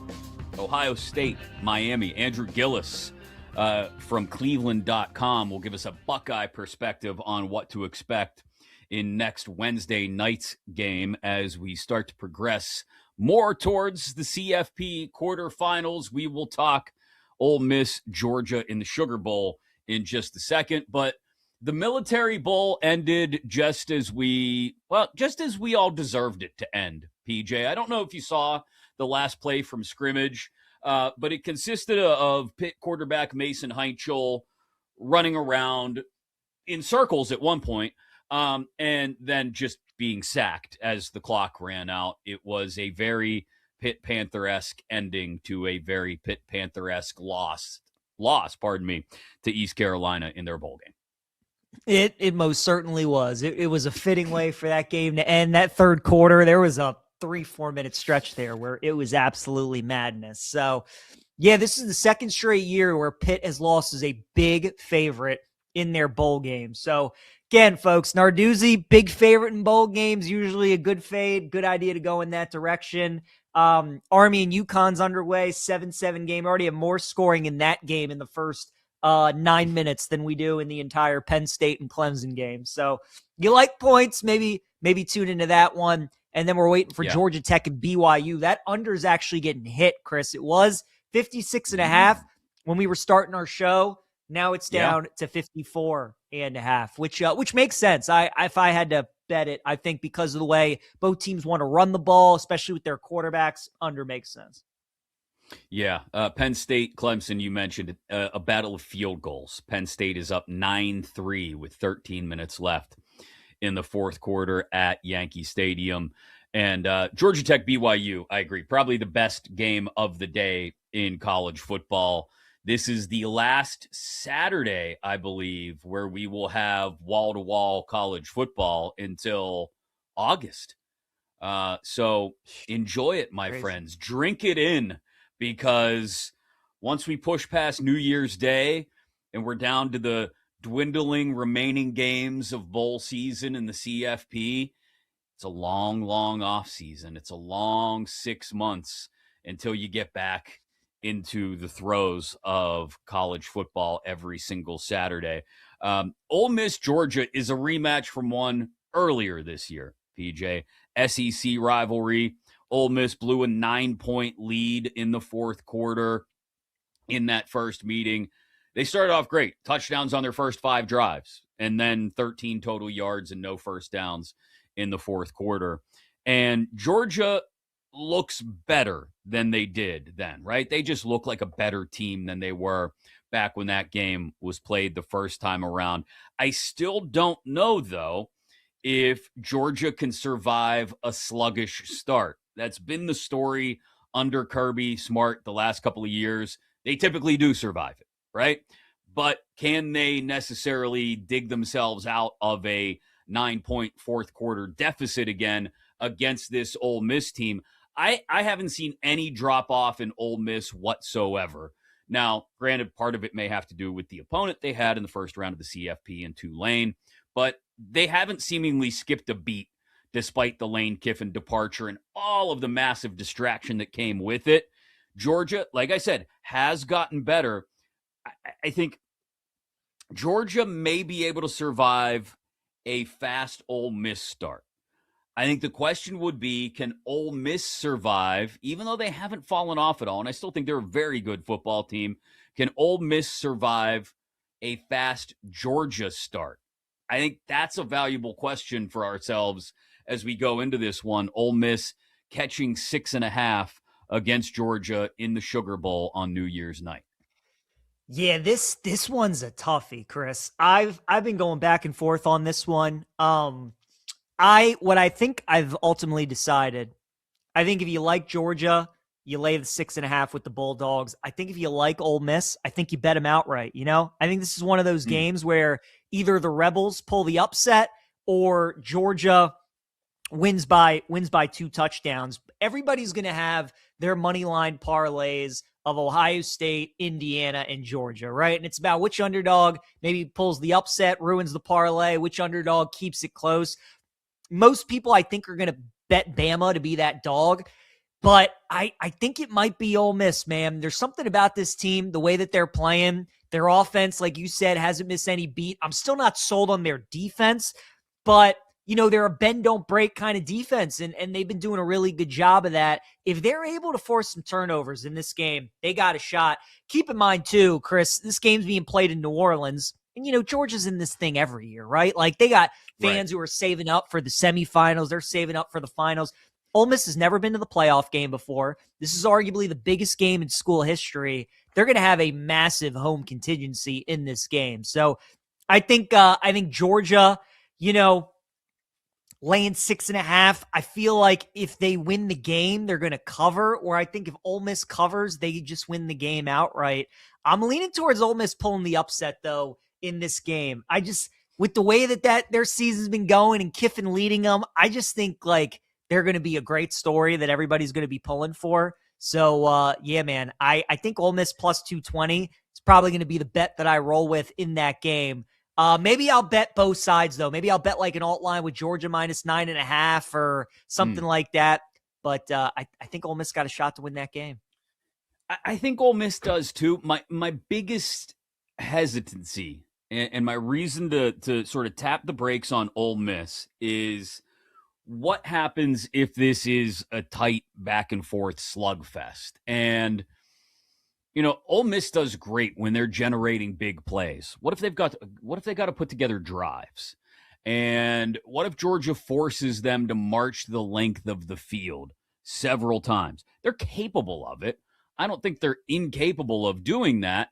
I just think it makes it a much more difficult road for me to get to the Ole Miss upset if that's the case.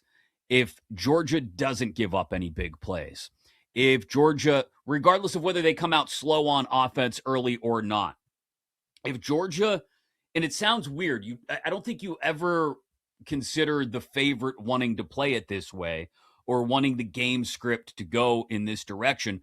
But if Georgia slows it down and muddies it up, I think it's a massive advantage for them. And if they drag this game down into field position and ball control and driving the length of the field, I think that's actually a huge advantage for Georgia. If Ole Miss hits on a few big plays here and there, I'm much more comfortable with that game script and the Rebels pulling off the upset. I'm just curious to see what happens if it does become, it's kind of like when we talked to Johnny Congdon earlier from Alabama about what if Mendoza and Simpson both play clean games and there aren't any turnovers. If this is a clean game between Gunnar Stockton and Trinidad Chambliss, and Ole Miss has got to go the length of the field more often than not to put up points. Again, it's not that I don't think they can do it. I'm just much more hesitant to see them doing it without multiple big plays. And going back to Nick Saban, obviously Kirby Smart was his defensive coordinator for 10 years, and when Kirby's been at Georgia, and it was a huge part of all of Georgia's losses last year, they struggled with running quarterbacks, and Chambliss, you watch him in that game that they beat Oklahoma earlier this year. He made so many back-breaking third down scrambles or just running out of traffic, whatever it may be. His legs are going to be a big factor in this game. Georgia's defense is way better than it was when these two teams played earlier in the year, but this is also the best offense that Georgia has played since these two teams went head-to-head. So It's going to be a good litmus test for both teams. But Ole Miss has got a ton of confidence right now. And again, I think with them having more of a home crowd there in New Orleans is going to be a big factor for them. Chris, I just get the vibe, man. It's going to be one of those games. Either Georgia rolls or Ole Miss pulls the upset. I don't really see Georgia winning like a close game by 3, by 4 points, anything like that. You like Ole Miss? I just bet them outright. Ole Miss, longest team left on the board to win the CFP, longer even than Miami. 25-1 at BetMGM. And look, part of that has to do with the path, right? Even if they upset Georgia, we're probably talking about Ohio State in the next round. And then, okay, you've still got the national championship game. Even if you pulled off what would be a massive upset, I don't know. What would the number be on Ole Miss, Ohio State in the semifinals, PJ, if that were the matchup? I mean, Ole Miss would be coming off an upset of Georgia, obviously, so that shortens it a bit, but I still got to think it's Ohio State if Ohio State over Miami is 9.5, though, I guess it would make sense that it would be right around the same number, 10.5 against Ole Miss. That's what the look-ahead line was Ohio. Yeah. They have hypotheticals out at some shops, and it was the same line. It was 9.5 with Ohio State against Ole Miss. If Ole Miss played Miami, the game would be a pick'em if both of those teams pull off upsets. So, yeah, they kind of see Ole Miss and Miami as equal teams. To your point, Ole Miss upsets Georgia, then maybe you'd see some money come in, but then also how dominant does Ohio State look against Miami? There's a lot of factors that would go in, but right now that look-ahead line is about the same, 9.5. Man, that's telling to me that the books are considering Miami and Ole Miss basically even playing field, which I don't see. Like I would go into that game personally favoring Ole Miss by 3.5. I mean, it doesn't make sense to me that Miami. Now, again, we'd be talking about a massive Miami upset of Ohio State, and who knows how that would play out. But I couldn't see Miami's offense keeping pace with Ole Miss. I couldn't see it at all. Their defense, though, is really, really good. So Unreal. it'd be a fun game. I do think it would be around a pick. I mean, it would be pretty close. So I don't think we're going to end up seeing that matchup. I don't think both teams pull off the upset. But I do think we get an upset, or we get at least one underdog that plays one of these favorites close. Because, again, that money line parlay is just too obvious. So many people are going to take it. And the way betting works, man, it's not that easy. I mean, everybody was betting the favorites on Christmas Day, and yet the Vikings upset the Lions. So I think it's going to be the same type of thing. All three underdogs covered on Christmas. So, when you get to this point, all these teams are good, and I think a bunch of these underdogs could play some of these favorites tough. Let's talk about Miami, Ohio State. How does Brian Hartline stepping away from play calling on offense affect the Buckeyes? We'll ask Andrew Gillis of Cleveland.com next. Every score, every spread, every second inside the betting lines keeps you locked into the action. Only on the BetMGM network. Make it legendary.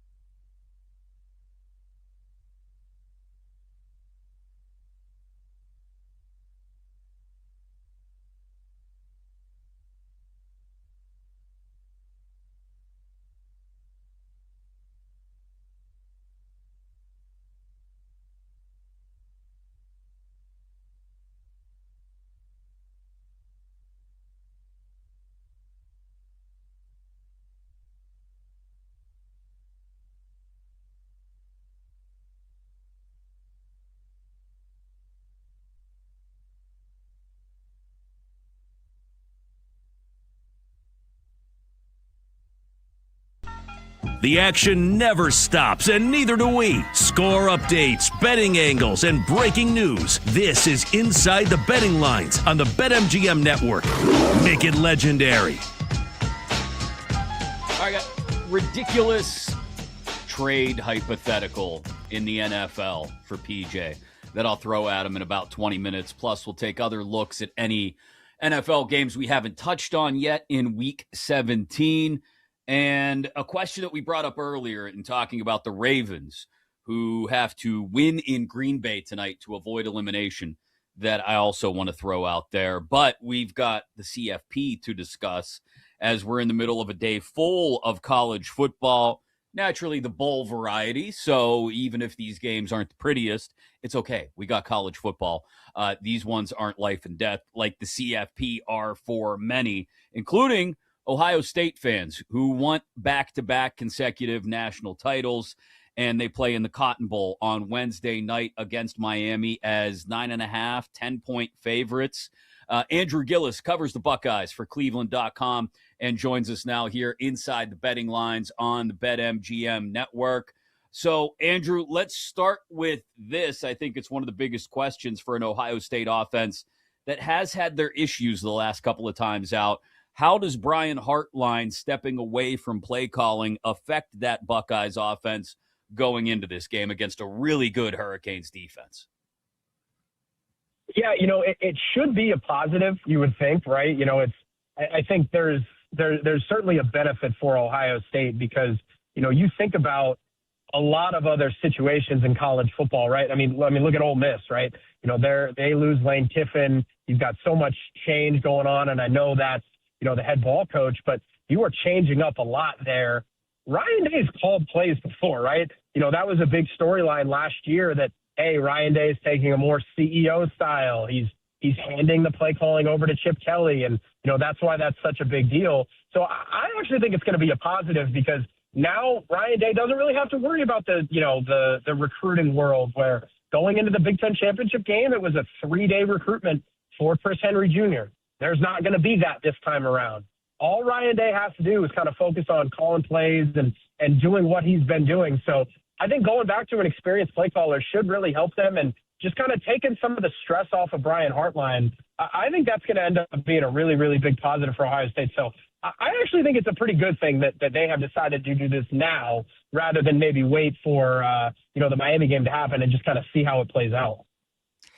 Gillis, last time we saw Ohio State, it was in the Big Ten championship game when they lost to Indiana. What was it that the Hoosiers did that you think exposed Ohio State, whether it be offensively or defensively? What do you think there was some things that they can take away from that game that they can work on to help them make another title run? Well, it's funny. When you talk about Ohio State, it's all relative, right? I'm sure there are fans of, Wake Forest or, fans of other programs that are whoever. If we go to the Mayo Bowl this year, that's a good win. So when you talk about Ohio State and you mention their flaws, it all feels kind of relative, right? They go 12-0, they go to the Big Ten championship game, the number one team in the country. But all year long, there were things that Ohio State had going wrong that you just kind of looked at and went, this could end up biting them in the butt. And it did. And Indiana was really able to capitalize on some things that Ohio State just, if you paid attention throughout the course of the year, they just had not been great at. Lorenzo Styles in the slot had been okay, but he hadn't really been great. And if you had to point an area where you could say, hey, you know what, Indiana can take advantage here, that's exactly what they did. They had a couple deep shots that they at least attempted right in the slot. And I know Omar Cooper, their slot receiver, is very good, got hurt in the early goings. That still didn't really shy them away from what they were doing. Ohio State's offensive line had kind of been teetering a little bit down the course of the stretch, specifically that right side of the offensive line. And Indiana won the line of scrimmage. That has been a big difference that I think you see from the Hoosiers going from 24 to 25, where when they played Ohio State last year, when they played Notre Dame last year, you really saw them kind of get handled in the trenches, and they did not do that against Ohio State. They owned the line of scrimmage. They confused Ohio State's offensive line, which there's now going to be a change at right guard for Ohio State going into the college football playoff. Ohio State's red zone offense just hadn't been good, and Indiana really stiffened up down there. It's just Kurt Cignetti had that team ready to go, and they just continually poked and poked and poked at what Ohio State had not really been great at all year. And there was a couple things that they hadn't been great at all year, and Indiana and Cincinnati took advantage of it. Ohio State's defense has been very good against the run most of this season, Andrew. One of the best in the country, and one of the few faint glimmers, I should say, of hope for Miami's offense coming into this game is probably that Mark Fletcher could maybe do something similar to what he did down in College Station last weekend. Can they totally eliminate him from the Hurricanes' game plan? And if so, I mean, how else does Miami put up points against Ohio State's defense? Yeah, it has to be running the ball, I think. You look at that offensive line. This might be the best offensive line that Ohio State will have played this season. I think you look at, that offensive line for Miami, like Malagoa, right tackle is awesome.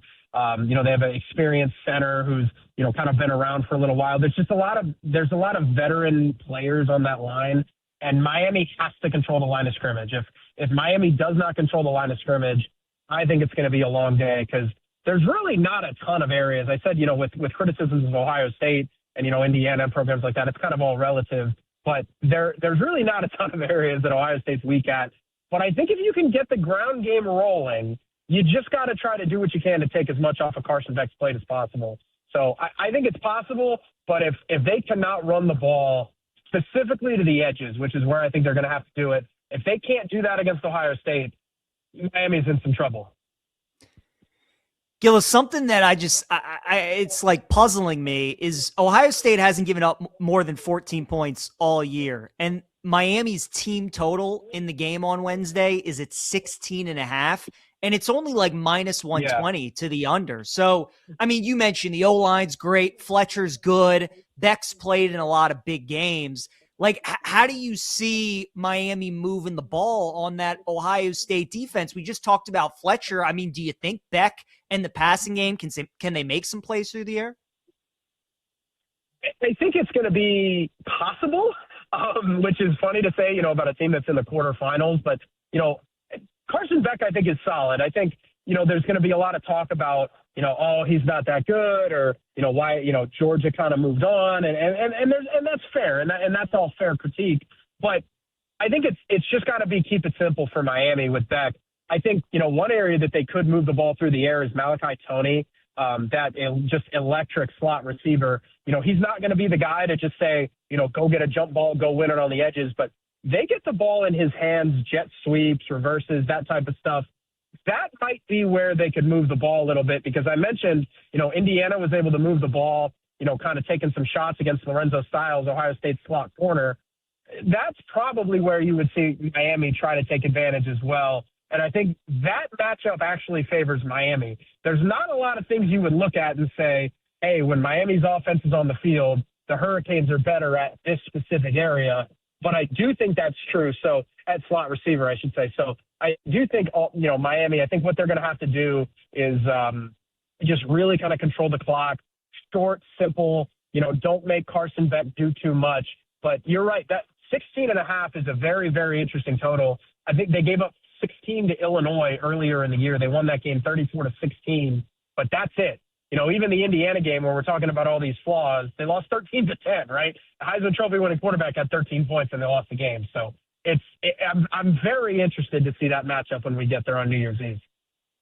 Andrew, what's the worry in Columbus that Miami's front seven can get into the backfield the way the Hoosiers defense did in that Big Ten championship game? Put Julian Sayin on the run, maybe force him into some mistakes, and just and completely shut down the running game as well. If not completely shut down the running game for the Buckeyes, then at the very least neutralize it. I think the worry is pretty high. Now, that isn't to say that Ohio State's necessarily, terrified of this situation, because you look back at week one, they played Texas, and that's Colin Simmons and Ethan Burke. That's one of the best pass rushing tandems in the country, and neither of them had a sack. They didn't allow a sack to that entire defensive line, but I think it was one pressure maybe for both of those guys. Like, that offensive line really, really did their job against Burke and Simmons. So when you talk about Akeem Mesidor and Bain coming off the edge for Miami, there's a worry there for sure. But I think there is also this element of confidence of, hey, we've already done this before, right?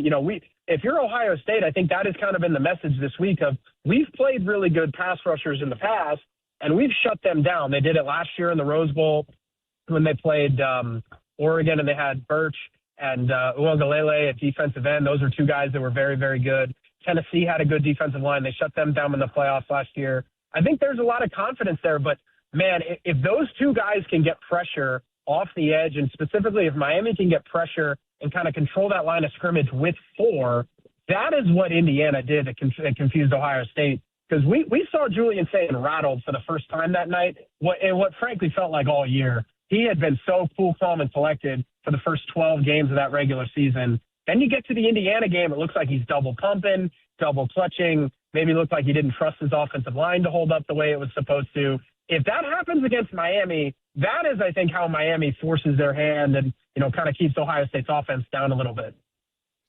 Andrew, we saw last year Ohio State lose their final game before the playoff to Michigan, and everybody was counting them out. They went off and they won the whole thing. This year, they lose their final game before the playoff to Indiana. Just being around the team, like talking to Ryan Day, maybe some players, do you get the sense it's kind of the same mentality, like the loss was almost maybe a good thing for them, get them refocused, things that they have to work on? How do you kind of view the difference maybe between last year going into the playoff and this season, if there's any difference at all? Yeah, that's a great question, because I think they're two separate things with the same, kind of life lesson in the mix, right? Because last year when they lost to Michigan, it felt like anything and everything was possible for Ohio State's program. We were going into that Tennessee game thinking, man, if they lose tonight, this could be Ryan Day's last game as head coach. And I don't think it was unfair to think that. You have goals at Ohio State, and they were just continually not meeting them. So even throughout the playoff last year, it was kind of the same old, same old. So I think the mentality is the same of, we were able to kind of get through this a little bit and show what a loss can do and how you rebound from a loss. But I think it was just so much more negative last year because of who they lost to, because of how it happened, because of everything that went on. Like last year, there was a very famous team meeting that, players kind of held Ryan Day's feet to the fire and were basically like, what in the world were we doing running the ball? What in the world were we doing, doing this and doing that? And why did we do this? And there has not been that meeting this year. I can tell you that for a fact. There has not been a, kind of come to Jesus meeting for this team. So, and I don't think that that's a bad thing either. I think that they just kind of know, hey, look, you lose, you have to move on from it. I've compared it before to, it's almost like, speeding on your way home, right? You're going 20 miles over the speed limit. You make it home, you say, okay, sure, we made it home. That was okay. But if you maybe scrape a barrier and you end up with some paint on your car, you get home and you say, all right, you know what? Maybe we should reevaluate some things because of the result. So I do think this result for Ohio State actually is going to give them some things that they're going to have to look at. And I mentioned they're making a change at right guard. I think, you look at the play caller situation, you wonder, hey, maybe if the offense looked good against Indiana, is Brian Hartline still calling plays? I don't think that's out of the realm of possibility. So I think this loss is going to be a good thing in the same way that it was last year. But they're so different in just how they feel. In 60 seconds or less, Andrew, before we let you run, which team of the other 7 still remaining has the best chance to beat Ohio State? Yeah, that's a great question. You want to say Indiana, right? I think it's Indiana just because you saw it. Indiana, for as much as Ohio State can probably say, we didn't do this, we didn't do that. Indiana could say the same thing. Indiana also missed a field goal. They just didn't miss it late. Indiana also had a star player go out. They had their slot receiver, Omar Cooper, leave the game. Mendoza didn't look great at times. They had moments where probably felt like they could have scored some points. So I think it's Indiana. I think Indiana probably gives them the most scare. Indiana, Kurt Cignetti is, for my money, he's the best coach in college football right now. And you just trust him over a time like 10 days or so to scheme something up. So I think it's Indiana. Would not shock me if it's Oregon second, though. I think Oregon might be able to break some plays on them, kind of break some explosives that really kind of change the face of the game. But, hey, there's one team in this field that's beaten them, and it's Indiana, so I'm going with them. Andrew, thanks so much for the time today, man. We appreciate it. Enjoy the game on New Year's Eve, as well as the rest of the playoff on New Year's Day and everything after that as well. We'll keep looking for your coverage at cleveland.com. Andrew Gillis with us here inside the betting lines. Thanks again, man. Thanks for having me, guys. I appreciate it. Anytime. Thanks, no problem. Great insight there as far as what may be able to slow Ohio State down. I do think there's some really good questions there about Reuben Bain Jr. and that Hurricanes defense. Look, it would have to be another otherworldly effort, much like the one they gave in College Station. But they're capable of doing that again, I think, PJ. And if they do and they get Sayin off schedule and shut down the run game, Ohio State could be in for a long night. It certainly could be. That game, again, Chris, I keep looking at that team total over. Like, how is Miami going to score 17 points? That, to me, is it's going to be the most fascinating thing to watch. We've talked about how hot John Harbaugh's seat may be in Baltimore. What does one key stakeholder inside the Ravens headquarters think, though? We haven't talked about him next. We'll do that next here on the BetMGM Network. Every score, every spread, every second inside the betting lines keeps you locked into the action. Only on the BetMGM Network. Make it legendary.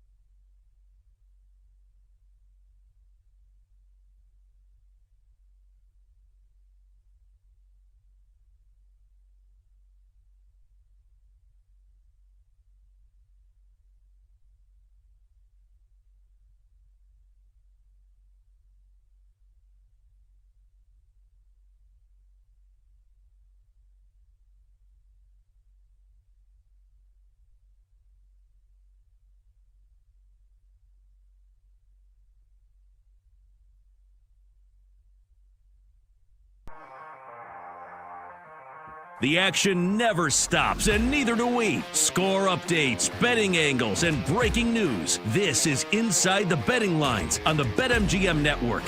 Make it legendary.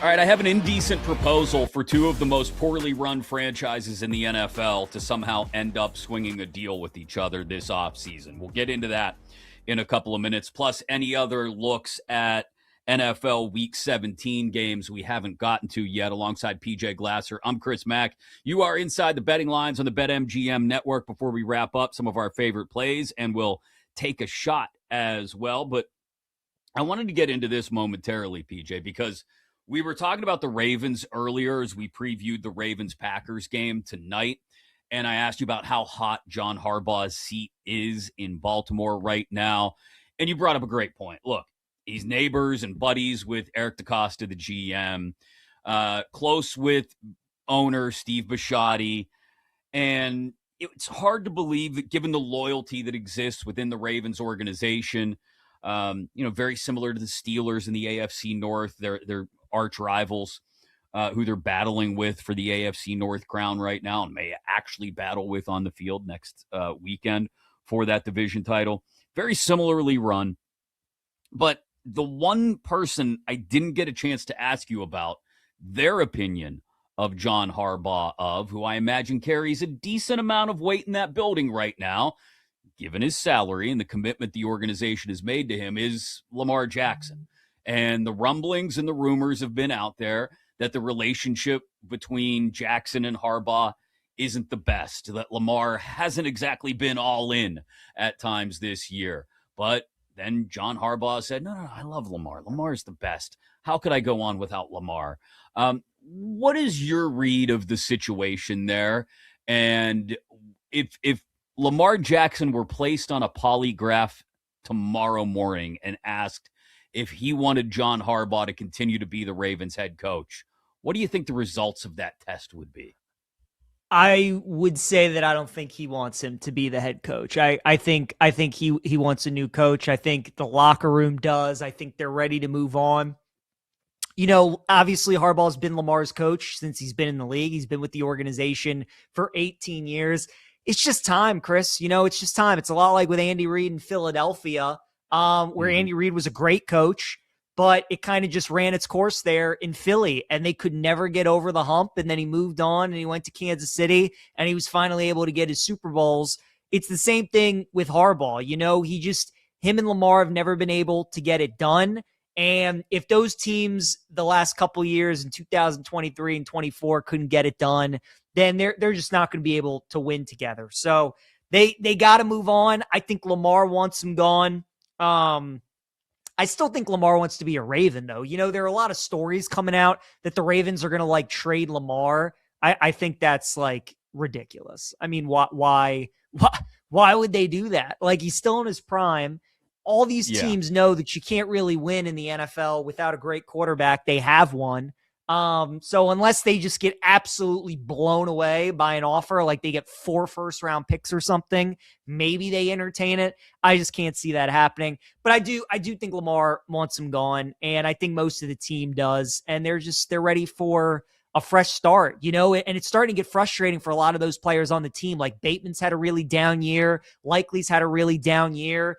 And the front office, they gave Harbaugh an extension at the beginning of the season, which I didn't love. They gave Mark Andrews an extension a couple weeks ago. That didn't really make any sense. So I just think the organization needs to move on. They need a fresh face as a head coach. And I think if you ask Lamar what he would want, truthfully, I think he'd probably tell you the same thing. Do you think moving on from Todd Monken, another offensive coordinator move after just making one a couple years ago, would be the move that would placate the players enough that they would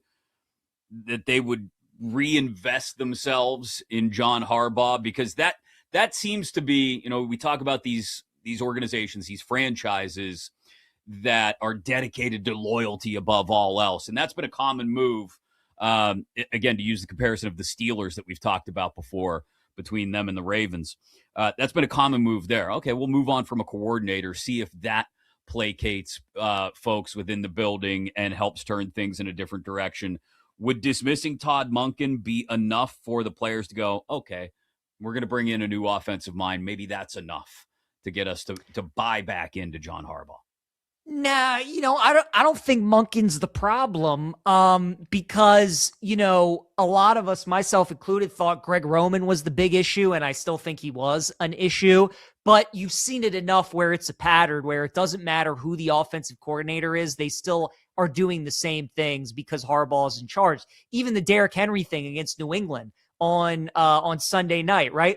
Monken isn't in charge of who's in at running back. He's just in charge of who's calling the plays. It's John's decision to be like, no, we got to get Derrick Henry in the game. Like, you think Mike Vrabel, who was Derrick's longtime head coach on the other sideline, would ever do that? You think Tomlin would ever do that? You think McVay would ever do that? Like, any of these guys, your season's on the line. It's winning time. You put in your best players. So it's all Harbaugh. I mean, he's the head coach. He's been in that organization long enough where he's got all the say. I still think Monken's good. I think they could probably get a better offensive coordinator, but I think they can win with Monken. I think Harbaugh is the biggest issue, and he has been, and they have to move on. And if he comes back, Chris, it's going to be so infuriating because I just already know how the season is going to go next year. And to me, that is the most annoying part. If they lose next year, fine, but lose in different ways. Don't lose because you're abandoning the run. Don't lose because you're blowing double-digit fourth quarter leads. Don't blow the lead because you're not giving Derrick Henry any carries. Like, lose in different ways, or, have a different voice. It's like, I already know that if they play at Buffalo or Kansas City next year, they're going to lose. I already know that when they play the Steelers next year as a favorite, they're going to lose. Like, I know all these things that'll happen if he comes back. I just want something new. I want to be disappointed in a new way. So that's why they need to move on. Sounds very similar to Steeler fans about 3 weeks ago when we were saying, yeah, you know what? We've had enough 9-8, 10-7. Can you please just give us a playoff win? And if not, it's time to move on from Mike Tomlin. Speaking of which, I'll get to the ridiculous trade idea I had, and it becomes more ridiculous by the second as I let it continue to marinate in the back of my brain. But the other 1 o'clock games that we didn't get to talk about, PJ, I don't know if you have any looks or angles on Patriots laying 13.5 at the Jets, the Cardinals getting 7 on the road at Cincinnati. We talked about Giants and Raiders battling for draft positioning. Saints and Titans are doing the same in Nashville, with the Titans getting 2.5 as home dogs. And Steelers-Browns, which right now is a field goal game, but say 8 hours from now could flip completely if the Ravens lose to the Packers and we find out maybe the Steelers don't plan on playing any of their starters in what would otherwise be a meaningless game. Any looks at any of those handful of early games that we didn't touch on earlier? The Bengals-Cardinals game, I think, is super interesting. I'm leaning towards taking Arizona plus the 7. I just don't know if that Cincinnati defense should be a 7-point favorite to anybody. We saw them lose to the Jets earlier this year at home, right? So Cincy's offense, I mean, with Higgins and Chase and Burrow, like, they'll be able to put up points. But, I mean, we've all seen what Brissett's been able to do with Arizona this season. Like, they're no slouch. They can score as well. And these kinds of teams, they've been playing everybody close. Like, all these kinds of games with the Cardinals are one score. So I do kind of like them a little bit tomorrow, plus the 7 against Cincinnati. Saints and Titans, I'm staying away from, Chris. I think I'm probably 1-15 the last 2 years betting on Titans games against the spread. When I bet on them, they never cover. When I don't bet on them, that's when they cover. So I've sworn off the Titans. I'm done betting them. And then Patriots, Jets, I have no thought there on that game. Patriots got a bunch of injuries. Jets are still fighting hard. Divisional game on the road. Would probably lean New York if I had to play, but I'm staying away there. And then Steelers-Browns is super intriguing also, where, again, if the Ravens lose, the Steelers clinch a playoff berth. So how does that affect what Pittsburgh does tomorrow if they know that they're already in the postseason? I would guess, right, Chris, that Rodgers probably only plays a half, Like, he's been prepping all week. Like, you don't want him to be too rusty. So maybe you have him go out there, you play for 30 minutes, then you bring Rudolph in. That's what my guess would be. So I don't know. Maybe look to bet like Aaron Rodgers unders tomorrow or something like that. Like, keep an eye on the Ravens and Packers game. And if Green Bay's up 14-0 and with Tyler Huntley, like the Ravens just aren't going to come back and win that game, then maybe you start betting some Roger unders or things like that. But the Browns-Steelers game, I'm just fascinated to see how that line moves based off of what the Ravens and Packers game is. If the Ravens win, I would expect the Steelers to close at probably a 3.5-point favorite. If they lose, I would expect Pittsburgh to probably close about 2.5. But even if Rodgers plays the whole game or he doesn't, I still kind of like his unders on the road at Cleveland against that defense, but especially like it if the Ravens lose to Green Bay tonight. Yeah, it's going to be curious to see.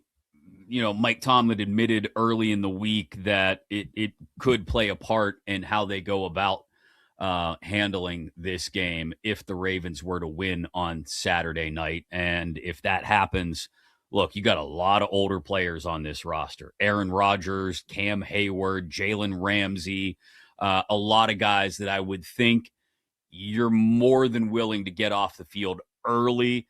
And if it doesn't matter, it doesn't matter because the Steelers essentially, not mathematically, but essentially are locked into the 4 seed if the Ravens lose in Green Bay tonight. But it would be something to see how he manages that. All right, I have a ridiculous idea. And it's probably never going to happen. And it's probably pretty stupid. But we have 2 players, each keystones of organizations that are run very poorly, who may want out this offseason. We talked about Max Crosby earlier in the show, essentially being sent home from the Raiders facility because he wanted to play tomorrow. They're telling him he can't play because he's injured. He wants to play anyway. They want to land the number 1 overall pick. So Max Crosby has been sent home. Max Crosby's just 28 and only owed about $29-30 million a year over the next 4 years. We've had some very cryptic comments over the last few weeks, PJ, from Joe Burrow in Cincinnati. Now, any other franchise would do whatever they had to do to just keep Joe Burrow happy, right? This is the Bengals. The Bengals are very poorly run. And you know what? You can give them all the credit in the world for keeping Chase and Higgins. They've screwed everything up with Trey Hendrickson. If the Bengals were offered Max Crosby and a couple first-round picks, would they trade Joe Burrow to Las Vegas? This isn't even questioning whether Burrow would want to go to Las Vegas, because I don't think he would. But I just think it's one of those things that struck me as, you've got 2 very good, very unhappy players, I think. Again, Burrow wouldn't want to go there, I don't think. There's very little to build around there. But it just got me to thinking, would the Bengals fall for something like that? Don't think they would, just because of how much money they gave Jamar Chase and T. Higgins. Like, you're going to pay both of those guys big money, and then you're going to trade away the quarterback to address a defensive position when you're already not good on defense. Then you're just going to be screwed. I mean, look, we did see the Bengals this year with Flacco. Like, you bring in a competent quarterback with those receivers, and you will be able to put up points. And then you're getting one of the best defensive players in football. You get some draft capital as well. Like, I can see the thought. I don't think it's a terrible trade. I just don't think the Bengals would do that. Like, Burrow made it clear. He went around all these shows. He made it public. He wanted the front office to take care of his guys on offense. He wanted his receivers back. I don't think they would do all that just to, after 1 year, be like, yep, now it's time to trade him away. Although, to be honest with you, Chris, like, I don't think it's a terrible idea. Because, again, with those 2 receivers, they're going to make a lot of quarterbacks look good. So, I don't know. Like, what if they make that trade and then they use some of that draft capital to go and get a guy like Kyler Murray? Or go and get somebody like that. You know what I mean? I don't know if Kyler's the best example, but obviously, like, somebody out there that could be looking for a new home. I think the first step in any talk about whether it's Burrow this offseason or Crosby this offseason is, where is that guy going to want to go? Both of these guys, I think, are at points where They're fed up with the situation that they're in because it feels like they're never breaking through. And Burrow probably, when he went to the Super Bowl a few years ago, was thinking, man, this is going to be great. Can't wait to do this a few more times and maybe win one. And now it feels like they've stalled out all over again. Max Crosby has never even come close to tasting that in Vegas. I'll be more curious to see what sort of competitive teams actually line up and what they're willing to offer in exchange for these guys, because I got to think there are opportunities that could be attractive to each of them, where those teams that are closer to contending are willing to give something up. But rapidly, we're approaching that point where we're already talking about where teams are going in the offseason as they've been eliminated. Where do we like to take our bets today on the final Saturday of 2025? We'll give you some of our favorite plays, and we'll take a shot to wrap things up next here inside the betting lines on the BetMGM Network. Every score, every spread, every second inside the betting lines keeps you locked into the action. Only on the BetMGM Network. Make it legendary.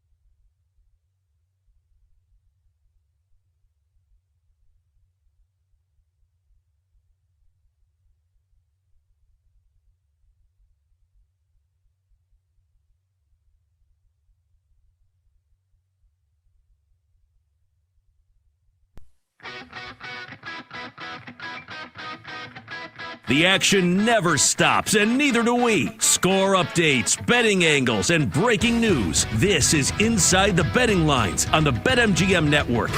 Make it legendary. Pop-Tarts Bowl just underway between BYU and Georgia Tech. Penn State has finished off Clemson in the Pinstripe Bowl 22-10. So we've got two finals out of our slate of 8 bowl games today across college football. Army up 14-10 at the half on UConn as well. One name to keep an eye out for. I'm just going to throw it out to you, PJ, from that Penn State game. Quentin Martin Jr. ended up leading them in rushing, 101 yards on 20 carries. Young kid who's from about 15 minutes down the road here. I don't know if I'm pointing the right way or not. Whatever. From Bell Vernon area here in Western PA. He is one to keep an eye on at Penn State as they continue. They've had a stable of running backs now over the years, one always replacing the next, and he's next in line.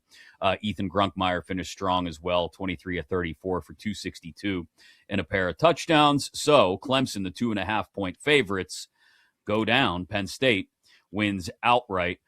And there's plenty more action. As we mentioned, the Pop-Tarts Bowl between Georgia Tech and BYU is now underway. Miami, Fresno State in the Snoop Dogg Arizona Bowl kicks off at about 45 minutes. North Texas, San Diego State in the New Mexico Bowl is just about 2 hours away from kick. Virginia, Missouri in the Gator Bowl tonight. LSU, Houston in the Texas Bowl as well. So, man, it's... For as much as I have complained about bowl season this year, PJ, because so many of the games have been underwhelming, today so far, and look, they weren't the prettiest games, the first two that have gone final so far, ECU beating Pitt and Penn State beating Clemson. It's just nice to have, what are we going to end up with, about 14 hours of straight college football action? It feels good to have this again. To have just a nice long Saturday of college football. Last one. It's going to be great. I know the last real great day we get of college football will be on New Year's Day, and we get all 3 of those playoff games. And it's going to be nice, Chris. Like, I don't think many people expect Miami to pull off the upset over Ohio State, but maybe they keep that game close and within fighting distance. But, I mean, you can make a case, right? I think Bama could be a popular upset against Indiana in the Rose Bowl. I think Ole Miss got a shot to beat Georgia. Texas Tech and Oregon's practically a pick-em. So the fact that we get 3 playoff games back to back to back, it's a lot like what they've done with the new NFL wildcard slate, where we get those 3 playoff games on that Sunday, which is just terrific. So, yeah, we only get so many of these days left over the next couple weeks. It's nice. College basketball is coming back. You got conference slates starting next Saturday, so that'll be at least good to tie it down. But yeah, certainly anybody who's a big football fan, this is one of the last best wire-to-wire days. We only got 2 NFL Sundays left too, so it goes by way too fast every single year. Yeah, you get to the holidays and it's like poof, it's gone. Yep. Just up and vanished. So it does happen quickly. You're absolutely right, but still some big days left on the college football and NFL calendar, definitely. Also, I would be remiss if I didn't point out that this is our last appearance on the BetMGM network, PJ. The network transitions to the Westwood One Sports Network starting on Monday. And some people will continue with the Westwood One Sports Network. I'll be, for example, it'll be really odd, but I'll be filling in for Nick Costos on Wednesday morning on You Better You Bet from 9 a.m. to noon that day, which is going to be weird because You Better You Bet is, I think we're all used to being an afternoon show, and it'll be in the morning. And then also just weird that it won't be the BetMGM network. It will be the Westwood One Sports Network. And I know it's created a lot of uncomfortable transition for a lot of people that we consider friends, not just coworkers, but friends. But I just wanted to say every opportunity I've had to work with you, my friend, has always been fun. You've always made it easy. And I look forward to seeing what you're doing in the future, dude, because I think you got great things ahead of you. I appreciate it, Chris. Likewise, especially for a Steelers fan. I mean, I like you, which is saying a lot. So It's hard. It's hard no, for Steelers and Ravens fans to it come together is. like this, PJ. It is, but we make it easy. No, I've always enjoyed it. Paul's Aspen's obviously been out the last 3 weeks, so been a no-brainer for who I've wanted to fill in and do the shows. So I'm glad you've been around and we've been able to do them. But yeah, man, this network was awesome. Met a lot of great people that hopefully I'll have relationships with the long time. But this business, as I think a lot of people are finding out, maybe that tune in, it's a nasty one sometimes, right? And there could be stuff that comes out of left field and stuff that's changing, but excited for what's next, and just excited to watch all these games this weekend. It'd be nice if the Ravens were playing a little better, or if Bama upsets Indiana. That'd be a fun. But no, it was a great time. And thanks to all the people behind the scenes. Max has stepped in here in the last 3 or 4 months or so. Kenny's been in Chicago for a long time. We're on air. And it's awesome that we get to talk sports, but we can't do it without, any of these guys that are putting us on air and everything. So definitely want to give them their flowers and shout them out as well. Yeah, 110% agree on that note. Couldn't do it without any of the folks behind the scenes. They keep us in line in many ways, keep us from going too far off the rails, and just make us look a whole lot better than we probably should and sound better than we should. So we appreciate that. It is time then, for the final time, inside the betting lines, to serve them up, bartender. Let's take a shot.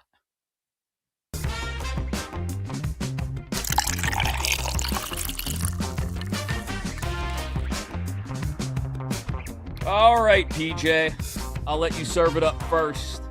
What are you taking a shot on today?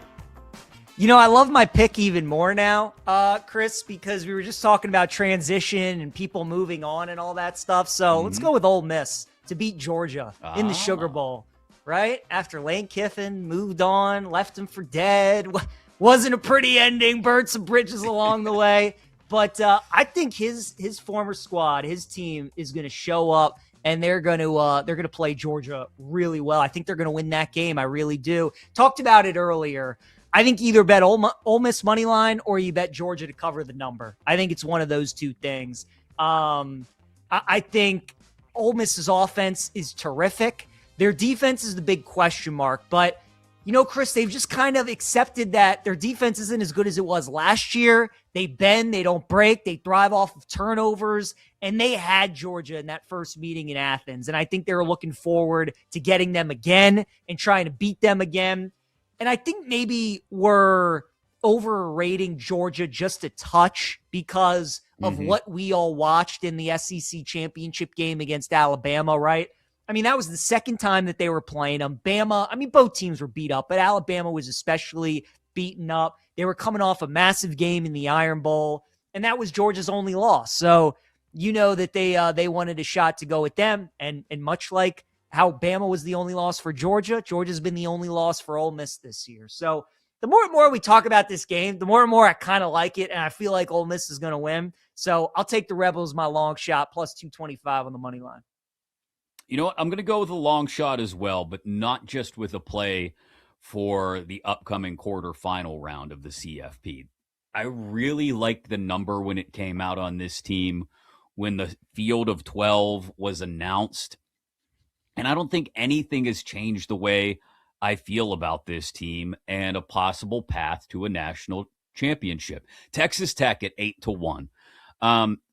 Look, they've got, aside from Reuben Bain Jr. in Miami, they've got, in my opinion, the best defensive player in the country in Jacob Rodriguez, a guy who completely blows up games for opposing offenses. And I think he can do that to Oregon. I think he can do that to Dante Moore. I think Texas Tech can put the Ducks in a world of hurt after a key turnover for 2 or a couple of sacks. You get them behind the sticks. I think Texas Tech wins outright over Oregon in the Orange Bowl on New Year's Day. And then I think they go from there and they shock the world and beat Indiana as well. I think Fernando Mendoza is going to be an overdrafted top 5 pick. And this isn't meant as a shot at Fernando Mendoza, but look, Fernando Mendoza, and I want to say Johnny Congdon alluded to this earlier in the show when we had him on from Birmingham to talk about Alabama, Indiana. Fernando Mendoza is just the best quarterback this year. I don't know if he's truly an elite quarterback. He's played like one at times, but I think going up against what may be one of the 2 or 3 best defenses in the country, and what at that point will be the best one left in Texas Tech in a semifinal game, I think they force him into enough mistakes.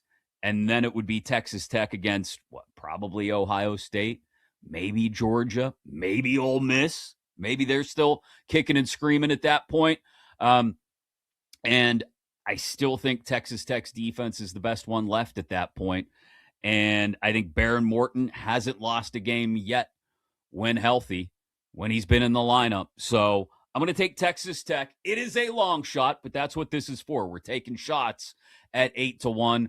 I'll take the Red Raiders to shock the world and win the national championship and not lose a single game this year without their starting with their starting quarterback, I guess I should say. So those are our shots this week. We got to thank each and every single one of you for joining us here on the BetMGM network.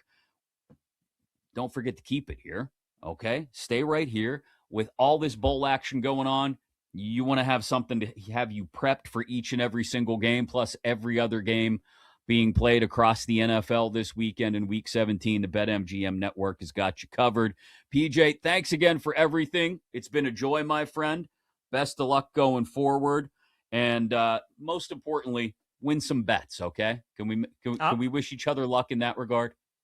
Absolutely. I mean, I'm going to have to at this point, right? We're going to need to win some bets, which would be nice. So hopefully we have a good rest of our Saturday into tomorrow. But yeah, Chris, appreciate it, man. Happy New Year to you and your family and everybody else listening. And yeah, it was a great time. Appreciate it.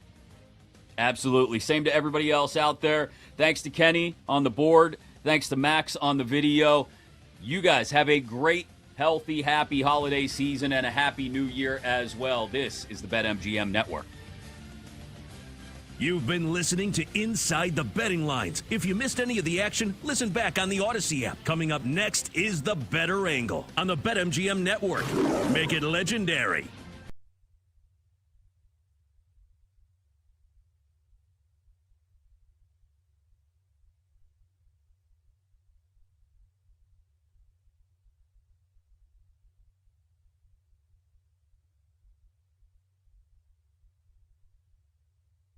Night with the electric Brad Evans and Ryan Horvat on BetMGM tonight. Oh, that's a sexy phrase. Quote Dr. Dre, creep with me and walk with me on this one.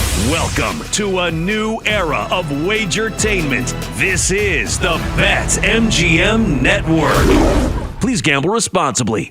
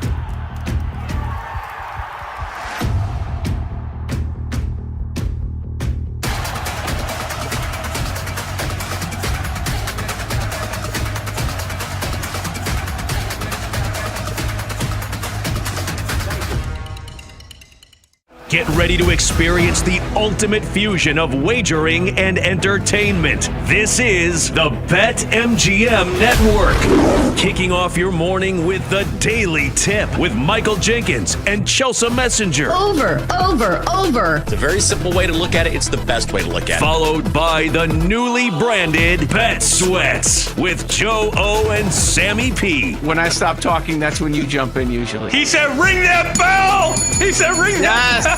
Then it's You Better You Bet, hosted by Nick Costos and Femi Abebefe. Great teams and great players get a whistle. It's happened forever. It will continue to happen. Capped off every night with the electric Brad Evans and Ryan Horvat on BetMGM tonight. Oh, that's a sexy phrase. Quote Dr. Dre, creep with me and walk with me on this one.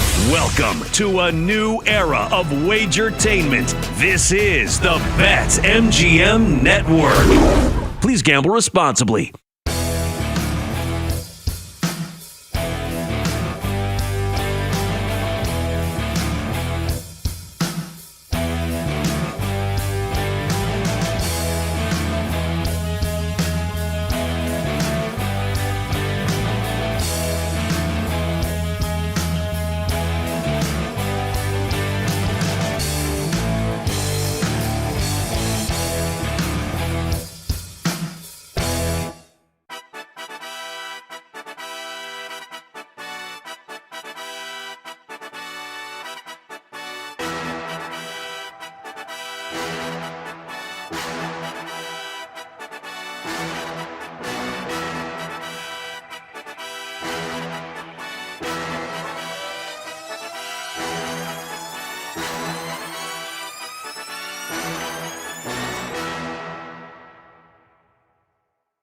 Get ready to experience the ultimate fusion of wagering and entertainment. This is the BetMGM Network. Kicking off your morning with the Daily Tip with Michael Jenkins and Chelsea Messenger. Over.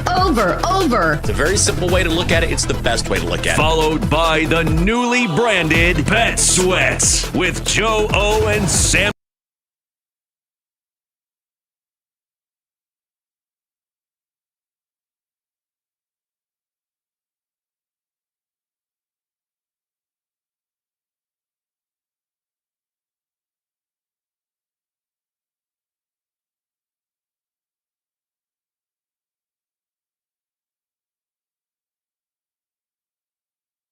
Afternoon, welcome into the Better Angle here on the BetMGM Network. It's a big show today. Kate Constable and Jake Hassan here with you.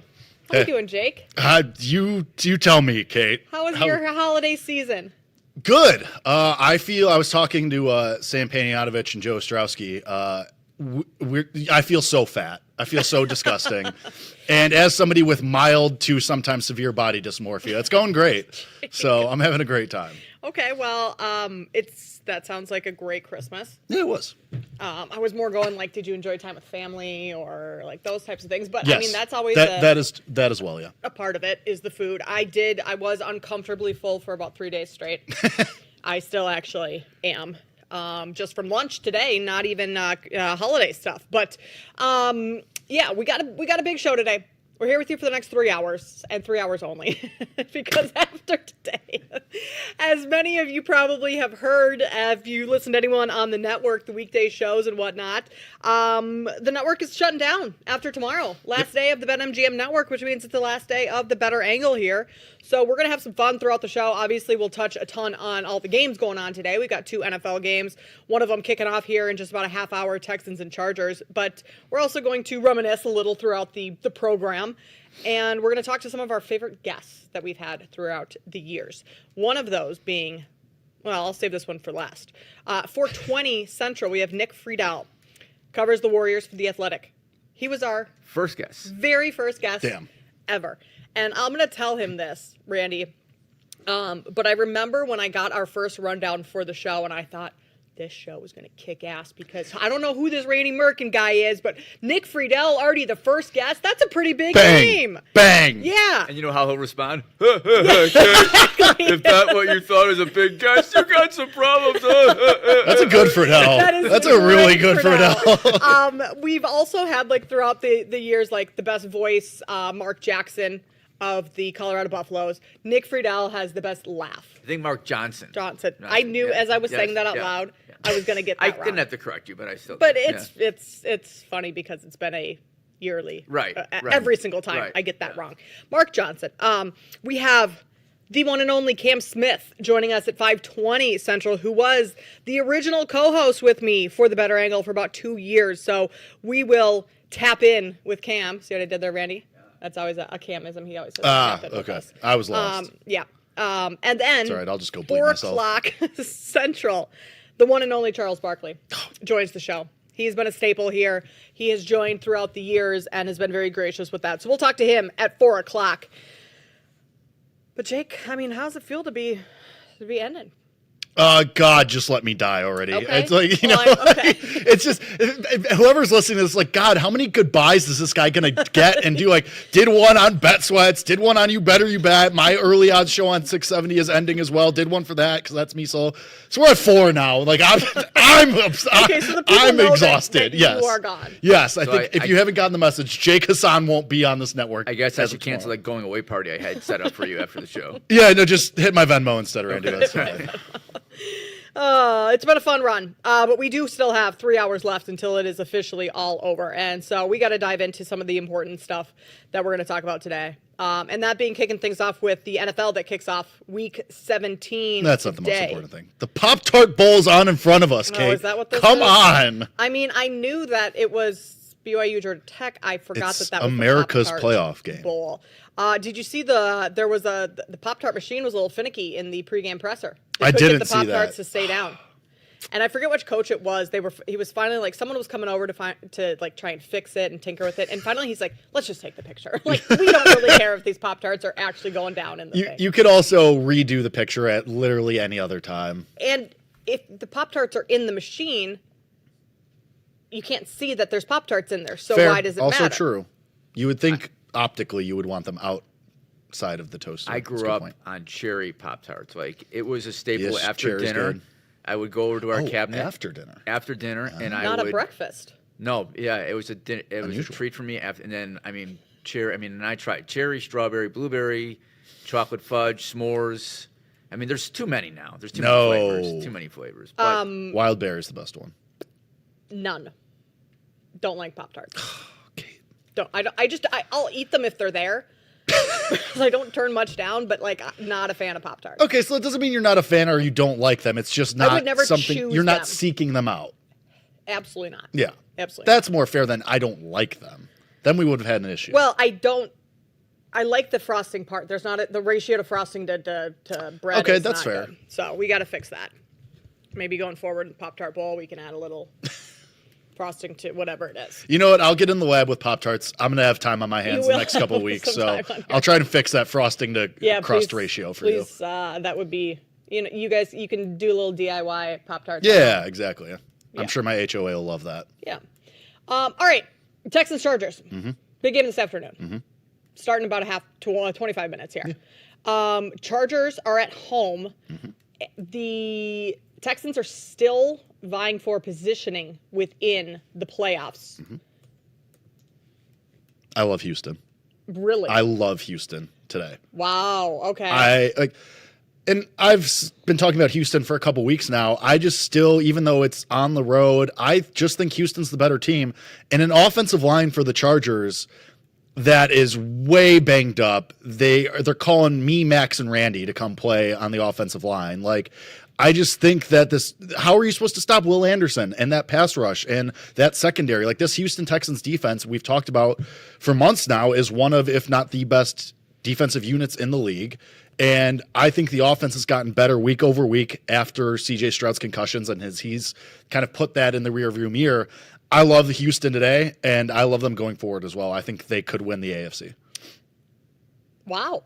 Yep. Win the AFC? Yep. How much better has the offense gotten? I mean, they're still way closer to average. Like, I'm not going to sit here and say, all right, yeah, CJ Stroud can win a firefight with Justin Herbert. I'm not saying that at all. I just don't think that this Houston defense is even going to allow it to be in the hands of Justin Herbert that much. So I think if it's going to be, all right, Justin Herbert's getting the crap beat out of him all day, and Stroud just has to put up 20 points. Yeah. I think that's way doable, and I think Houston wins outright today. Wow. Okay. Well, I'm going to go on the other side. I like the Chargers today. All right, I like screw you too, man. Win outright. You look at who the Texans have played over their last 5 games, and sure, the win over Buffalo. Kate. Preach. Yeah, is good. You beat the Colts by 4. Yes, you beat the Kansas City Chiefs. This is not the same Kansas City Chiefs. Sure. Not at all. But that was an impressive one. That was in Kansas City. That's so true. Give them that and one. I guess the Chiefs were still alive at that point, so they were Right. trying. It wasn't and the Colts was at that point still Daniel Jones, so that was Okay. it's give A them better two- version Yeah. of the Colts. Okay, so I'll give you a couple extra points there. Smoking the Arizona Cardinals does nothing for me, and then Nothing. you barely beat the Raiders last week. Yeah. And That's why I like 'em today. and what Bounce did the back. Raiders do to that Texans defense? Ashton Genty gutted them, right? Oh yeah. So oh yeah. Amari Hampton, is that how you say his first Amari name? Amari back, Hampton, yeah. is back, Mhm. right? I don't know if Vidal was playing or not, but Hampton is back for sure. Justin Herbert is also a very good runner. So, I mean, I think the Chargers have a real good chance. I get it with the offensive line has been brutal, but it's been brutal for a while, and I Yes. think they're figuring out a way to keep him upright. Now I know the Eagles had like 7 or 8 sacks against him on that Yeah. Monday night game, but they still won the game. And their defense, don't forget the Chargers defense is pretty good too. Chargers So, defense is really good Yeah. right now. They are 4th in overall defense right now. They are 6th in passing defense. Their run defense is a little bit further down, 9th, still top 10. So I think this is a good spot for the Chargers, especially being at home. Plus, Jake, we get a little revenge factor. Who doesn't like to factor in the revenge factor? Going back to the playoffs last year when Herbert threw 5 True. interceptions and lost to the Texans on the road. So That is true. I'm going Chargers today. Kenny, jump in here. You like the Chargers. Do you think their defense is nice? Herbert over Stroud. Kenny's going nuts in the chat. No, yeah.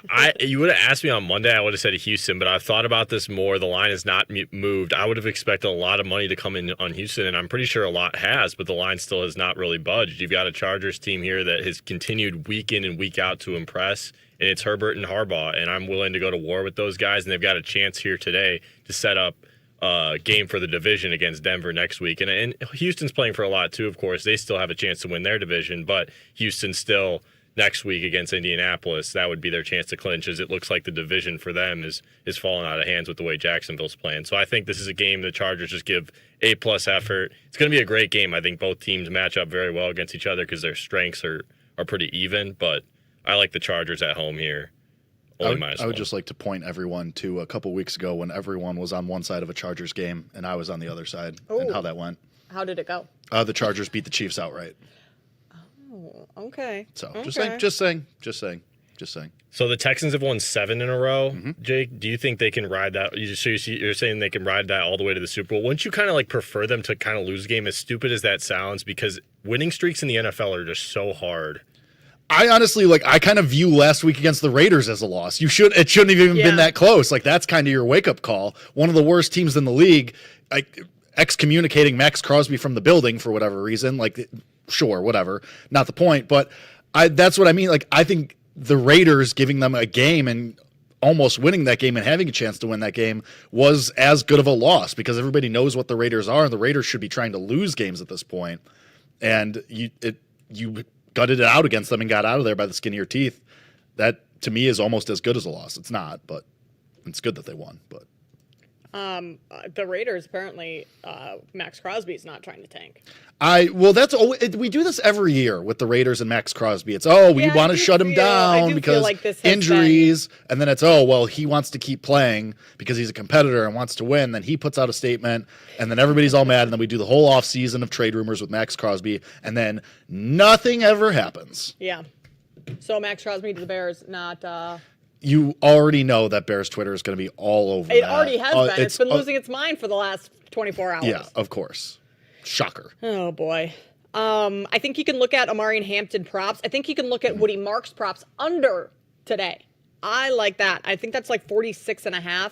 He's back after missing, I think 2 weeks ago, came back last week and was decent. But the Texans now have running back kind of by committee. And I mean, you're still probably going to get more Woody Marks, but like Jahar Jordan, if that's how I say his name, he had 15 carries last week. He'll probably get some run this week. Nick Chubb might get some run this week. So all of a sudden you have three running backs that could be utilized for the Texans going up against a very good Chargers run defense. That's one of my props that I have this week is the under for Woody Marks, 51.5 actually. So I'm going under on that this afternoon.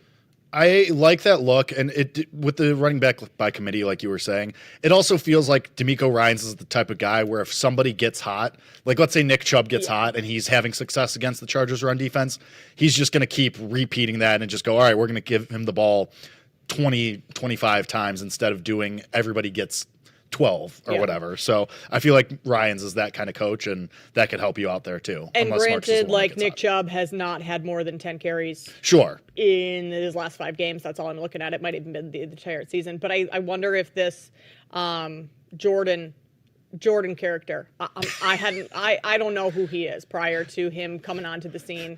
But like, is he he's a second-year player. Nope. Yeah, he is a second-year player. But he's only played in 2 games this season, so you can't blame me a whole lot, but he's had 15 carries in each game. So, like, he might get the majority of the touches, especially Woody Marks didn't play last week. He's coming back from an injury after last week. So, that's the only prop I have in this game, but this is going to be a fun game because both these teams still trying to establish their position within the playoffs. And if the Chargers win, which, like, do we believe at all in the NFL script? Like, do we know the script of this game? Because it would be awesome for the NFL to have the Chargers and Broncos go in Week 18 for the division. True. It's a good point. And that's what I'm wondering with the Panthers and Bucks Week 18 for the division in that one. So, like, not taking that into a full handicap by any means, but, like, is it in the back of my mind? Yeah, it kind of is. Speaking of which, how much time do we have put aside today for how we're going to figure out for Kenny to split the baby between the Panthers and the Seahawks? How much time do we have for that? That's got to be at least an hour, Kenny, right? Have you factored in a whole segment for Panthers Seahawks today? Iron Eagle on the call. It brings tears to my eyes. My Super Bowl. Kenny's had this game circled for months. I didn't even think about that at all. Wow. I mean, maybe we just go there next. Do we dare? Do we save that for later? Is this a big tease for later in the show, Randy? You're the producer. What do we do? I mean, viewer's choice. Whatever you guys want to do. Kenny, have at it, buddy. It's all yours. We'll just continue with some NFL on the other side. It'll be a big reveal. You'll find out Move if we that do Panthers bus. and Move that bus. Seahawks, Kenny's Super Bowl. We also have Bears and 49ers that we got to talk about. That's a huge game on Monday Night Football in San Francisco. So we will touch on those. Is that Monday night? Tomorrow night. Sunday night. Thank you. We'll touch on those, and then final segment of this hour, 3:40, we'll do a little college football playoff. And then Charles Barkley joins us at 4 o'clock. You're listening to The Better Angle, Jake Hassan and Kay Constable.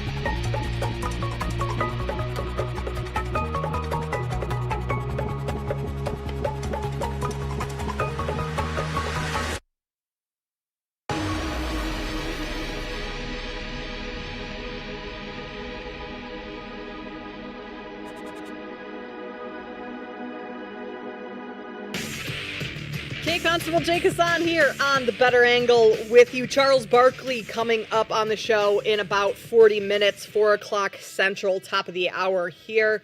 But we got to continue our NFL playoff conversation and, of course, Week 17 as well. Big game, Week 17 in Carolina. Yes, I would also like to just add one more bet to the... Thank you, Siri. I can't believe that's never happened, actually. That is never, and I don't even know how to really use Siri, so. No idea. Okay, but good. hey, we just learned something new.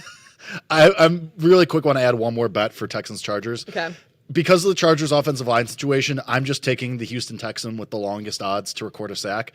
Derek Barnett is 3-1. He got one last week against the Raiders. So on a hot streak, trends. But I just want to take the longest Texan to record a sack. Barnett's 3-1 against that Chargers offensive line. That is a bet for me, as well as the Texans money line. All right. I mean,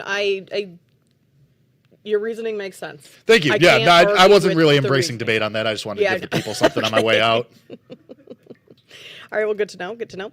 All right, Kenny, let's do it. This is Kenny's Super Bowl. Kenny's two children this year are the Seahawks and the Panthers. He's been in love with them all year. Mm-hmm. He called it at the beginning of the season that they were both going to be good. They are both. And he was right. Very good. So Kenny was right. So Kenny, how in the world do you bet this game this weekend? Seattle, 7-point favorite on the road in Carolina. What are you thinking? If he says he's betting a tie, I'm going to fall out of my chair. He's going to hedge halfway through. Yeah, you definitely can. I'm sure it's out there. I'll look while you do your spiel. I got you. As someone who has stock in both these teams, and yes, it will be fun to watch, but it's gonna hurt to see one of them lose. I mean, I'd prefer it to be the Seahawks because the Bucs are probably not going to lose to Miami, so therefore the game's not really going to matter for the Panthers. I have a feeling though the Panthers are just going to pull off another one of these upsets. I mean, this is what they've done all year long, and if you're giving me plus 280 on the money line. Seattle, I mean, offensively for most of that Rams game, they did not look good. So it's not like they're probably going to come out and light it on fire tomorrow. So it'll probably be a close game anyway. And Carolina's just been clutch. That's why they've been able to win a lot of these games. They've dropped some tough ones, but they've been able to pull off these big upsets because in crunch time, Bryce Young has really pulled through, and he was really good against Tampa last week. And another, maybe a narrative to think about for this game, Dave Canales was with Seattle from 2010 to 2022. That's a really long time to be within an organization. You have to think that he circled this game on the calendar for Carolina, regardless of, like, who knows? Like, the Bucs could lose to Miami, so Carolina's going to show up tomorrow and they're going to play. That's why I think plus 280 on the money line is a really good bet. And like I said, Dave Canales being with Seattle for that long, I think that narrative itself, Carolina's going to give a really good effort tomorrow. And like I said, I just have a feeling they're going to pull out the upset, but I'll be rooting for Seattle. Carolina. These are the spots that you bet them. I feel like we're interviewing Kenny. Our insider for the Seahawks yes, and the Panthers. He is kind of our insider.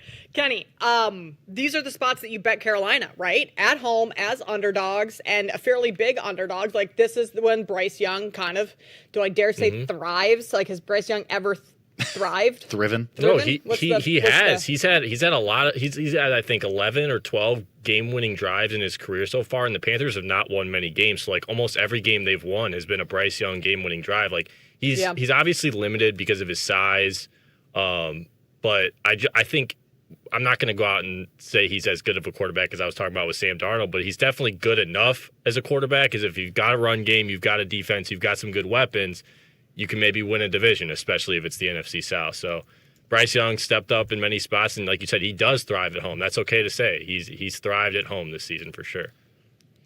Ted McMillan, Offensive Rookie of the Year. You think he has a shot if he has two more big games? I think he has the second shortest odds right now. I think it's his award to lose at this point, which is crazy because Emeka Egbuka looked like through the first 6 weeks that he was probably going to break records, have a better rookie year than Jamar Chase and some of these other guys. But he's totally fallen off, and other guys have. But Tet's been the most consistent guy, and he's a true number one receiver already for Carolina. He's everything they could have wanted. So, yeah, he's minus 310 at some books to win Offensive Rookie of the Year. The next closest, Tyler Shuck, who has started about 5 games. Tyler Shuck, yeah. So we're talking to Kenny Anderson. Kenny Henderson, sorry. I do feel like this is, Kenny Henderson here on the Better Angle with Kate Constable and Jake Hassan. Kenny, Rams coming off of a overtime loss. I mean, Seattle coming off an overtime loss against the Rams. Like, they have extra rest on here. Sam Darnold, like, is this some sort of prove it bounce back game for Sam Darnold after those turnovers? I know he went on to win the game, but like, what's going on in the mind of Darnold right now? It's also his former team. Yeah, both teams That's true. Both teams are coming off huge divisional emotional wins, and so this is a very hard game to handicap from that perspective because you don't know how a team's going to bounce back from that. So I to answer your question about Darnold, yes, and so for me, this is the main reason I'm rooting for Seattle is because I want them to get the 1 seed. I have that at a massive number, and if that's the case, I also have some Super Bowl futures. And Darnold has to play well in order for me to feel confident about that. We talked about that. So this game, you admit he doesn't always play well. So you admit, no doubt. I am totally with you guys that he could be the downfall, but the whole point is I'm willing to bet that that's not going to be the case. I actually am confident that he might just show up as opposed to what we've seen in the past, just because I do believe in the Seahawks team, like I've said in the past. And I do, to a certain extent, believe in Sam Darnold because I think he's a pretty good quarterback. So, Kenny, I was in Minnesota for Christmas over the past couple days, and the person that picked us up from the airport, the Uber driver, said Minnesotans are going to be absolutely sick if Sam Darnold goes to the Super Bowl. How do you not? Max Brosmer isn't doing it for anybody? I mean, Brosmer got the big win the other night with 46 passing yards. Yeah, he did. But Darnold is 2 wins away from joining Tom Brady and Peyton Manning as the only quarterbacks to have back-to-back 14 or more win seasons. So just crazy. Minnesota fans could be sick about that one. They by the way, with the way the Chiefs quarterback played, I don't remember his name, and then Max Chris Olodokun. Like, you don't think Tom Brady's thinking I can come back? Like, especially with Phillip Rivers coming Phillip back. Rivers was throwing darts on Monday night. Yeah, how do you watch Phillip Rivers if you're Tom Brady and think I could come back from that? But also, does he want to? Also, Tom Brady posting weird golf course Instagram stories with his sons over Christmas. I mean, Tom Brady doing weird stuff with his sons on social media is not news. No. But still, just I don't know, man. Like, well, Giselle just got married. He's in his he's crashing out. Yeah, that's true. He's crashing out. Like, that's what's going on right now. It's the holidays. His ex just got remarried. That's tough. He's doing weird things. It's never what you want to see. It is not. I do kind of agree with the Panthers side. I sprinkled a little Panthers money line. I kind of I can't believe we're saying this. I kind of think the Panthers are getting disrespected with this line. I cannot believe I'm saying that. But at home and being more than a touchdown, almost 3-1 on the money line, the way that this team has played in these hashtag spots, I do think it's a little disrespectful. They're saying it's like almost 10 on a neutral between these teams, and it's just not. Like, I disagree with that completely. The line has also come down. It's only come down half a point, but I saw it open 7.5 at various places. We're at 7 right now. So money coming in a little bit on Carolina. We'll see if that moves anymore before kickoff tomorrow. 1 p.m. kick, so we still have some time. Oftentimes you get a lot of money Sunday morning. Let's go to the other game that I had mentioned, the Bears and 49ers tomorrow night. That is the Sunday night, not the Monday night. Rams-Falcons Monday night, but Bears-49ers on Sunday night. San Francisco, a 3-point favorite. Chicago has a lot of injuries, and I guess not injury-ish, but more illness-ish. So they're on the injury report. Darnell Wright. We will see if he plays. He's not going to travel with the team. Right. So, I mean, he's got to get out there on his own, but he's going to stay back and hopefully get healthy. Nashawn Wright also dealing with an illness. On the other side, you have George Kittle, questionable. I think that would be a big blow if they don't have Kittle in that game. Yeah, definitely. I mean, he's also, I need him to play because I'm in the finals of my fantasy. And me too. I don't have him, but I have him, and I can't really pick up anyone else at this point. Yeah, you'd be like scrounging for backups and just hoping somebody gets a touchdown. Yeah. So I really need George to come through for me, my Iowa guy. None of the Rams tight ends are available because it's tough because you will have to wait till Sunday night to see if he's going to play. But then, like, the Rams have, like, 3 really good tight ends. Well, I think they're probably all rostered right now. Maybe like the third string. Maybe isn't. If Terrence Ferguson's available, I mean, he could dud. But. Well, let's help Kate out on her fantasy team right now. What else do we have to do? This is a big segment for Kenny. I don't know how to search Ferguson. Awesome. And we all I don't know. Well, I'll figure. This is not good radio. I'll figure this out in the next break. I kind of lean towards San Francisco in this one. I do. Bears cross country. Coming off of their Packers win, Bears have been hearing how great they are. And I know for the past couple weeks, past this whole season, we've said, well, okay, that doesn't necessarily matter because this is Ben Johnson. It's different. The Bears will approach this differently. But, 49ers are a good team. They are. They should be bad because they're horrifically injured, and they have been all year long. But that's why Kyle Shanahan is maybe going to win Coach of the Year now.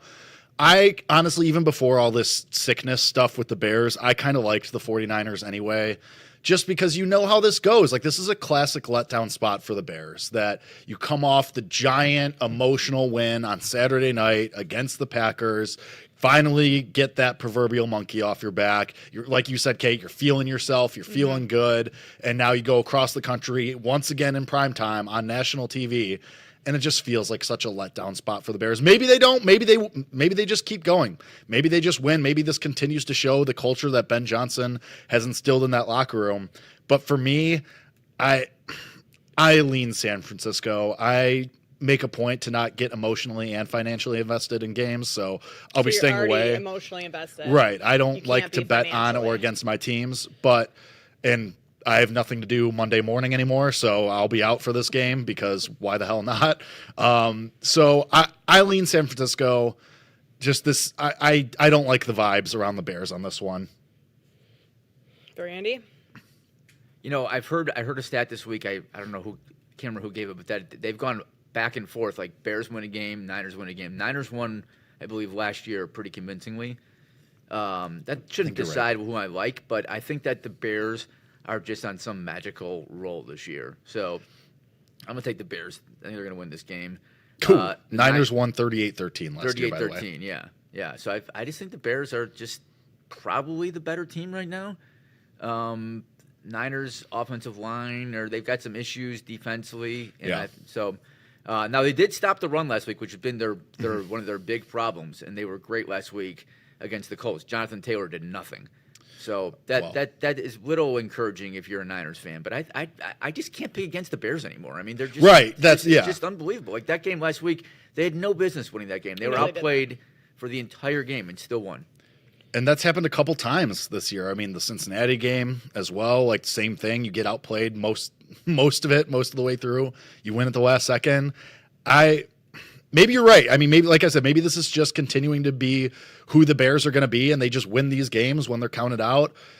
I do kind of think that getting 3 points is maybe a little disrespectful. Maybe this should be closer to a pick. But this just feels, this is the 28 years of jaded Bears fandom coming through, where they just lose these games and rip your heart right out of your chest. I'm trying to find, someone tweeted out all the scenarios for the Bears to win if they win the next two, they get for the ones. I think it was Bill Zimmerman. They need the Panthers. They need the Panthers to beat the Seahawks. Yeah. And then they would win their last two and get the 1 seed. Yep. I do think, regardless of what happens tomorrow with the 49ers, like, I don't think just because the Lions in Week 18 are eliminated that's a cakewalk. Like, the Lions' MO now is just going to be to ruin the Bears, and more specifically, Dan Campbell's not laying ruin down Ben for Johnson. Yeah. Like, if there's any NFC North team that you don't want to play in Week 18, a team that's already out, it's the Lions, because they have beef. I mean, whether it's actual beef or just wanting to get revenge on their. They want to prove a point. Yeah, exactly. But I just think the Lions stink. Like, I don't think it matters if Dan Campbell wants to do anything. Like, the Lions are just a bad football team. They right now. looked like they stunk the other night, and I had the Lions 5.5 in that game. Same. That was never close to coming home. Nope. Ever. Like, I even, like, in the second half, I thought, okay, well, maybe at halftime they turn it around, come out in the second half, and it was just as bad. So, I mean, the Bears should win that game. And the Texans off the top here. Who Love is that.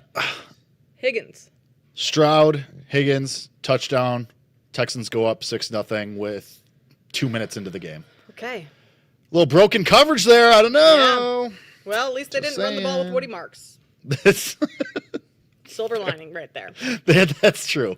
Well, this is not to go like Jakey game analysis, but that was it's a great throw. Awesome throw by Stroud. Yeah. Hell yeah.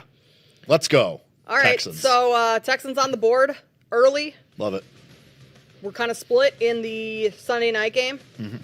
Continue to break that one down. We'll chat about it throughout the back. show. Plenty more Week 17. Touch base even. Action coming your way. Preview of Alabama, Indiana. College football playoff. That's next here in the Better Angle.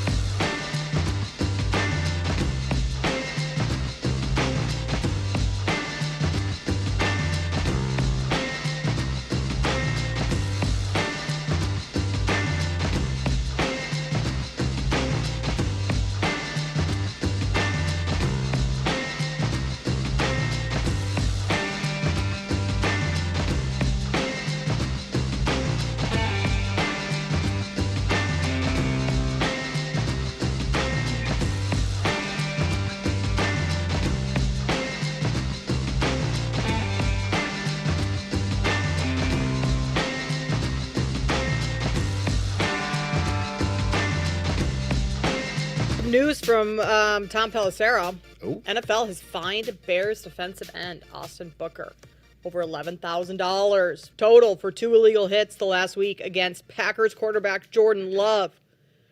Hit that knocked Love out of the game. Yeah. Oh, you mean the one that scrambled his brain like eggs?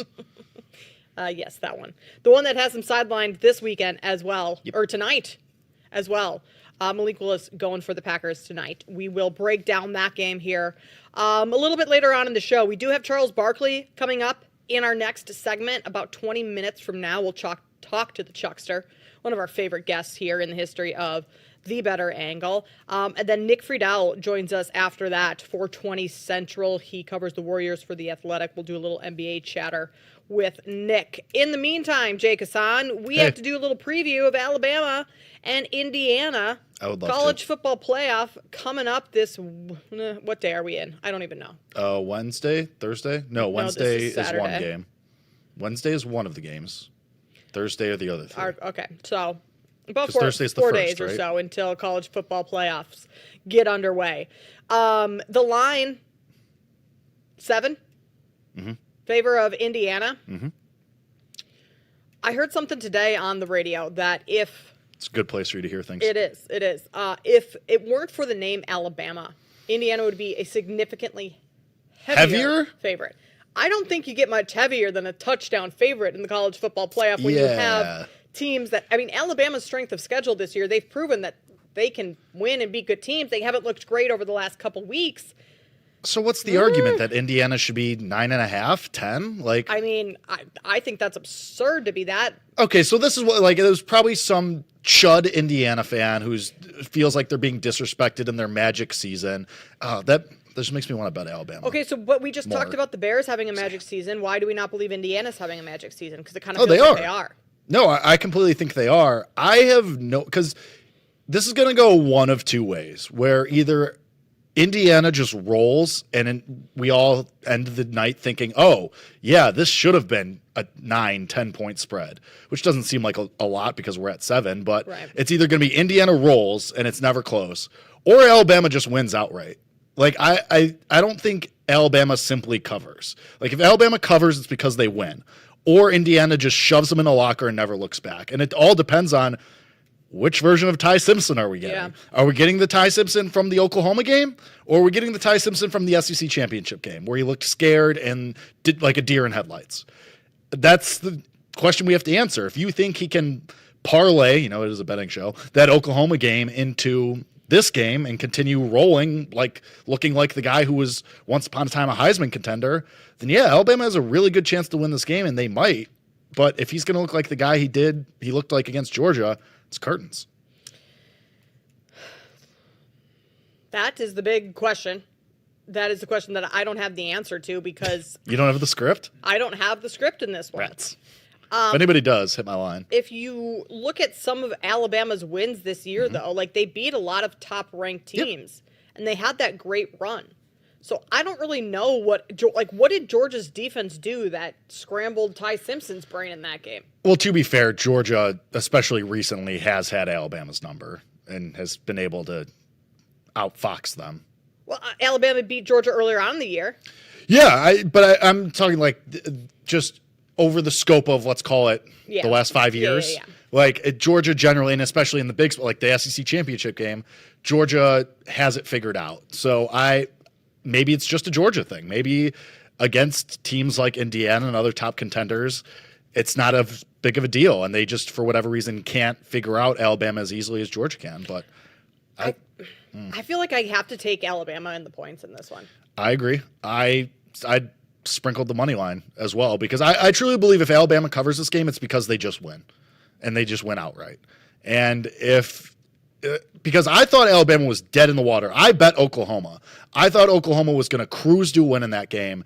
And then Alabama comes all the way back. They show some grit, some moxie, and they just come back. They swing back and hit Oklahoma in the mouth with a haymaker, and they never look back, and they obviously win the game to punch their ticket with a date with Indiana. So how many sports cliches can I use in one sentence? Let's find out. Thank you. But I do kind of think that if Alabama's going to make this a close game, they're just going to win. All right. All right. All right. Sweet. Fine. I just have been going back. Hey, do what you want. That's just how I feel. Back and forth in this one. Like, I think the most important thing for Alabama is to put together 2 complete halves. If you don't do that against Indiana, you're not coming back like you did again. Let's go, Texans. Put them in a locker. Wow.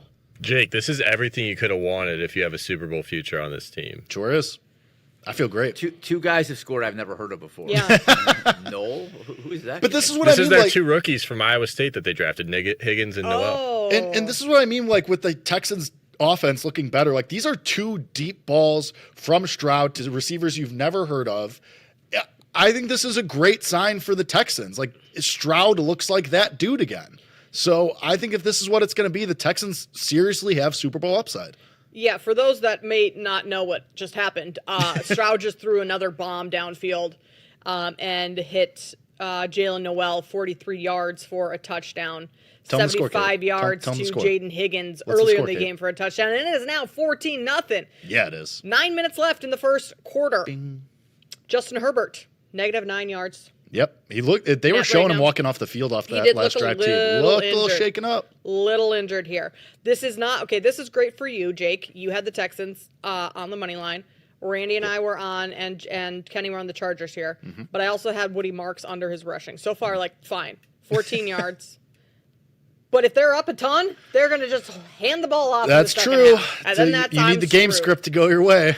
Plus, I think Herbert is more hurt than he was coming into the game. Oh, definitely. The way he was running off the field that last drive, it did not look good. All right, so not good for the Chargers or my pocket. A lot of game left. A lot of game left, but not if your quarterback is hurt. Well, yeah. That's a little tougher. Okay. We have a number of other... Trey Lance legacy. Sorry. Oh, my God, Trey Lance. Oh, that's who the backup is. Oh. We might see him at some point. Bring Easton Stick back. If his game gets out of hand in the by halftime and Herbert's hurt, you throw in Trey Lance. Trade for Rivers. Would you not? Bring him back. Yeah, no. There's no reason to risk Herbert if there's nothing. If this continues the way that it's looking. Trey Lance legacy moon. Other games in college football playoff. Okay, so we do have on the 31st Miami and Ohio State. Mm-hmm. I think Ohio State just rolls over Miami. 9.5. But Miami's defense is pretty decent that I would play the under 42.5. That's my favorite play in that game because I don't think Miami's offense is going to be able to do a whole lot of damage against Ohio State. They have the best scoring defense in the country, under 10 points allowed per game, I believe. Don't fact check me on that. But it's just something absurd. Who cares? 9.2 points per game. Sure. And as good as Miami's defense has been, and Carson Beck, he can create and make some things happen, but he's not really going to be scrambling a whole lot and improvising out of the pocket. I don't think Miami's offense is going to be able to hold up enough to do their part in getting over 42.5. I completely agree with that. I'm not a Julian Sane guy, so I do think Miami could force him into some mistakes. But the other side of that coin is, how is Miami scoring in this game? Yeah. We know Carson Beck loves to just throw a ball up and hope for the best sometimes. That Ohio State defense will pick him off if he does that multiple times throughout the game. And if Miami's going to be behind in this game script, he's going to have to throw a lot. So I do think that Miami has some talented individual players, but just this is this Ohio State defense is against this Miami offense is very much unstoppable force versus very movable object. And if Miami didn't score in this game, would anyone be surprised? No. I would not. I want to say Miami's team total is 15.5 or 16 or so. Right. And Ohio State has not allowed more than 16 points per game, a game this year. Their defense has been just absolutely lights out. So it might also be worth looking at the team total under for Miami. I agree with that. Just checking this out quick. Yeah, they have 16 points is the most that they have allowed all season long in an individual game, and that was to Illinois when Illinois was ranked 17th. You're a Illini, Jake. Interesting. Put them in the playoff. Put them in the playoff over Miami. For putting up 16 on Ohio State. To do it. Someone did have to do it. All right, so that's where we're going in that one. Unders, Miami, Ohio State. That's on the 31st, Wednesday night. And then New Year's Day kicks off Oregon and Texas Tech. I initially was like all over Texas Tech. Yeah, Texas Tech's great. They're kind of the darling of the playoff. Underrated. You don't think Indiana's the darling of the playoff? I mean, I think they are, but like Texas Tech is like the big underdog-ish. Sure. Underdog in this game? Well, they're actually the higher seed in this game, but they are the underdog in this game. I'm not sure Texas Tech has it. I don't think they do. You just look at who they've played this year, and their schedule is so soft. Like, they've dominated the games that they have played, but it hasn't been a tough schedule. Your toughest game, BYU in the Big 12 Championship. And we see what BYU's doing today. They're getting killed by Georgia Tech. They are. Are they right now? Yeah. Hashtag Pop-Tart Bowl. Yeah. I love Texas Tech. Do you? I love Texas Tech. I'm so glad they're the dogs in this game because Joey McGuire is an insane person, and you know that's up on the board in the locker room. Like, nobody believes in us still. We're the higher seed, but we're not expected to win this game. They don't want us to win this game. It's the same spot all year long. I think Texas Tech is my favorite play of the month, of the year. I love them on the money line. This is exactly what they want, where they haven't played anybody. Oh, now they have to play a real quarterback. Oh, this is where they flame out. I think that defense is so legit. I think this team is so legit. Sure, they haven't played anybody, but I'll say the same thing I've been saying for weeks. Every single time they played these nobody schools, they put them in the dirt. Like, these games were not close. These games were over at halftime almost every time, outside of that fluke game against Arizona State, which people in the TikTok comments were very quick to point out to me. Enough. This Texas Tech team is good. They wouldn't be the 4 seed without a reason. I love them on the money line. All right, passion from Jake Hassan. I love them. Go Red Raiders. Coming up on the other side, Charles Barkley joins the show. We'll talk to the Chuckster on the other side. You're listening to The Better Angle.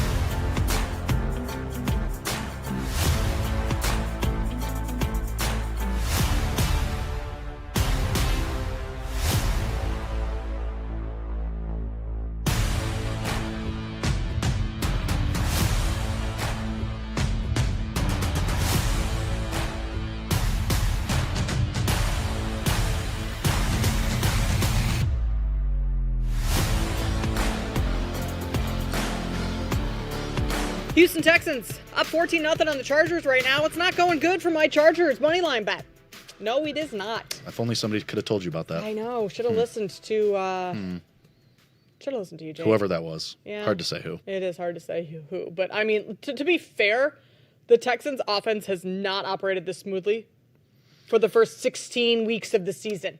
But it's like somebody said. Somebody, again, hard to say who, probably tall and hot and cool and knowledgeable like that. They've looked better and better over the last couple of weeks. Just saying. Just saying. We will. The game's not over till it's over, and we're still only in the first quarter. So we'll keep an eye on this game. In the meantime, we turn our attention to one of our favorite guests that have been on this show throughout the past couple of years. The one and only Charles Barkley joins us now. You can find him, obviously, at the best TV show on the market, Inside the NBA on ESPN.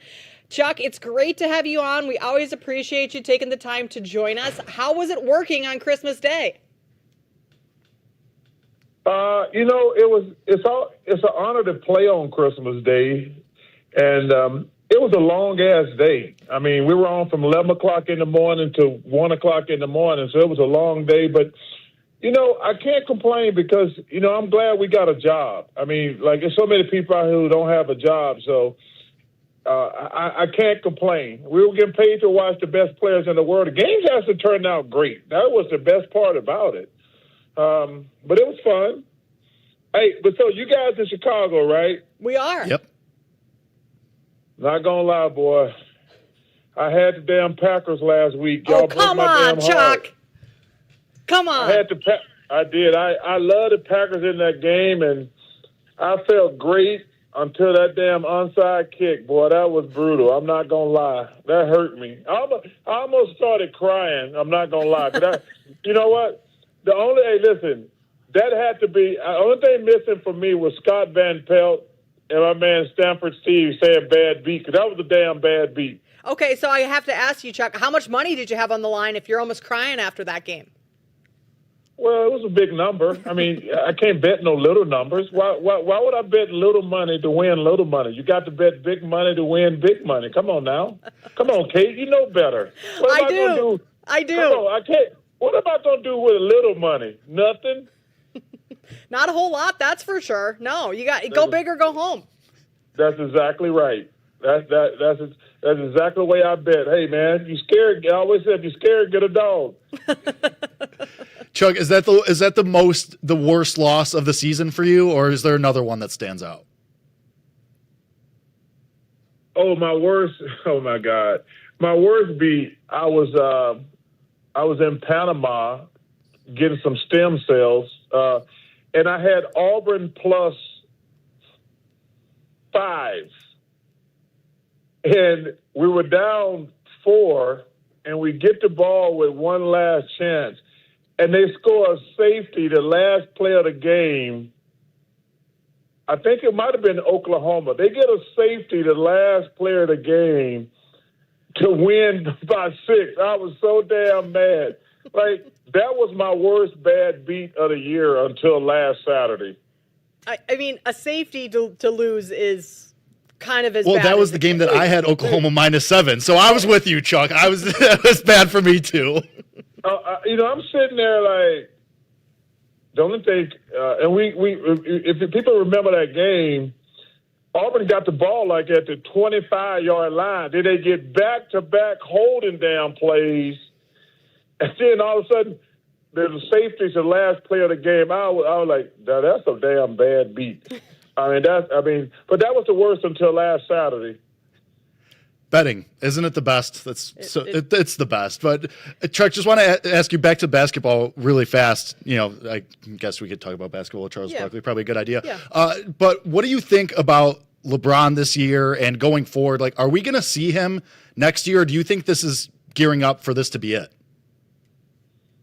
Well, I think this is I'm kind of hoping it's it, to be honest with you, because I don't want to see a reduced version of LeBron out there. Like, I sucked my last couple years. I didn't enjoy Michael playing for the Wizards. I didn't see Hakeem Olajuwon playing for the Toronto Raptors. Remember, Patrick Ewing was in Seattle and Orlando at the end. I never want to see great players not great. And it's always better to retire too soon than too late. And it's always a tough call. It's always a tough call. But I always want to see great players retire too soon than too late. If LeBron does retire after this season, what happens with Bronny? Like, do the Lakers bring him back? Do they continue his development? What happens with Bronny if his dad does end up retiring after this year? That's a great question. I'm not sure. I'm not sure what's going to happen with that situation. Listen, man, I think that the kid's been really put in a really awkward situation. I think it would have been better for him to go to another team, to be flat out honest with you.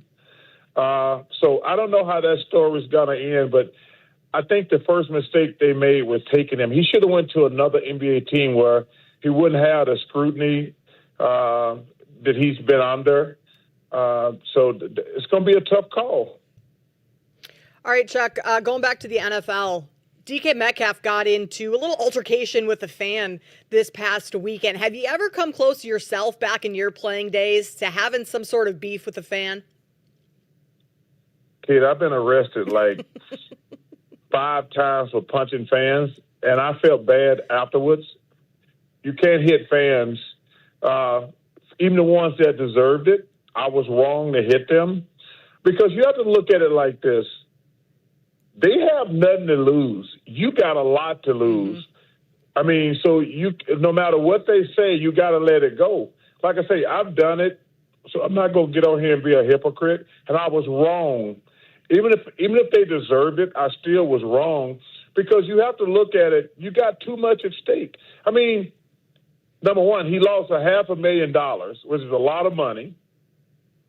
That's always, you don't want to lose money. And I heard he might lose another $50 million in guaranteed money, but the biggest thing is, man, we're such big, strong dudes. If you mess around and hurt one of these people, I mean, that's the thing that like in the heat of the moment. But DJ, he's a big old strong dude.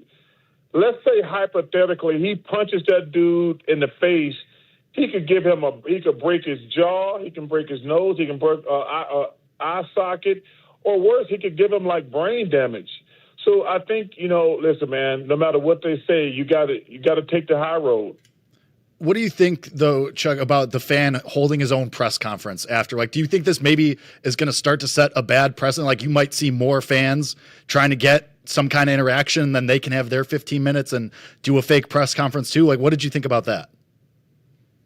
Well, I think the reason he called the press conference is I think the worst thing you can be called in life is a racist. I think anybody who's a racist is just an idiot and a fool and a jackass, 100%. So I think that's the part that bothered him the most. I think racists are the worst people in the world. That's just my opinion. And I think, number one, he didn't have to do a press conference. He could have just got a camera guy and said, hey, listen, I probably was wrong for some of the stuff that I said to him, but I don't think anybody wants to go through life being called a racist. But listen, man, it's a bad look for everybody. And like I say, fans, this is the thing that bothers me, to be honest with you. Man, the fans are great. I tell people all the time, and I've said this before, I'm not just saying it because I was on your show. We only have interaction with fans when they're being an idiot. But I have more great interaction with fans like I say, I've been in this thing 40 years. I've had 1,000 great conversations over a drink or something with fans who are excited to meet you or want to have a conversation with you. But the 5 times people remember when I got in trouble for punching fans, like I say, I was wrong. But so I don't want people to think, man, the fans are fantastic. But you're going to meet some boneheads every now and then. But I hate when people think fans are bad, because most of the fans you meet are fabulous. We're talking with Charles Barkley, NBA Hall of Famer, 11-time All-Star, and one of the stars of Inside the NBA. Chuck, we did just talk about your loss in Bears-Packers. I know you were just in Chicago recently. Favorite spot, Chicago, cut. That's what the word on the street is. But what do you think of what's going on with our Chicago Bears right now? I tell you what, man, it just goes to show you getting a coach. Because, see, the one thing I hate about our job in sports, and I never do this. But I work for a network now who does it a lot. Guys are called busts too quickly now.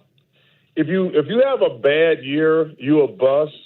Like, think about this. A year ago, people were calling Caleb a bust. Mm-hmm. And he's only been in the league a couple years. I hate when guys do that. Like, yo, man, let it grow. But give the coach credit.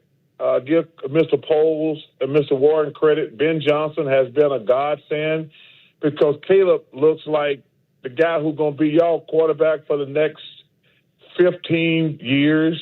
And let me tell you something. I still had hope in overtime last week. but let me tell you something. That pass he threw, I had to, even though it broke my heart, I had to damn, what a throw and what a catch by DJ Moore. You talk about a perfect throw, because the coverage was actually pretty damn good. If you go back and look at that play, that throw was perfect.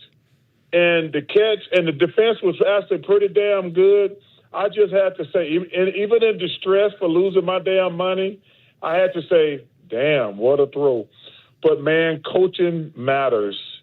And you got to, what's really interesting about the whole Ben Johnson thing, remember he turned down a job the year before. Mm-hmm. And, man, Caleb is so lucky to get a guy who's that good. And he's going to have him for the next 10, 15 years. And listen, the NFL is better when the Chicago Bears are a good team. Just like when the Knicks are good in the NBA, the Celtics, the Lakers, the Packers, and the Steelers. Pro sports are better when the Bears are good. So I'm happy. Chicago's my second favorite city in the world. I look forward to coming there all the time. My boy, the Chicago cut, Dave Flom, is the best. But, man, I'm happy for Chicago. We need the Bulls to pick it up. The NBA is better when the Bulls have a good team, and they don't right now. Yeah, the Bulls certainly have some ground to catch up on the Bears this year, but it's been fun in Chicago with the Bears being good. And Chuck, it's been fun having you on our show. This is our last show we're done after this, but you have been so gracious in coming on with us. You were great to me back when I was an intern at TNT for NBA TV, and you've been great to all of us here on the show. So we always appreciate your kindness and the time that you've given us. No, thanks for having me. Hey, listen, the playoffs, woo! I'm going to tell you something. It's going to be very interesting. I cannot wait to watch the playoffs because anybody tell you who's going to win the NFC or the AFC, they're just talking out of their ass. Because this is, to me, that's what makes sports amazing. It's the best reality television in the world. I cannot wait for the playoffs to start because, man, it's going to be fun and exciting. It is wide open this year, so it'll be fun, for all of us to sit back and watch everything unwind. Chuck, sit back today, watch some good NFL today and tomorrow, and hopefully somewhere down the road we will talk to you again soon. I look forward to it. Y'all be safe and go Bears. Go Bears. That is Charles Barkley, the one and only. Always great having him on the show. And Randy, good work getting him on. Thank you. He's the best. He is the best. I was telling Max before. I've dealt with him a bunch of times, and he's just great. He's just great. There's nothing else you can say. He's treats everyone with respect, and he's 100% right talking to fans. I've seen it firsthand. Like, just random people come up to him, and he doesn't just sign autographs. He sits there and listens to their story and talks to them, and he's interested. It's not like he just is, feel obligated to. He's the absolute best. Well, when I was in intern in college at Turner and I was working on the Chuck's Bucks promo, I don't even remember what it was all about, but he called in and wanted to talk to all the interns on one of our last weeks, and for as big of a name as Charles Barkley is, to call and talk to some interns. I mean, that's pretty cool. So we thank Charles Barkley for always taking the time to join us. And I mean, hell, he's always entertaining. Can't bet little money to win little money. It's the point of that. No, you cannot. That might be an all-time quote here on the Better Angle. I need to start hanging in the rafters. Can't bet little money to win little money. All right, coming up on the other side, another one of our favorites, Nick Friedel, covers the Warriors for The Athletic. He joins us next on the Better Angle.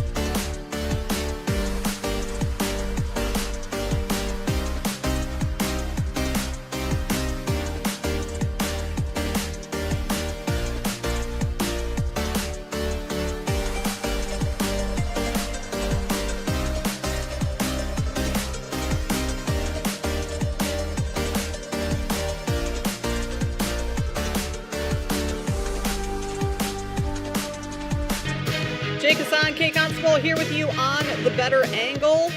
We'll continue to talk some NFL postseason scenarios and obviously Week 17. Also have some college football playoff talk to get to later today. We just wrapped up with Charles Barkley. If you've missed any of that, you can go back and listen to that interview. Very entertaining, as always, on the free Odyssey app. But we got to turn our attention to the one and only Nick Friedel, who joins us now. Nick was our very first guest on The Better Angle when this show launched. And with the show ending officially for good today, we had to bring Nick back on.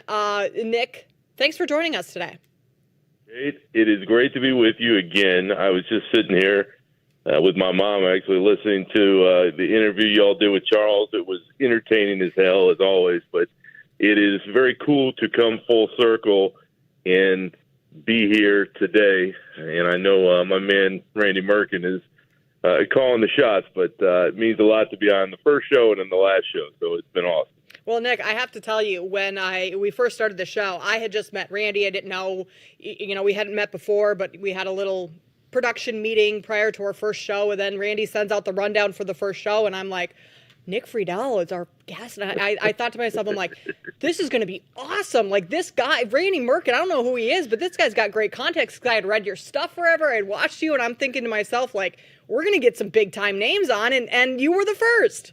Well, I appreciate the hell out of it. I mean, I don't hold a candle to Charles, and it's a credit to Merck for building that relationship through all this time. But I have listened to the show for a while, and I mean, you all always do a good job. But there's always different stuff going on, and I know there's plenty of stuff for us to get into now for sure. Oh, for sure. Oh, we'll get into it, Nick. But first, I just feel like we have to tell you, say you don't hold a candle to Chuck. But listen, Barkley wanted 4:20 Central Time, and we said no. Friedell's already got that locked down. Don't you dare think you're getting that. So give yourself some credit, man. Jake, I would have found a way to move for Charles. I mean, this is not the first time that I've gotten moved around for Barkley, although I give credit for working his schedule around me. But there have been plenty of times Burke texted me, it was like, hey, Charles can only do such and such. Like, okay, I want to listen too. So whatever works for him. But I appreciate you guys getting me in here. Well, first thing that I have to bring up, obviously, Nick, is the biggest news of the day. Cubs sign Hunter Harvey. Parade on? God, oh no. I mean, already we're 2 minutes in and I'm depressed because of a Cubs reference. I mean, this is just the story of the last few years. Any Cubs fan is just got to be sick at the way that the Ricketts are running this show.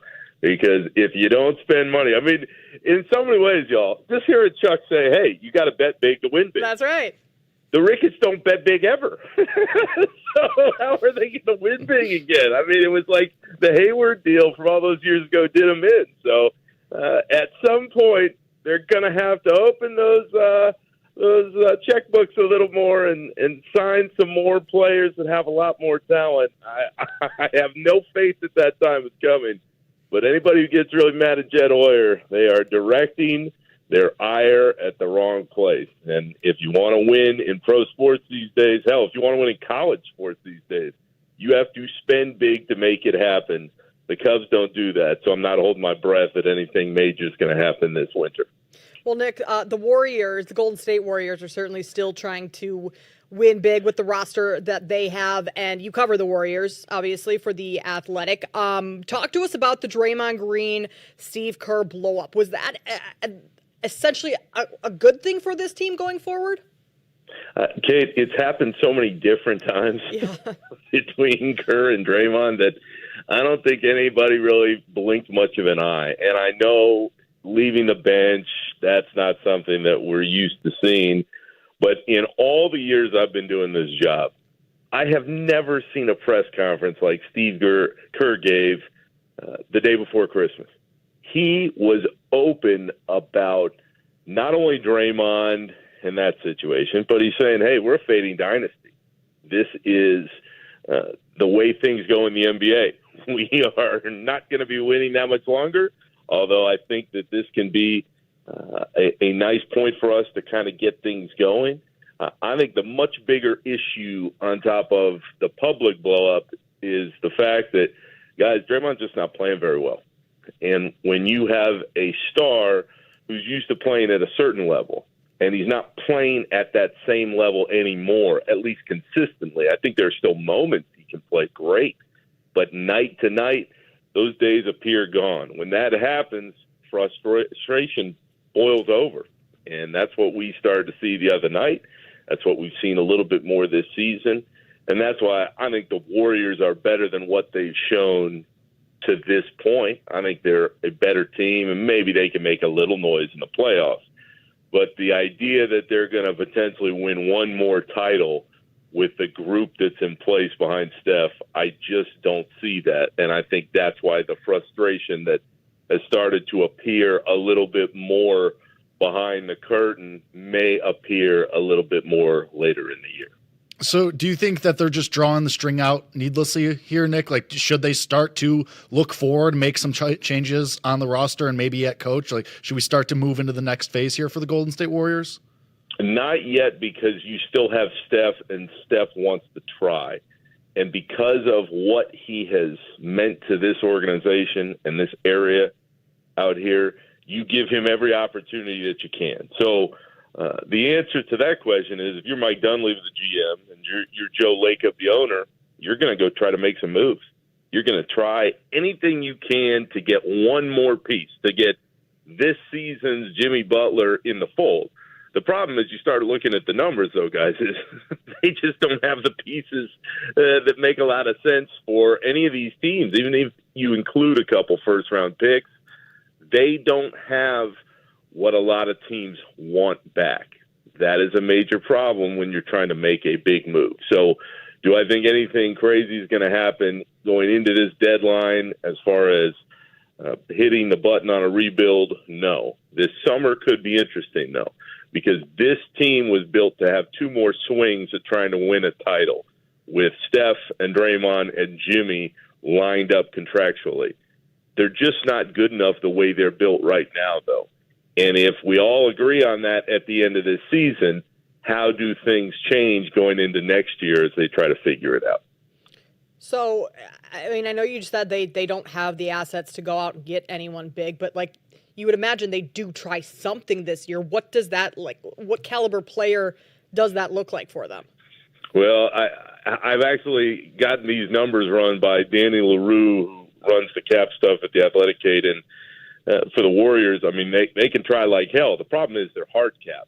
And without getting too technical, because frankly, I don't even understand all the ins and outs of all of it, to try and make a swap in season when you're hard capped, it just limits your opportunities dramatically. So as far as type of player, you're looking at, you know, a Jeremy Grant or a Drew Holiday. I know there's people out there that say, oh, the Warriors, what about Giannis? Well, what about Giannis? Yeah. If you're Milwaukee, what do the Golden State Warriors have that is going to make you go, oh, yeah, okay, let's make this thing happen? That's really the problem. They don't have a lot of space cap-wise. They don't have the right assets to make the right deal.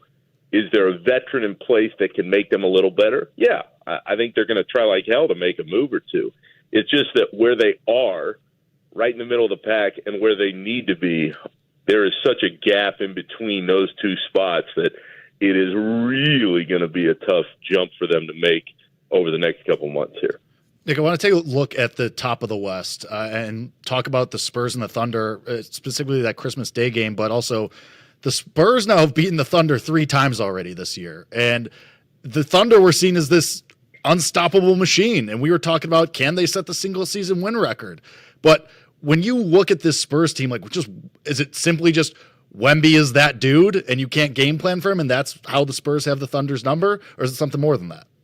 I think first and foremost, it's exactly that. Because when you watch the Spurs, when you see him on the floor, you're like, what the hell is this guy doing? Like, he is somebody that we've never seen before. He's just got talent in a frame that has never existed at this level. So absolutely, the first point in all of this with the Spurs is Wemby, because teams still don't know what to do. And they may never figure out exactly what to do, because if you're 7'5", and you can play the way he can, good luck to anybody defending him. The other thing, though, with the Spurs is they've got a lot of talented young pieces. And when you put a hungry young group around that type of superstar player, that is where you start to see a team have realistic championship aspirations. I don't think we're there yet this season with San Antonio, just because I watched the Warriors, who are still so up and down, go in there a few weeks ago with Steph playing out of his mind, and they won. And maybe that was an outlier. We're going to find out later this year. But if you go beat the Thunder the way that they are repeatedly, you are announcing to the rest of the league, hey, we're that good. And the Spurs are that good because of Victor Wembanyama. He is that much of a difference maker. He can continue to get even better than what we've seen, and it is shocking, not just how good he's become so early, but how well the rest of that group is playing behind him. When you have that type of camaraderie and you can play together the way they do, special things can happen even earlier than expected. Nick Friedel covers the Warriors for The Athletic, joining us now on the Better Angle. Nick, we got to talk about Jokic, too. I mean, he already has 3 MVPs. Like, what are we watching when Jokic has 18 points in overtime? How is that even possible? I mean, it's like this guy just continues to get better and better. Kate, he should have 4 MVPs at the end of this year. Yes, he should. 100%, that's the guy. And so often, and you and I have talked about this through the last few years, like it's narrative based. Oh yeah. You know, people get sick of giving it to the same guy. But I'm telling you, I watched Jokic a few times already this year. You talk to enough people around the league, and you go, "This dude is not just this good again. He's just a truly generational talent. He is one of the very best players we've ever seen." I think the reason why Jokic isn't getting the credit he absolutely deserves is on 2 different fronts. One, he plays in Denver, and there's just not a lot of media attention there. I remember going into the locker room a few weeks ago, and I was waiting to talk to him, and there were 3 people there talking to him after the game. I was going, this is one of the best players we've ever seen.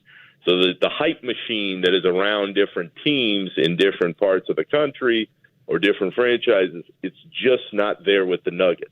The other part, though, is Jokic doesn't want the attention. Yeah. Like he truly, the most honest interview he gave was after he won the finals, and they're like, "Hey, the parade's Thursday." He's like, "What? No." He just wants to go home to his horses. He wants to go home and ride his horses and be with the horses in Serbia, and that is his passion. So I give Jokic the credit of he knows what he wants in his own life, and he's not going to be defined as being just this great basketball player. I think it's a disservice to him, though, when people just take it for granted the numbers that he's putting up night to night. This dude is incredible. He is one of the very best players in the game's history, and he is somebody who we're talking about Wemby getting better at a young age. Kate, Jokic is still getting better, which is terrifying for the NBA, for the rest of the teams at least. But it's a true measure of just how good this guy is. I mean, he's unbelievable and so incredibly fun to watch. Nick, it's been incredibly fun to have you on the show with us. Thank you for always being so good and jumping on whenever we ask. Good luck the rest of the season covering the Warriors. Hope they make a deep playoff run for you. And I'm not sure where we're all going to be next, but hopefully we cross paths again down the road. Say the word wherever y'all are, and I will be there. And as far as the Warriors go, for any Warriors fan out there, I've seen plenty of drama in my time covering the league. For a team that is like 500, I think they're now 16-15 or so.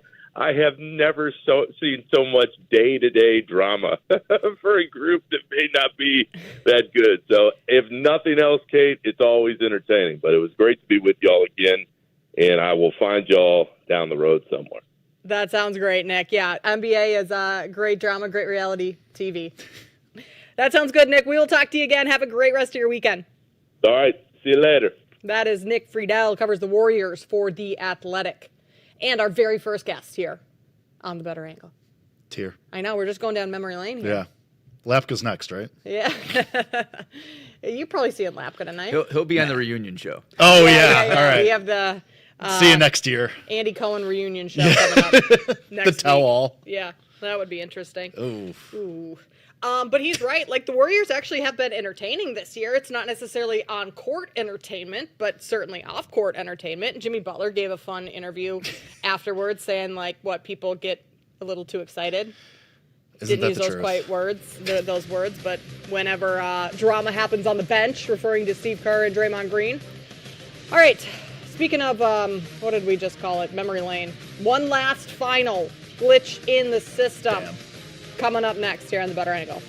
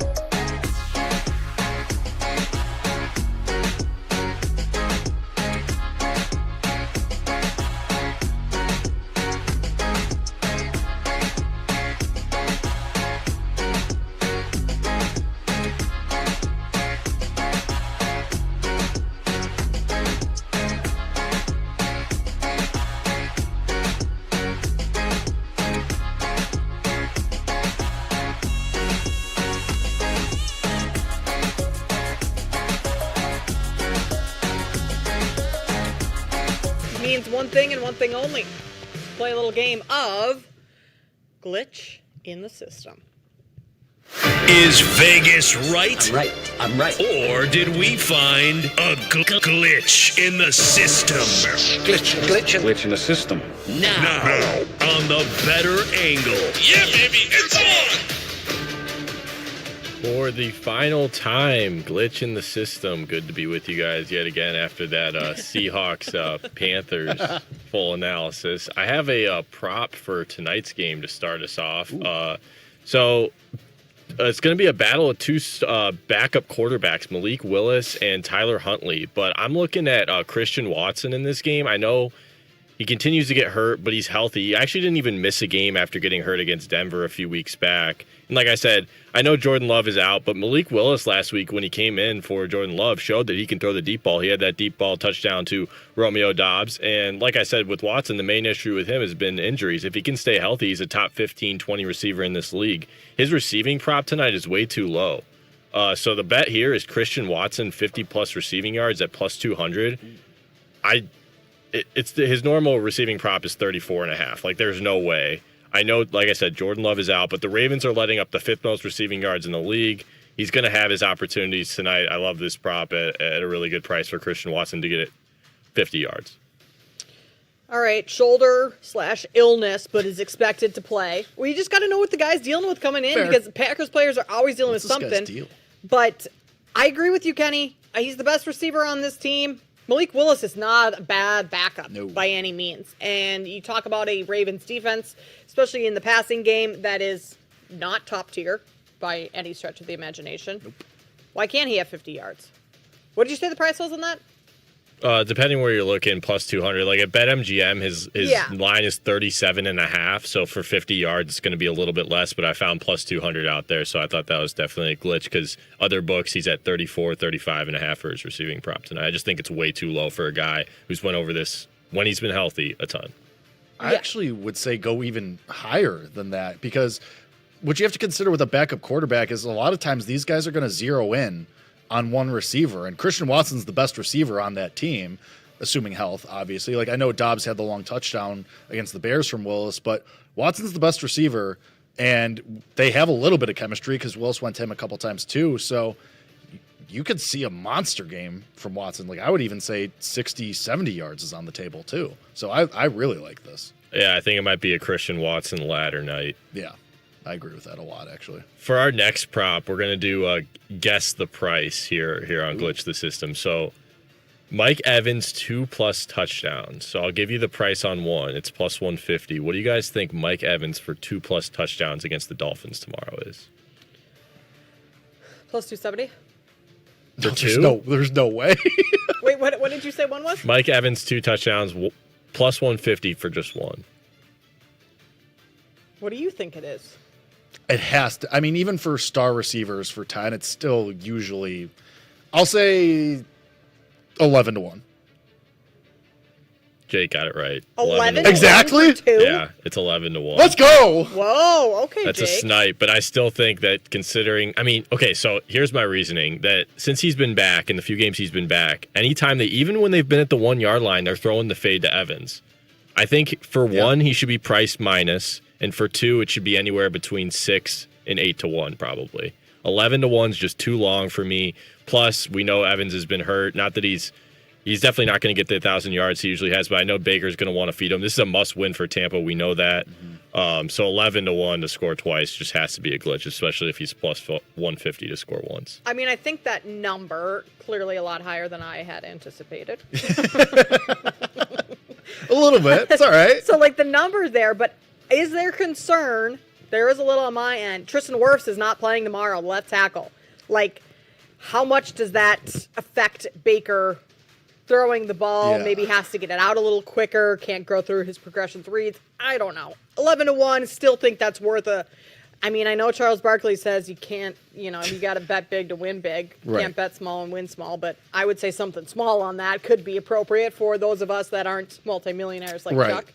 Sure. Let's put the whole severance check on it. Actually, let's just go with that. I will say that 11-1 in that same like that does make me a little nervous because that feels like they're begging you to take that. Like it feels like they're dangling it like keys in front of the proverbial baby. Like, oh look, 11-1 plus 175 for one. Don't you want $10 of value for two? Like I think Kenny's right. Like Baker loves Mike Evans. They use him at the 1 yard line, but I kind of feel like this almost makes me want to go elsewhere for 2 touchdowns. Like, kind of makes me want to go like Chris Godwin, someone random. Like Ibuka. Is Ibuka finally going to get it together for the fantasy championships?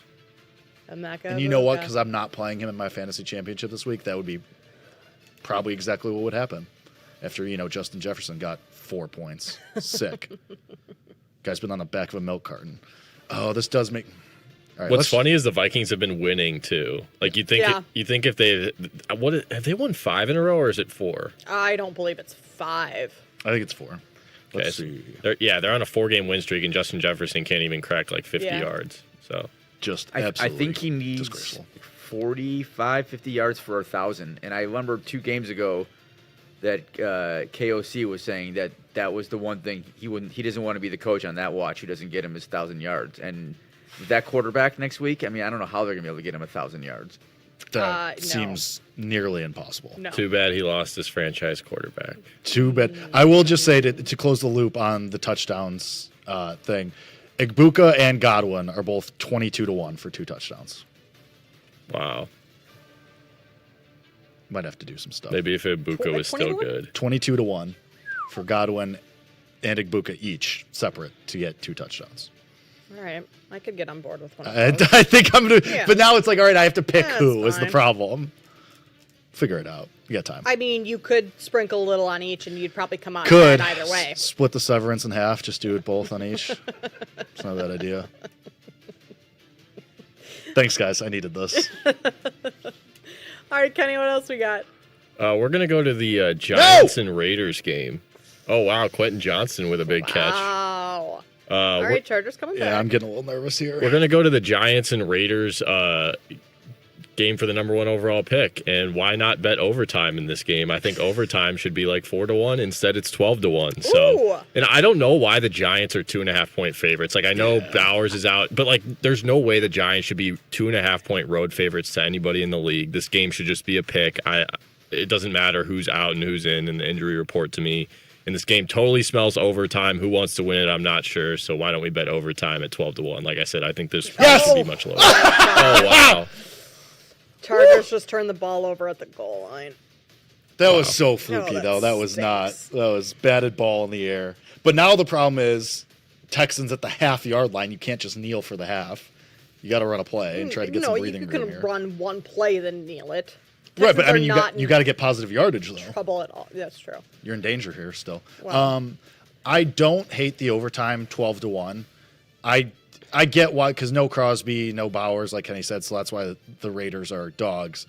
It's just, this feels like such a Giants game that they should lose, and so they're just going to win. Like you don't know that Jackson Dart is the guy, right? Like if he keeps getting concussions every game, or at least evaluated for concussions, is he really your guy going forward? Is this a game we could find a tie for? That's kind of what I was thinking too. Like maybe it's just tie, but this feels. I was looking and then I just chose overtime instead. But I do agree that the Giants should not be 2.5-point favorites to anybody, though. That's ridiculous. On the road. Oh, right. They're on the road. I was thinking the Raiders. Yeah, on the road, that is weird. Also, I mean, maybe it's because the Raiders have essentially come out and said we are tanking this game. Right. Like, Max Crosby, you're done. We don't want to win anymore. I think that probably has something to do with the line. Doesn't Either it feel way, like they just win then? They're going to be trying to lose so they just win. Probably. Like, do bad teams know how to lose? They know how to lose when What a they're, question. Like, you know what I mean? When No, I do. I know exactly what you're saying. That is a question of our time. That's why this game is just going to overtime, Yeah. and we'll see from there. All right, Kenny. You might be right. Glitch. Yeah. Yeah, that's why I saw, like, it feels like every time I've looked at an overtime price, even at basketball, it's anywhere from like 10 to 15-1, no matter the game. They never make it. I think they just like there's no way they can make it any shorter than that. So, but I still think that this is just game has overtime written all over it. So the last glitch in the system ever You guys are probably going to hate this because I know you guys don't like this team. But hear me out.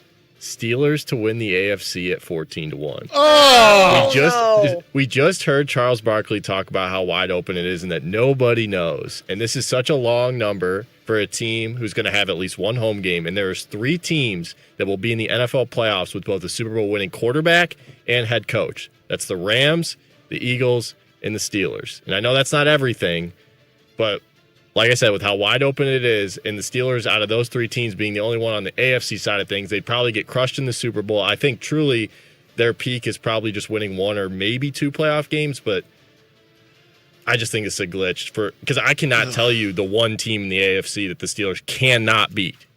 There's no team that they can't beat out of this group.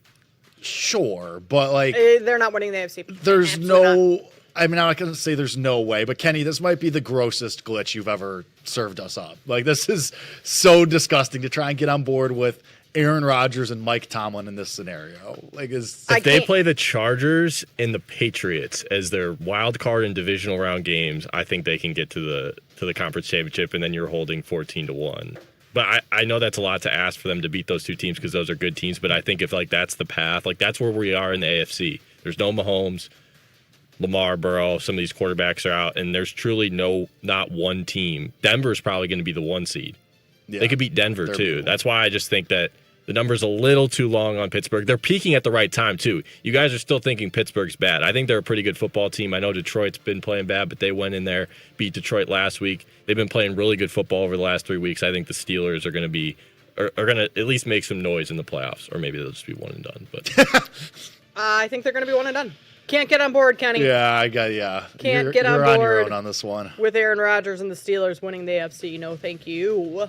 But thank you, Kenny, for all the glitches in the system over the years. What a fun game. What a game. What a game. All right, coming up on the other side, Week 17, Eagles, Bills, potential Super Bowl matchup? ? We will talk about that next.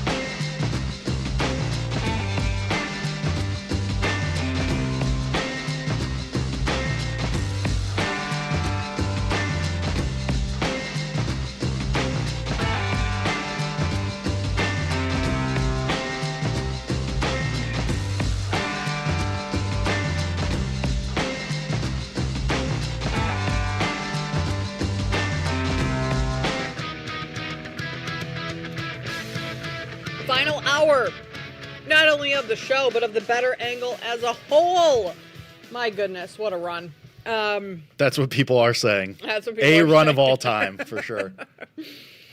20 minutes from now, our final guest of the show. Cam Smith, one of the OG co-hosts. As I just spit sucker out of my mouth. I was trying to eat this sucker really fast in the break, and, well, a little bit just came out on the table. Shards of dum-dum flying out of Kate Constable's mouth. Hey. This world's going to end, but there's still going to be dum-dums around. Oh, yeah.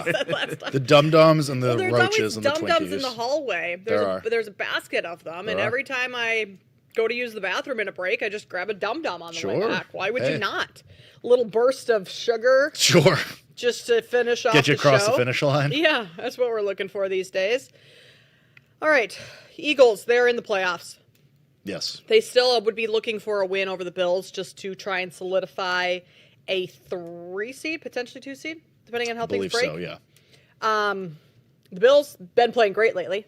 Mm-hmm. Josh Allen and company still trying to. They're still up for grabs in the AFC East. They need the Patriots to lose. I don't think that's going to happen. Oh my God, the Chargers! They miss a field goal. A chip shot field goal. Cameron Dicker, who's the Dicker, the kicker. Yeah, he's awesome. He's automatic. And he just missed from like 30. So this game's wild. Wait, hold on. Did we say the Bills are looking great? Because I beg to differ on that. Well, Kenny. Yeah. Just take your Seahawks and your Panthers and go home, but man. I mean, in the sense that the Bills have been winning. They have, but they could have lost to the Browns last week, and their but offense. that's kind of a trap game. You go on the road to the Browns. I agree with the that. Browns. Also, reminder same that team that the Bears beat 31-3. But also, Allen banged up in that game too in Cleveland. And yeah. I mean, in Cleveland. Still really good defense. I like Philly in this game a lot. All right, tell me why. I just think they're better, and I think that I was wrong about Philly. I think I said before the Chargers game, which they did lose, by the way. And I know they've played some bad teams since then, and maybe I'm not wrong about them. Maybe now that I'm finally turning full circle on them, they come back and they start sucking again. But I think that they're going to be one of the best teams in the NFC playoffs, and this is a statement game for them to show that. And I think they are. They're the better team as it is right now, I think, currently constructed. I don't think the Bills' offense is nearly as good as the Eagles, and I think the Eagles' defense is much better than the Bills' defense. Unless Allen puts a cape on, then obviously the Bills' I was going to offense is say, better. don't you feel like the Eagles and the Bills have some of the same problems? Like, don't fully believe in the head coach. Sometimes you need the offense, somebody to put a cape on and be the guy and carry you across the finish line. I agree with you that the Eagles have a better defense, but these teams feel somewhat similar in my eyes. But maybe I'm just they're very close. And Josh Allen is the guy. I mean, he's like the guy that could end up reigning MVP. Yeah, I mean, he's the guy that could defy everything. But I'm just saying that, like, the Eagles to me are the better team in this game, and if Josh Allen doesn't put the cape on, I really worry for Buffalo. I feel like the talk right now is Buffalo's just going to storm their way to the Super Bowl. I don't think that's going to happen. They might. I just don't think so. I'm still just not sold on the Eagles being back. I know they won their last 2 games, but okay, I'm not overly impressed by your shutout win over the Raiders. And honestly, you looked terrible for the first half in that Washington game. So you've had one good half of, well, okay, let's call it 3 with the Vegas game, but you haven't really played all that well over the last month. That, yes, they have all these pieces to have a solid postseason run to make it deep, but are they all going to be clicking at the same time? Because that's kind of the issue for the Eagles, is that I don't know if that's going to be the case. My thing with the Eagles too is that, and we talked about this a little bit last week, I just every time, and that Jake Elliott performance, if you want to call it that, during last week's game where he missed a couple of kicks, I don't know, this just reeks to me of the Eagles hosting the Packers in the playoffs. And Elliott has a game-winning kick. They're down 1, and he just misses it at the link, and they boo the team off the field, and that's the end of this current iteration of the Eagles, and they make some personnel changes. I don't know. That's just how I when I think about this team, that's what I see in my mind's eye. By the way, I don't know if you guys have watched Hard Knocks, the NFC East. It's been really good. Has it? Yeah, and after I was watching the Eagles-Bears game, and I'm like, boy, Jalen Hurts looks like he just has just has no interest in being on the field right now. Yeah. But behind the scenes, the audio you have, like he was furious with himself on the fumble, on the tush push, and I think he made a bad interception as well in that game. And then against the Chargers, when he blew that game, so he doesn't show it facially. No, he is very stoic on the sidelines, regardless of what's happening. Right. And they were like, but it was a lot different. And I just feel like Josh Allen at home. I know like maybe the Patriots came in and beat him this year, but like the Patriots are also really good. Right. One of these years, they're going to win the Super Bowl with Josh Allen. I just really feel like they have to. And this is the year where people aren't really. The Bills aren't a great football team, so I got a feeling this is the year that they do it when they're not where they're not the upper echelon of the AFC. Well, and no Burrow, no Mahomes. I mean, do the Broncos and Patriots really scare you? I mean, I think the Jags scare me more than the Broncos and the Patriots do right now. I would say the Broncos definitely don't scare me, despite that defense. Kind of scare me. They scare me in all the wrong ways. The Broncos scare me in the sense that like they shouldn't scare you, but yet they somehow keep winning. I'm a Bo Nix hater though, so I might just have some bias here. Like I'm not a Nix guy, so I can't get on board there. But the Patriots scare me a little bit just because I feel like Drake May is a future MVP winner and Vrabel's obviously a top tier coach. They scare me, but Denver does not. And so I agree that Buffalo has a path. And I get what Kenny's saying about the defense, and Buffalo has been shaky at times, but at home here, I'm fine laying 1.5 with them. I liked it even when it was 2.5, honestly, and we've seen some Eagles money, and it's still coming in. It's juiced -115 to the plus 1.5 for Philly. So I like Buffalo here. I have way more faith in Josh Allen getting it done, especially at home and Buffalo still has stuff to play for as well, so they're not just laying over in this game. And remember, narrative, Buffalo, this is the last season for that stadium. So got a lot to play for the fans. Is this their last home game? I will tell you of the season. 2 seconds. All these years I rooted for Buffalo. Now because they got the quote-unquote easy path, I'll be rooting against them because Sean McDermott, all the years I had to see him get shoved in a locker by Andy Reid. I'm not rooting for him to get the easy path throughout. So I'll be rooting for these other AFC teams. So sorry, Bills Mafia. They're coming for you. Also, the Bills' last home game is next week against the Jets. But this is like the last big game. Real big home game. Like, let's be real, they're probably going to beat the Jets. They should beat the Jets by roughly 30. Yeah. Roughly. Give or take. Okay, speaking of the Jags, Randy said he's a little scared of Jacksonville. I don't think you're entirely wrong, Randy. I mean, if there's a team that's gotten hot at the right time, it's listen, where are all the Trevor Lawrence haters who are like, oh, he stinks. He's he's dealing right now. Yeah. I mean, what he did to that Denver defense last week. Right, it was last week. I know the Broncos already played again, but was so impressive, and like they were in total control of that game. They're just beating teams up right now, and on every level, their defense is good. Their running backs are good. They've got Brian Thomas Jr. is an afterthought now. Right? They made a great trade, right? And I mean, it's like that team is really good. And again, we've talked about it before. The AFC is not great this year. So Kenny brought up the Steelers at 14-1, and you guys both, chuckled. I don't think that's a terrible bet because. The Steelers' defense, whatever. We're talking about the Jags, though, right now. I think the Jags are a scary team. Jags are definitely a scary team. Kenny and I talking in the chat right now. Remember at the beginning of the year, Jags were our team. Like Trevor Lawrence, I remember that. potential MVP, Liam Cohen, potential coach of the year, Jags to win the AFC South. And then they lost a couple games. They lost 3 of 4.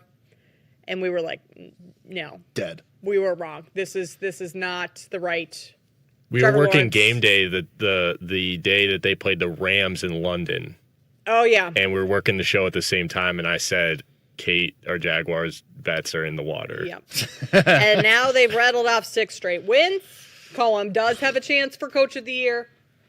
I hope Ben Johnson wins it. I do, too.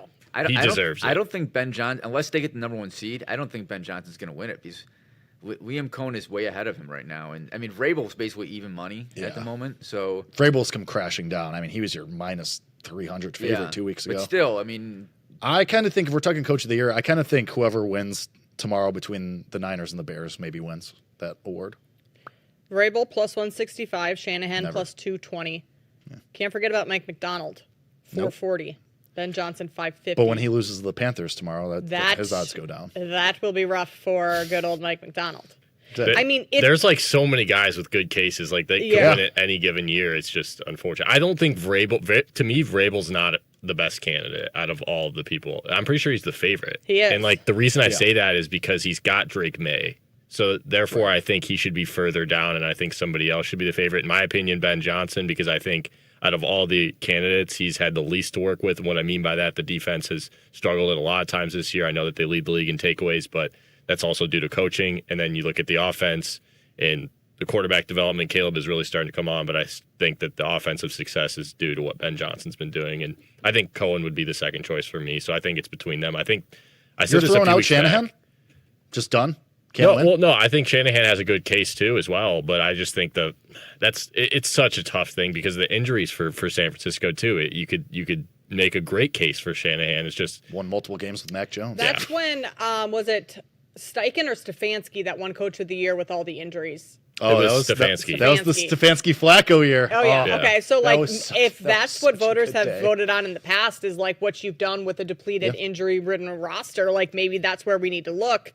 And if that's the case, then that for sure is Shanahan. Well, and I was thinking about it this way too with Shanahan.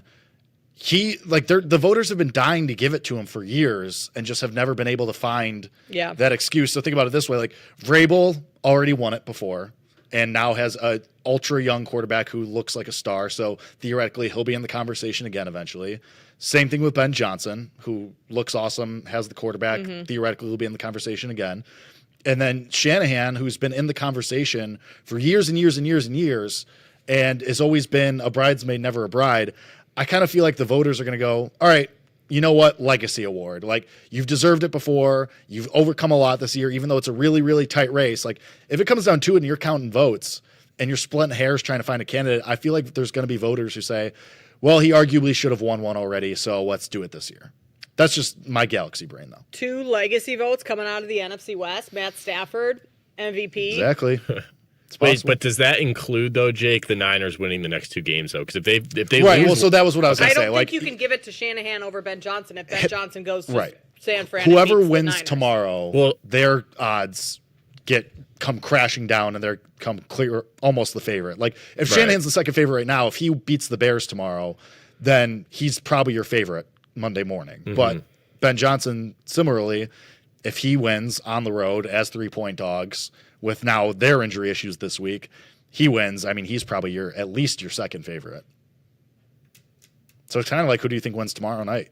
That's probably. But then if Shanahan loses to the Seahawks, though, right, then it's interesting that what would happen. The Jaguars' path over the next 2 games look Jaguars. like Jaguars. I can't believe this team's going to win 13 games. I just can't. I can't either. But they are. I mean, like, weird things could happen, obviously. But you have the Colts and the Titans. That's about as easy a path as it gets over the next 2 games. That is definitely helpful. So they're going to win 13 games. God. And you have Cohen right now at plus 750. I think that might be worth taking something right now. They're probably going to win the division, although Texans winning today could shake that up a little bit. I think, Well, they just need to win out to control their destiny for that. For Jacksonville. Yeah. Yeah. I don't know. Cohen maybe is the one with the hashtag value, but I think if like we talk about the bucket of guys who can win, I think it's Shanahan, Johnson, Vrabel. Those are your 3. And so if you want to take one of those guys out, like who do you think wins in the Bears-Niners game tomorrow? And that cuts down a candidate. That's down to 2 then. Then it's down to 2. Shanahan. That's how math works. And Vrabel. And or Johnson. Gotcha. Anyway. I think this is the year that maybe Andy Reid deserves it the most. Give him the award. Do it. You know what? Let's just give it to Tomlin again. No. Hey, another winning Super season Bowl. for Tomlin. Yeah. Another winning season. He did it. Yes, Super Bowl. Is no, Tomlin and Tomlin is on 150 to 1. How could you not want to go to war with Tomlin? pretty easily. This is the year they're winning a playoff game. I'll say that. Maybe they're not. The AFC ticket's not cashing, but they're winning a playoff game. Kenny, 30 minutes ago, 20 minutes ago, it was all right. Steelers, AFC winners to the Super Bowl. Now it's immediately. That's at the very least they're winning a playoff game. That's what we'll say. Oh, that's it. Okay. Got it. I don't know. And that's what we bring you here on the Better Angle. Exactly. The juxtaposition. And next, we bring you Cam Smith, former co-host of The Better Angle, as we continue our retirement tour. Is that what it is? Retirement implies there was a choice. The Better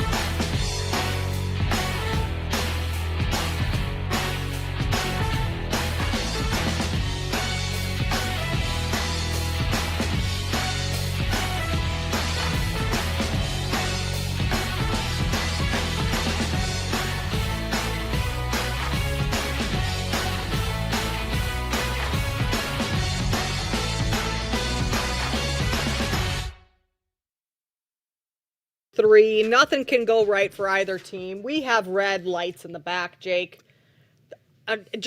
Everything just changed. Cool. Wow. This is I don't hate it. I kind of don't either. It's just a good background. Yeah. Okay. I mean, with the red hood. Who knows Got how this hoodie that for happened Christmas, by or the way. who did that, but It's hard to say. we've got we're seeing red, which is a perfect segue to our next guest. See that?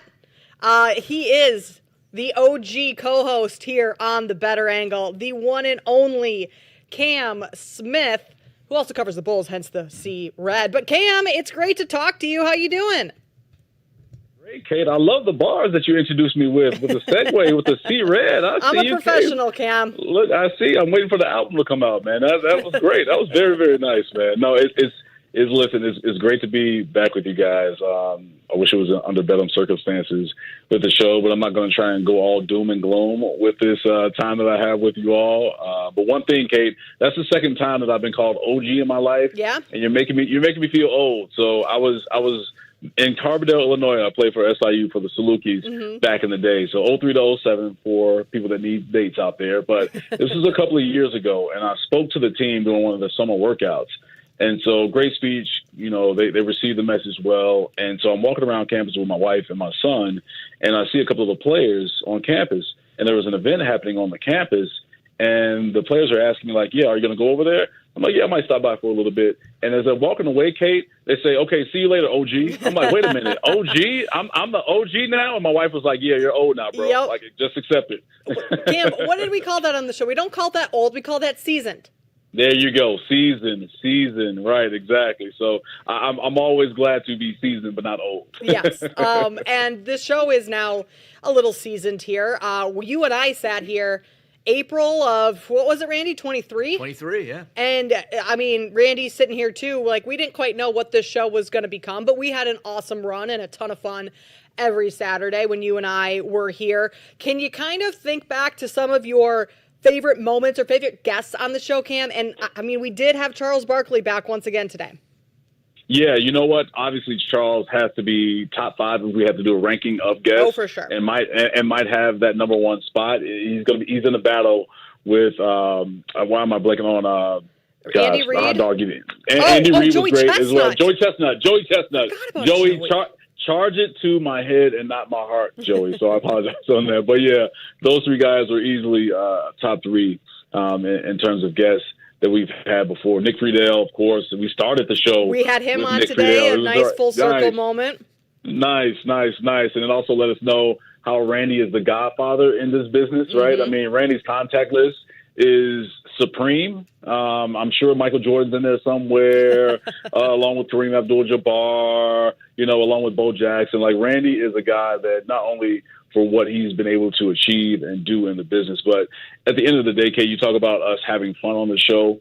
Randy and also yourself, you're great people. And I think that is one of the main reasons why we were able to have fun on the show, because we're all down to earth, really genuine people that care for each other, that wanted to put out a great product for BetMGM, for Odyssey, and of course for 670 The Score, where we shoot and record and have the show. So all of those parts included, we wanted to make sure that the product was really great, and that's what we were able to do for those 2 years. And I remember distinctly that Mitch Rosen and Andrew Williams said this, that we created, in terms of their words, they created an all-star team of people that we had together. And I really believe that. As humble as I am, you got to take a step back and really pat yourself on the back with what you achieved and what you were able to create, especially in this business, because the run that we had was something of substance, and it really was a strong run. But looking back on it, like, yes, they created an all-star team, and what we were able to put out for the people, getting people some money, making them some money, and just having a good time on Saturdays. So those are some of the fondest memories that I have, of course, with the guests that we were able to have on the show as well. So too many and countless memories from the Better Angle. I mean, you guys are family, and I don't say that lightly. I really mean that you guys are family. We check in with each other via text or calls just to see how everyone's doing. And it's just great to see us be able to maintain that relationship despite the show phasing out. Yeah, I mean, echo all you said, Cam. We had a blast and had fun because we all enjoyed working with each other as well. And you'll be happy to know we did carry on glitching the system. So we just wrapped up our final segment of glitch in the system, which was in your honor because you were the creator of that. But Cam, we do also have to talk to you. I mean, speaking of seeing red, you are the pre-half and post-game host for CHSN and the Chicago Bulls. How has that been going for you this year? Ooh, I have to have weekly checkups with my doctor now because it's been, as they call the cardiac bears, it's the cardiac bulls, right?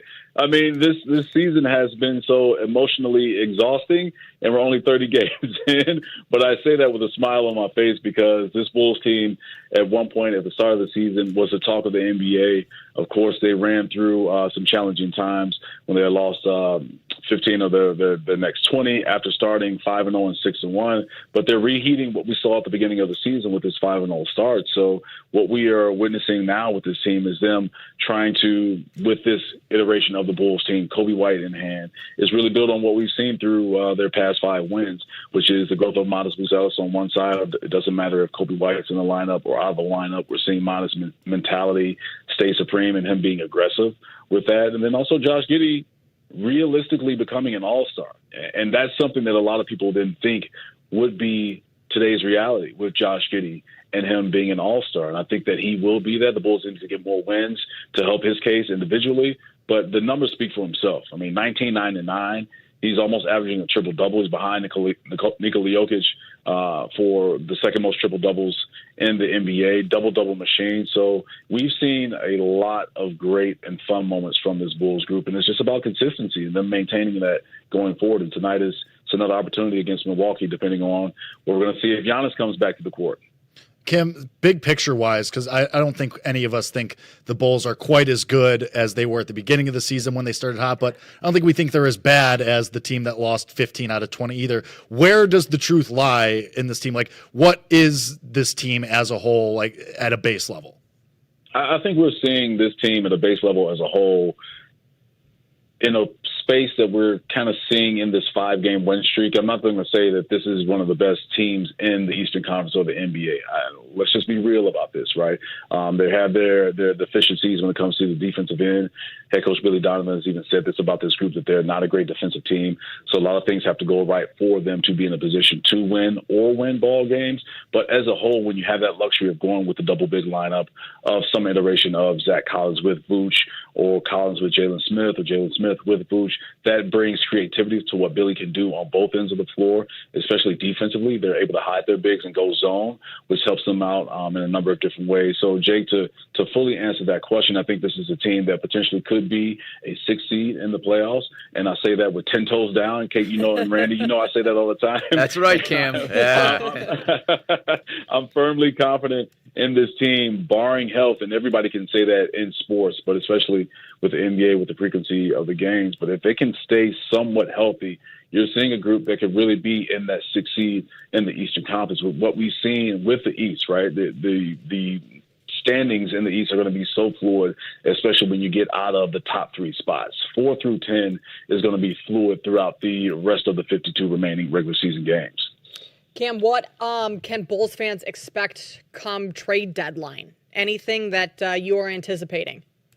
Yeah, they have some scenarios on their hands where do they decide to just stand pat and run it back again like we saw last year in certain situations, but do they just act on 8 guys with expiring contracts after this season, right? Ayo Dosunmu being one, Kobe White being another, Nikola Vucevic, right? But I'll just speak on Vooch and Ayo because those are 2 guys where if you do decide to make a trade at the deadline, there could be a package where you can try and package up Vooch and Ayo. And just to be real about it, it's no disrespect to Vooch or Ayo, but everyone would agree on this, that they're not going to be able to make a move straight up for one of those guys. You're not going to just trade Vooch alone to a team and get somebody in return, or same thing with Ayo. So if they do decide to make a move, that package would be the best option I would see if I was in that position in the front office for this Bulls team. So I believe that there will be a change come trade deadline, but I don't think it will involve Kobe White or Miles Buzelis. I think those two guys are untouchable. Even though Kobe's on the final year of his contract, I think he still remains with this Bulls team. And the great thing about the names of Vooch and Ayo, when you look at them statistically and specifically on Ayo, his shooting percentage, especially from three, is one of the best in the NBA. I believe he's 8th right now in three-point percentage, well over 40%. So when you have a guy that one can play both ends of the floor, downhill, can get to the rim and score the basketball, but then turn right back around and put pressure on the opposing ball handler or make it tough for your star player that's a guard, that's a luxury to have, and a lot of teams are going to cover the guy like Ayo. So there's opportunity for this team to make that type of move during the trade deadlines. Outside of the Bulls, Cam, I think the biggest trade deadline story is going to be Giannis, obviously. Do you think the Bucks move him, or is this injury coming at such a bad time and they're just not going to be able to move him and they'll reassess in the offseason? That's a lot of money, Jake, that you got to try and move, right? And that's the thing about Giannis's contract and a lot of these guys that have $200+ million that they're working with. I mean, I was having a conversation with a couple of my coworkers here in the office now as we discussed like LaMelo Ball and his $200 million contract and Zion Williamson. Like, what do you do with these guys and how do you trade them? But Giannis is on a different level than those two names of LaMelo and Zion. We all know that. But I think the Milwaukee Bucks, it would be in their best interest to try and move Giannis as soon as they can, as opposed to letting this thing drag out. Because if you let this thing drag out, then it just looks bad on your front office of like, okay, what's going on? Are you basically holding the man in basketball hostage and not allowing him to better his future, right? Because we know with this Bucks team and their makeup, they're not in the makeup of a team that's ready to compete for a championship. And Giannis is a smart guy. And Giannis has always been very present in terms of who he is as a player and wanted to maximize his talent. And he wants to make sure that he is either competing for a championship or winning a championship in the next 5 to 6 years. Because when you look at how he plays, at some point, one, Father Time is going to catch up, but then also, two, the physicality with how he plays is going to catch up to Giannis Antetokounmpo, right? So if you're Milwaukee, you try and get as much back in return with a move as opposed to letting things drag out. And maybe, again, you start to see things dip on Giannis's end in terms of individual numbers or shooting percentages. And let's be clear about this. If a team is presented with Giannis Antetokounmpo and he's only averaging 16 points and 7 rebounds and shooting 40% from the field, teams are still going to take him. But it makes it better when his numbers are what we've seen of a guy that has won MVPs, that's won NBA championships, Defensive Player of the Year, when they're one of the best in the NBA. So now that return that you can get back is higher than what it would be for a guy whose numbers are down. Talking with Cam Smith, former co-host here on The Better Angle and the host of the Chicago Bulls pre- and post-game show, Bulls Countdown Live over at CHSN. Randy Merkin, you want to jump in and say hello to our buddy Cam here while we have 2 minutes left? Yeah, Cam, I'm going to miss you, buddy. I miss you, buddy. You've been off the show for a while. But what I want to say is, when we first got started, didn't know what to expect. And obviously had a great run here for 2 years, 8 months, whatever it was. But what I loved the most, and I was telling this to Kate before, I loved before the show when we hung out and Kate and I were usually the first two here. And then you would come in and it just brought energy to the room. And I was always so excited to see you, buddy. And the chemistry the two of you had was fantastic. And listen, you're great. You're doing great work. And I'm just was happy that we were able to work together. Look, Randy, I share the same feelings, man. It's been an honor, and it was an honor to work with you with a better angle. And just, again, going back to the relationship, I'm always big on relationships, right, with everyone that I work with. But being able to build and grow that relationship with you means everything to me, Randy. And I know when we first started, and Kate calling me the OG. Randy was the OG of the seasoned vets of us, and kind of just, okay, seeing what he had and to, I'm putting up air quotes right now, you can't see me, but young people on the show and trying to see what they can do, even though Kate and I have been in the business for a while now. But it was the first time that Randy and I worked with Kate and I, and he just wanted to kind of see, who we were, what the chemistry was, could we be able to carry a 3-hour show? And I think we answered those questions very early on, Kate. And so once we get that, and once you get the respect of someone that's been there, done that at the highest level, like a Randy Merkin, then you're in a great space. Not a good space, but a great space. Oh, so yeah. It's fully been an honor working with you, Randy and Kate. I got to watch myself right now because I'm starting to get a little emotional because it's real. Like, we've had our personal conversations and seeing our relationship grow, Kate, and I'm so happy for you. And being able to work with you, you're one of my favorite co-hosts to work with. And I say that wholeheartedly. And it has been a true pleasure and honor working with you, Kate. And I'm so grateful for the time that we shared together. Thank you, Cam. I am so grateful for it as well. Grateful for our friendship and that it will continue on even after this show is over. Cam, love you. Good luck tonight. We'll be watching on Bulls Countdown Live, and say hi to Lisa and the fam for us. We'll talk to you soon. All right, thanks, Kate. I definitely will do that. And shout out to Andrew Williams and Mitch Rosen. We appreciate you guys. Thank you so much for creating the show for us. That is Cam Smith, the one and only. Coming up on the other side, we wrap up the show for good with our final show parlay. The better.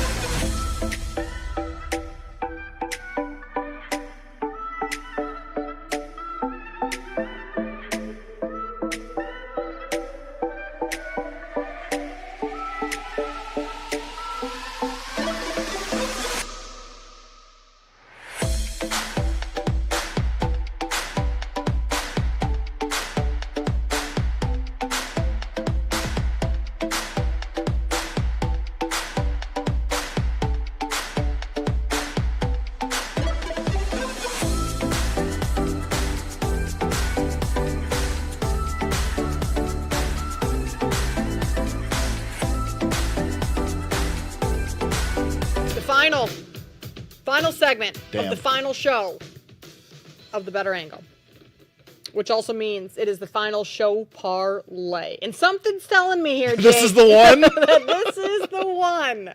We've hit one before. We have hit one before. Kenny, we've also been on the air. It took for a 2.5 while. I years.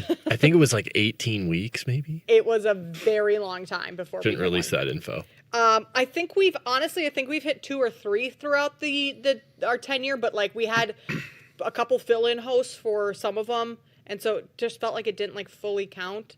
But Right. we're gonna try and do it this time. So Kenny, start us off. You know where Who's I'm your going, pick? but Yes, we do. So technically, it doesn't count if this one hits because I've been filling in for 2 months. No, but you're a regular. You're not a fill-in anymore. I'm a member of the Better Angle family. You are. Every parlay with Jake Hassan has counted. Exactly. Oh, put it on my tombstone. And everyone going forward great. will, aka just this one. Right. We're going Panthers, but we're going plus 7.5 because Okay. I want the Seahawks to win. So just cover. All right, Should be a good Panthers game. plus 7. Randy Merkin. We are going to go with the Bears. Oh! We're going to take the Bears and the Outright? 3. Oh, the No, 3. Yeah, we'll take the 3. Might as well. That's fair. Yeah. I think that's smart. Bears plus 3.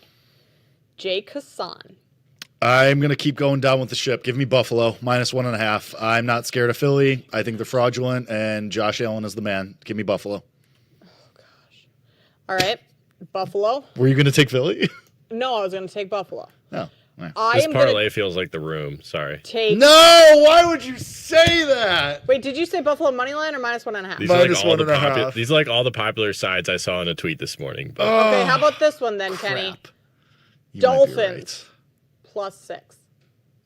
That's what you like, the Dolphins plus 6? Yeah, I do. Quinn Ewers? Quinn Ewers. The Bucs are not a good football team right now. You're right. They shouldn't be laying 5.5 on the road to anybody. You're right. The Dolphins is probably the right side. Yeah. I'm just shocked that because like even me, like as disgusting as I like to get with some of my bets, I don't bet teams that are like either just dead or not against teams that are like fighting for their lives. You know, I mean, that's the only thing that would take me off of Miami is that Tampa Bay, although they stink, they're fighting for everything, and Miami, well, I guess they could lose as long as Carolina loses and still have a shot, but they really need to win tomorrow to even. But I think they have just a think chance, that but- I think they could win, but I think almost a Right. touchdown is a lot, especially like I Yeah. said, no Tristan Wirfs tomorrow. He's a big piece. So we're gonna go Dolphins. plus 6. Let's run that back. Panthers plus 7, Bears plus 3, Buffalo minus 1.5, and the Dolphins plus 6. That is the show parlay this week. The final. Kenny might be right. That does sound an awful lot like the room It does. outside of the I think Dolphins. Tampa. I think Tampa's probably would have been the full. That would have been like the full If room. I had taken Tampa. Yeah. Do you have the analytics for us? I do shockingly still have access to my Odyssey email, but I do not have the room in front of me. I And got I did booted tr- off the room Yeah. listserv months ago. Well, maybe it's because Johnny Ewing hasn't even tweeted the Sunday stuff yet, so we just that would it be might why. not be out yet. Yeah. I'm sure Jags are in the room too tomorrow. Oh, yeah. I kind of like the Colts in the money line. Phil's going to get one, right? Is he? Is he? I think he is. Is he? Is this like the spot where Jacksonville has a huge letdown? I don't know. I mean, just that something would to be, bring up. Yeah, that's what I would potentially. After everyone thinks Jacksonville's a contender, they can Right. get the 1 seed, and they just lose to the Colts. And Trevor Lawrence. Yeah, goes if back I had into to a guess, the room will be Tampa, Jacksonville, honestly, probably New England inside 2 touchdowns against the Jets. Bears getting 3. Bears getting 3. And either the Panthers or the Bills would be the last one. I was going to say one of the Bills or the Eagles. I just don't know which one. But anyway, that was the room. All right. Where's the room? And that was the final show parlay. Oh, to hear that imaging one more time. Kenny, can you figure out what those odds are? Yeah, it was 11-1 for the 4-leg parlay. Thank you. I'm into that. 11-1. It's not too egregious, not too much. Now I'm perfect doing amount. now I'm doing a 3 Goldilocks and 3 Bears thing, so can't get out of that. All right. That's it. That's it. If we all just walked away right now, that would be so funny. I would laugh so hard. No, we can't walk away yet. Okay. I would so, sit here and just talk about the Seahawks. The Seahawks and the Panthers, the in the weeds, in depth. Well, that position brings by me position. to Kenny, because we've talked on the show here. Now it's when we get cute and sappy and like say our goodbyes, right? That Randy, Cam, and I were at the Kenny was at the beginning with us, and Kenny might not be in the studio with us every day, but Kenny's been here running the board for us every day, and it doesn't get much better than Kenny chiming in on all of the random facts that Kenny knows, the scheduling that he knows off the back of his hand. But Kenny, we appreciate you and all that you've done for our show, making it what it is. You've been a massive part of it, whether or not you get full credit sometimes. But we loved having you on. Loved talking ball. Talking ball. Talking ball, really. Why'd you stop yourself from saying talking ball? Well, I was going more Chargers because Kenny was on the Chargers last year, right? Weren't you Chargers like 2 years ago or something? No, Kevin was the Chargers guy. He's always been a big Herbert guy. He was the big Chargers guy. He was telling the first year we did this, he was the video guy. Thank you, by the way. And I appreciate you guys as well. And working every Saturday for the last few years has been awesome. It does suck to have your Saturdays taken. I've been working Saturdays for the last 2 years, like I said, but there's no one else that I'd rather be with. That includes you, Jake, and every other person that's hosted the show. All right. No, I'm not saying that. No, just because you've just filled in. Unnecessary. You just filled in. I'm not saying that. No, don't take that the wrong way. I'm sitting in the chair. I would have just taken it. Yeah, all right. Cool. All right. One last one on the way out. I didn't mean to make that awkward. I just meant it in the terms of like you've really been filling in with us for the last month, and yeah, no, it's been great, and I appreciate it. I tried everything in the chat is just to try to help you guys and make the show better. So that is always very helpful. For sure. Very helpful. We appreciate you, Kenny. Max, we also appreciate you back there. I know you haven't been with us quite as long, but in the short time that you have been, you've been awesome. Fun to work with, and you kind of just get the job done. You're pretty dang good at it, too. Max is like an offensive lineman. Like, when you don't hear his name, you know he's doing great. Yeah. Although I do wish the light changes had been introduced a little bit earlier. Yeah, we could have gone with... we have strobes! Oh, let's go! Woo! Where was this when the Texans wwent up 14-0? 17-10 now, the way I'm a little scared. Oh, man. All right, Randy. It's me and you. Who wants to go first? I Kate? don't know. I'll go first, Randy. You know what? That's fine. I wasn't quite sure what to think when me, you, and Cam were sitting in this room a couple years ago. Just a new group, and I thought, this guy probably thinks I'm an idiot. He's been in the industry forever, and I have no idea what I'm really doing here. But we're going to figure it out. We figured it out together. And I don't think I would be... I don't want to say, I don't think I'd be the host that I am without learning from you. I remember kind of trying to pick your brain early on, ask you a bunch of questions, but I more just kind of learned by watching you and the things you do. And you're pretty dang good at what you do. And your Rolodex certainly is something to behold. And more so than that, anytime I've ever talked to anyone about you, they have nothing but good things to say about you. So, Randy, I appreciate you as someone I have worked with forever, but also as a friend because you've been there for me for many things outside of this studio. And I'm going to miss our talks before the show. I got here early at 2 o'clock every time because I knew Randy and I would just kind of sit here and banter back and forth, and we could share openly anything that we grievances we had. And I'm really going to miss that, Randy. No, I mean, I will too, Kate. And let me throw bouquets your way before I get to what I want to say is that you were the straw that stirred the drink on this show. And when you were off, wasn't the same show. It just wasn't. And kudos to you because no matter what was thrown at you, different hey, Cam's on. Nope, Cam's gone. So-and-so's in. Nope, he's gone. So-and-so's in. Nope, he's out. Gabe's in. Nope, he's out. Sean's in. We did have kind of a lot of that, didn't we? No, hey, Jake's in. No, but before that, Cam's back. No, and now he's gone. And now, wait, you know what? Jake's in. Yeah, I said Jake's in. But no, you no matter what the situation was, you handled it great. And you always had a terrific attitude. And I knew from the very beginning, first couple months, I was like, she's really good. She's really good. You do everything well. All the basics of radio, okay? You do really well. But, more than that, you're just you want to listen to what you have to say. You listen to the interviews. right? I mean, you just did a great job. And, more important than anything else, like you brought it up, like, what people say about me, and that matters. Like relationships matter. And the relationships I built here have been fantastic. Everyone in this room I consider a good friend. Kenny, Lapka, but Cam, I love Cam. Gabe, I love Gabe. Sean was great when he was here. I was kind of lost a little bit when I left ESPN 1000 and not on my terms. And I was kind of like, man, do I still even have it? Like, do I still like? And I came here and I'm like, I do. Like, and I do because of the people I work with. And I remember saying to Beth, my wife, after like 2 or 3 weeks, I'm like, this is gonna be fun. Like, this is a great group. So I loved it. I'm sad it's over.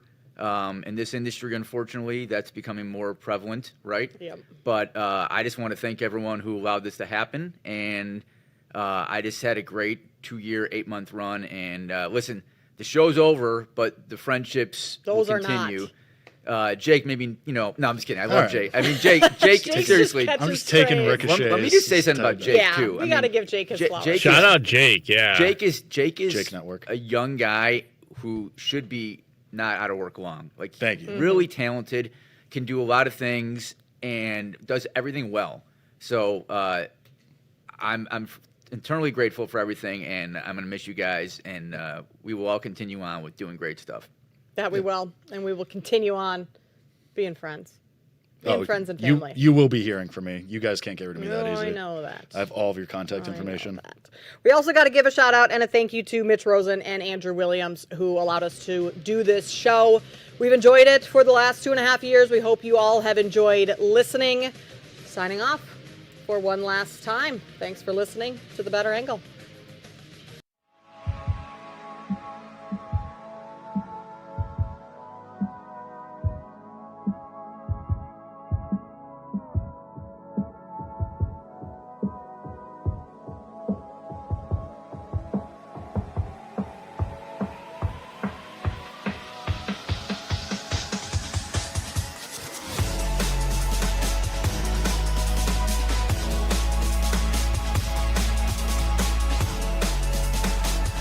Off your morning with the Daily Tip with Michael Jenkins and Chelsea Messenger. Over.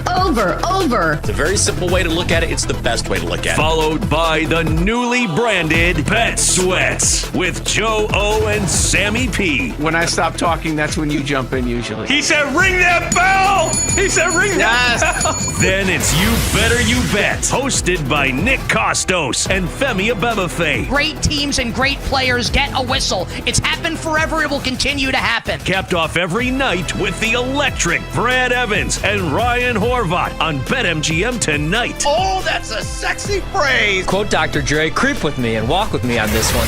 Welcome to a new era of Wagertainment. This is the BetMGM Network. Please gamble responsibly.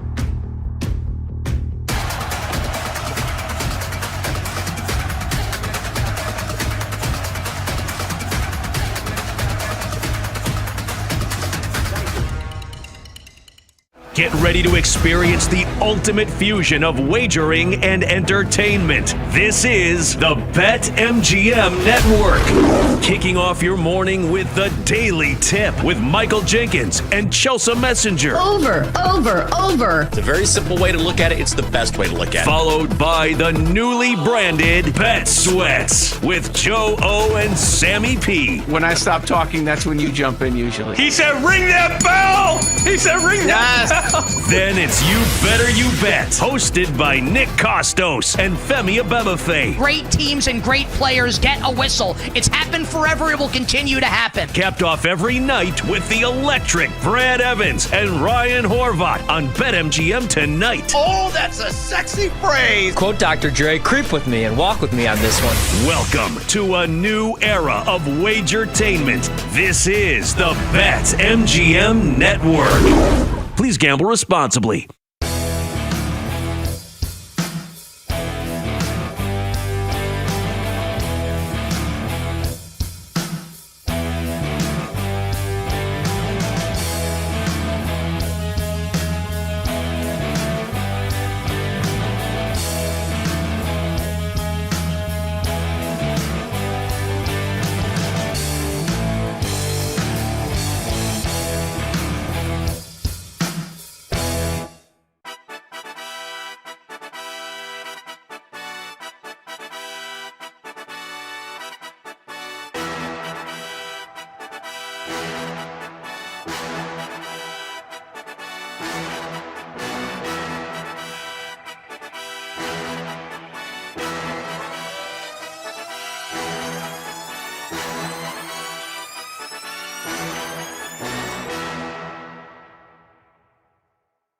Get ready to experience the ultimate fusion of wagering and entertainment. This is the Bet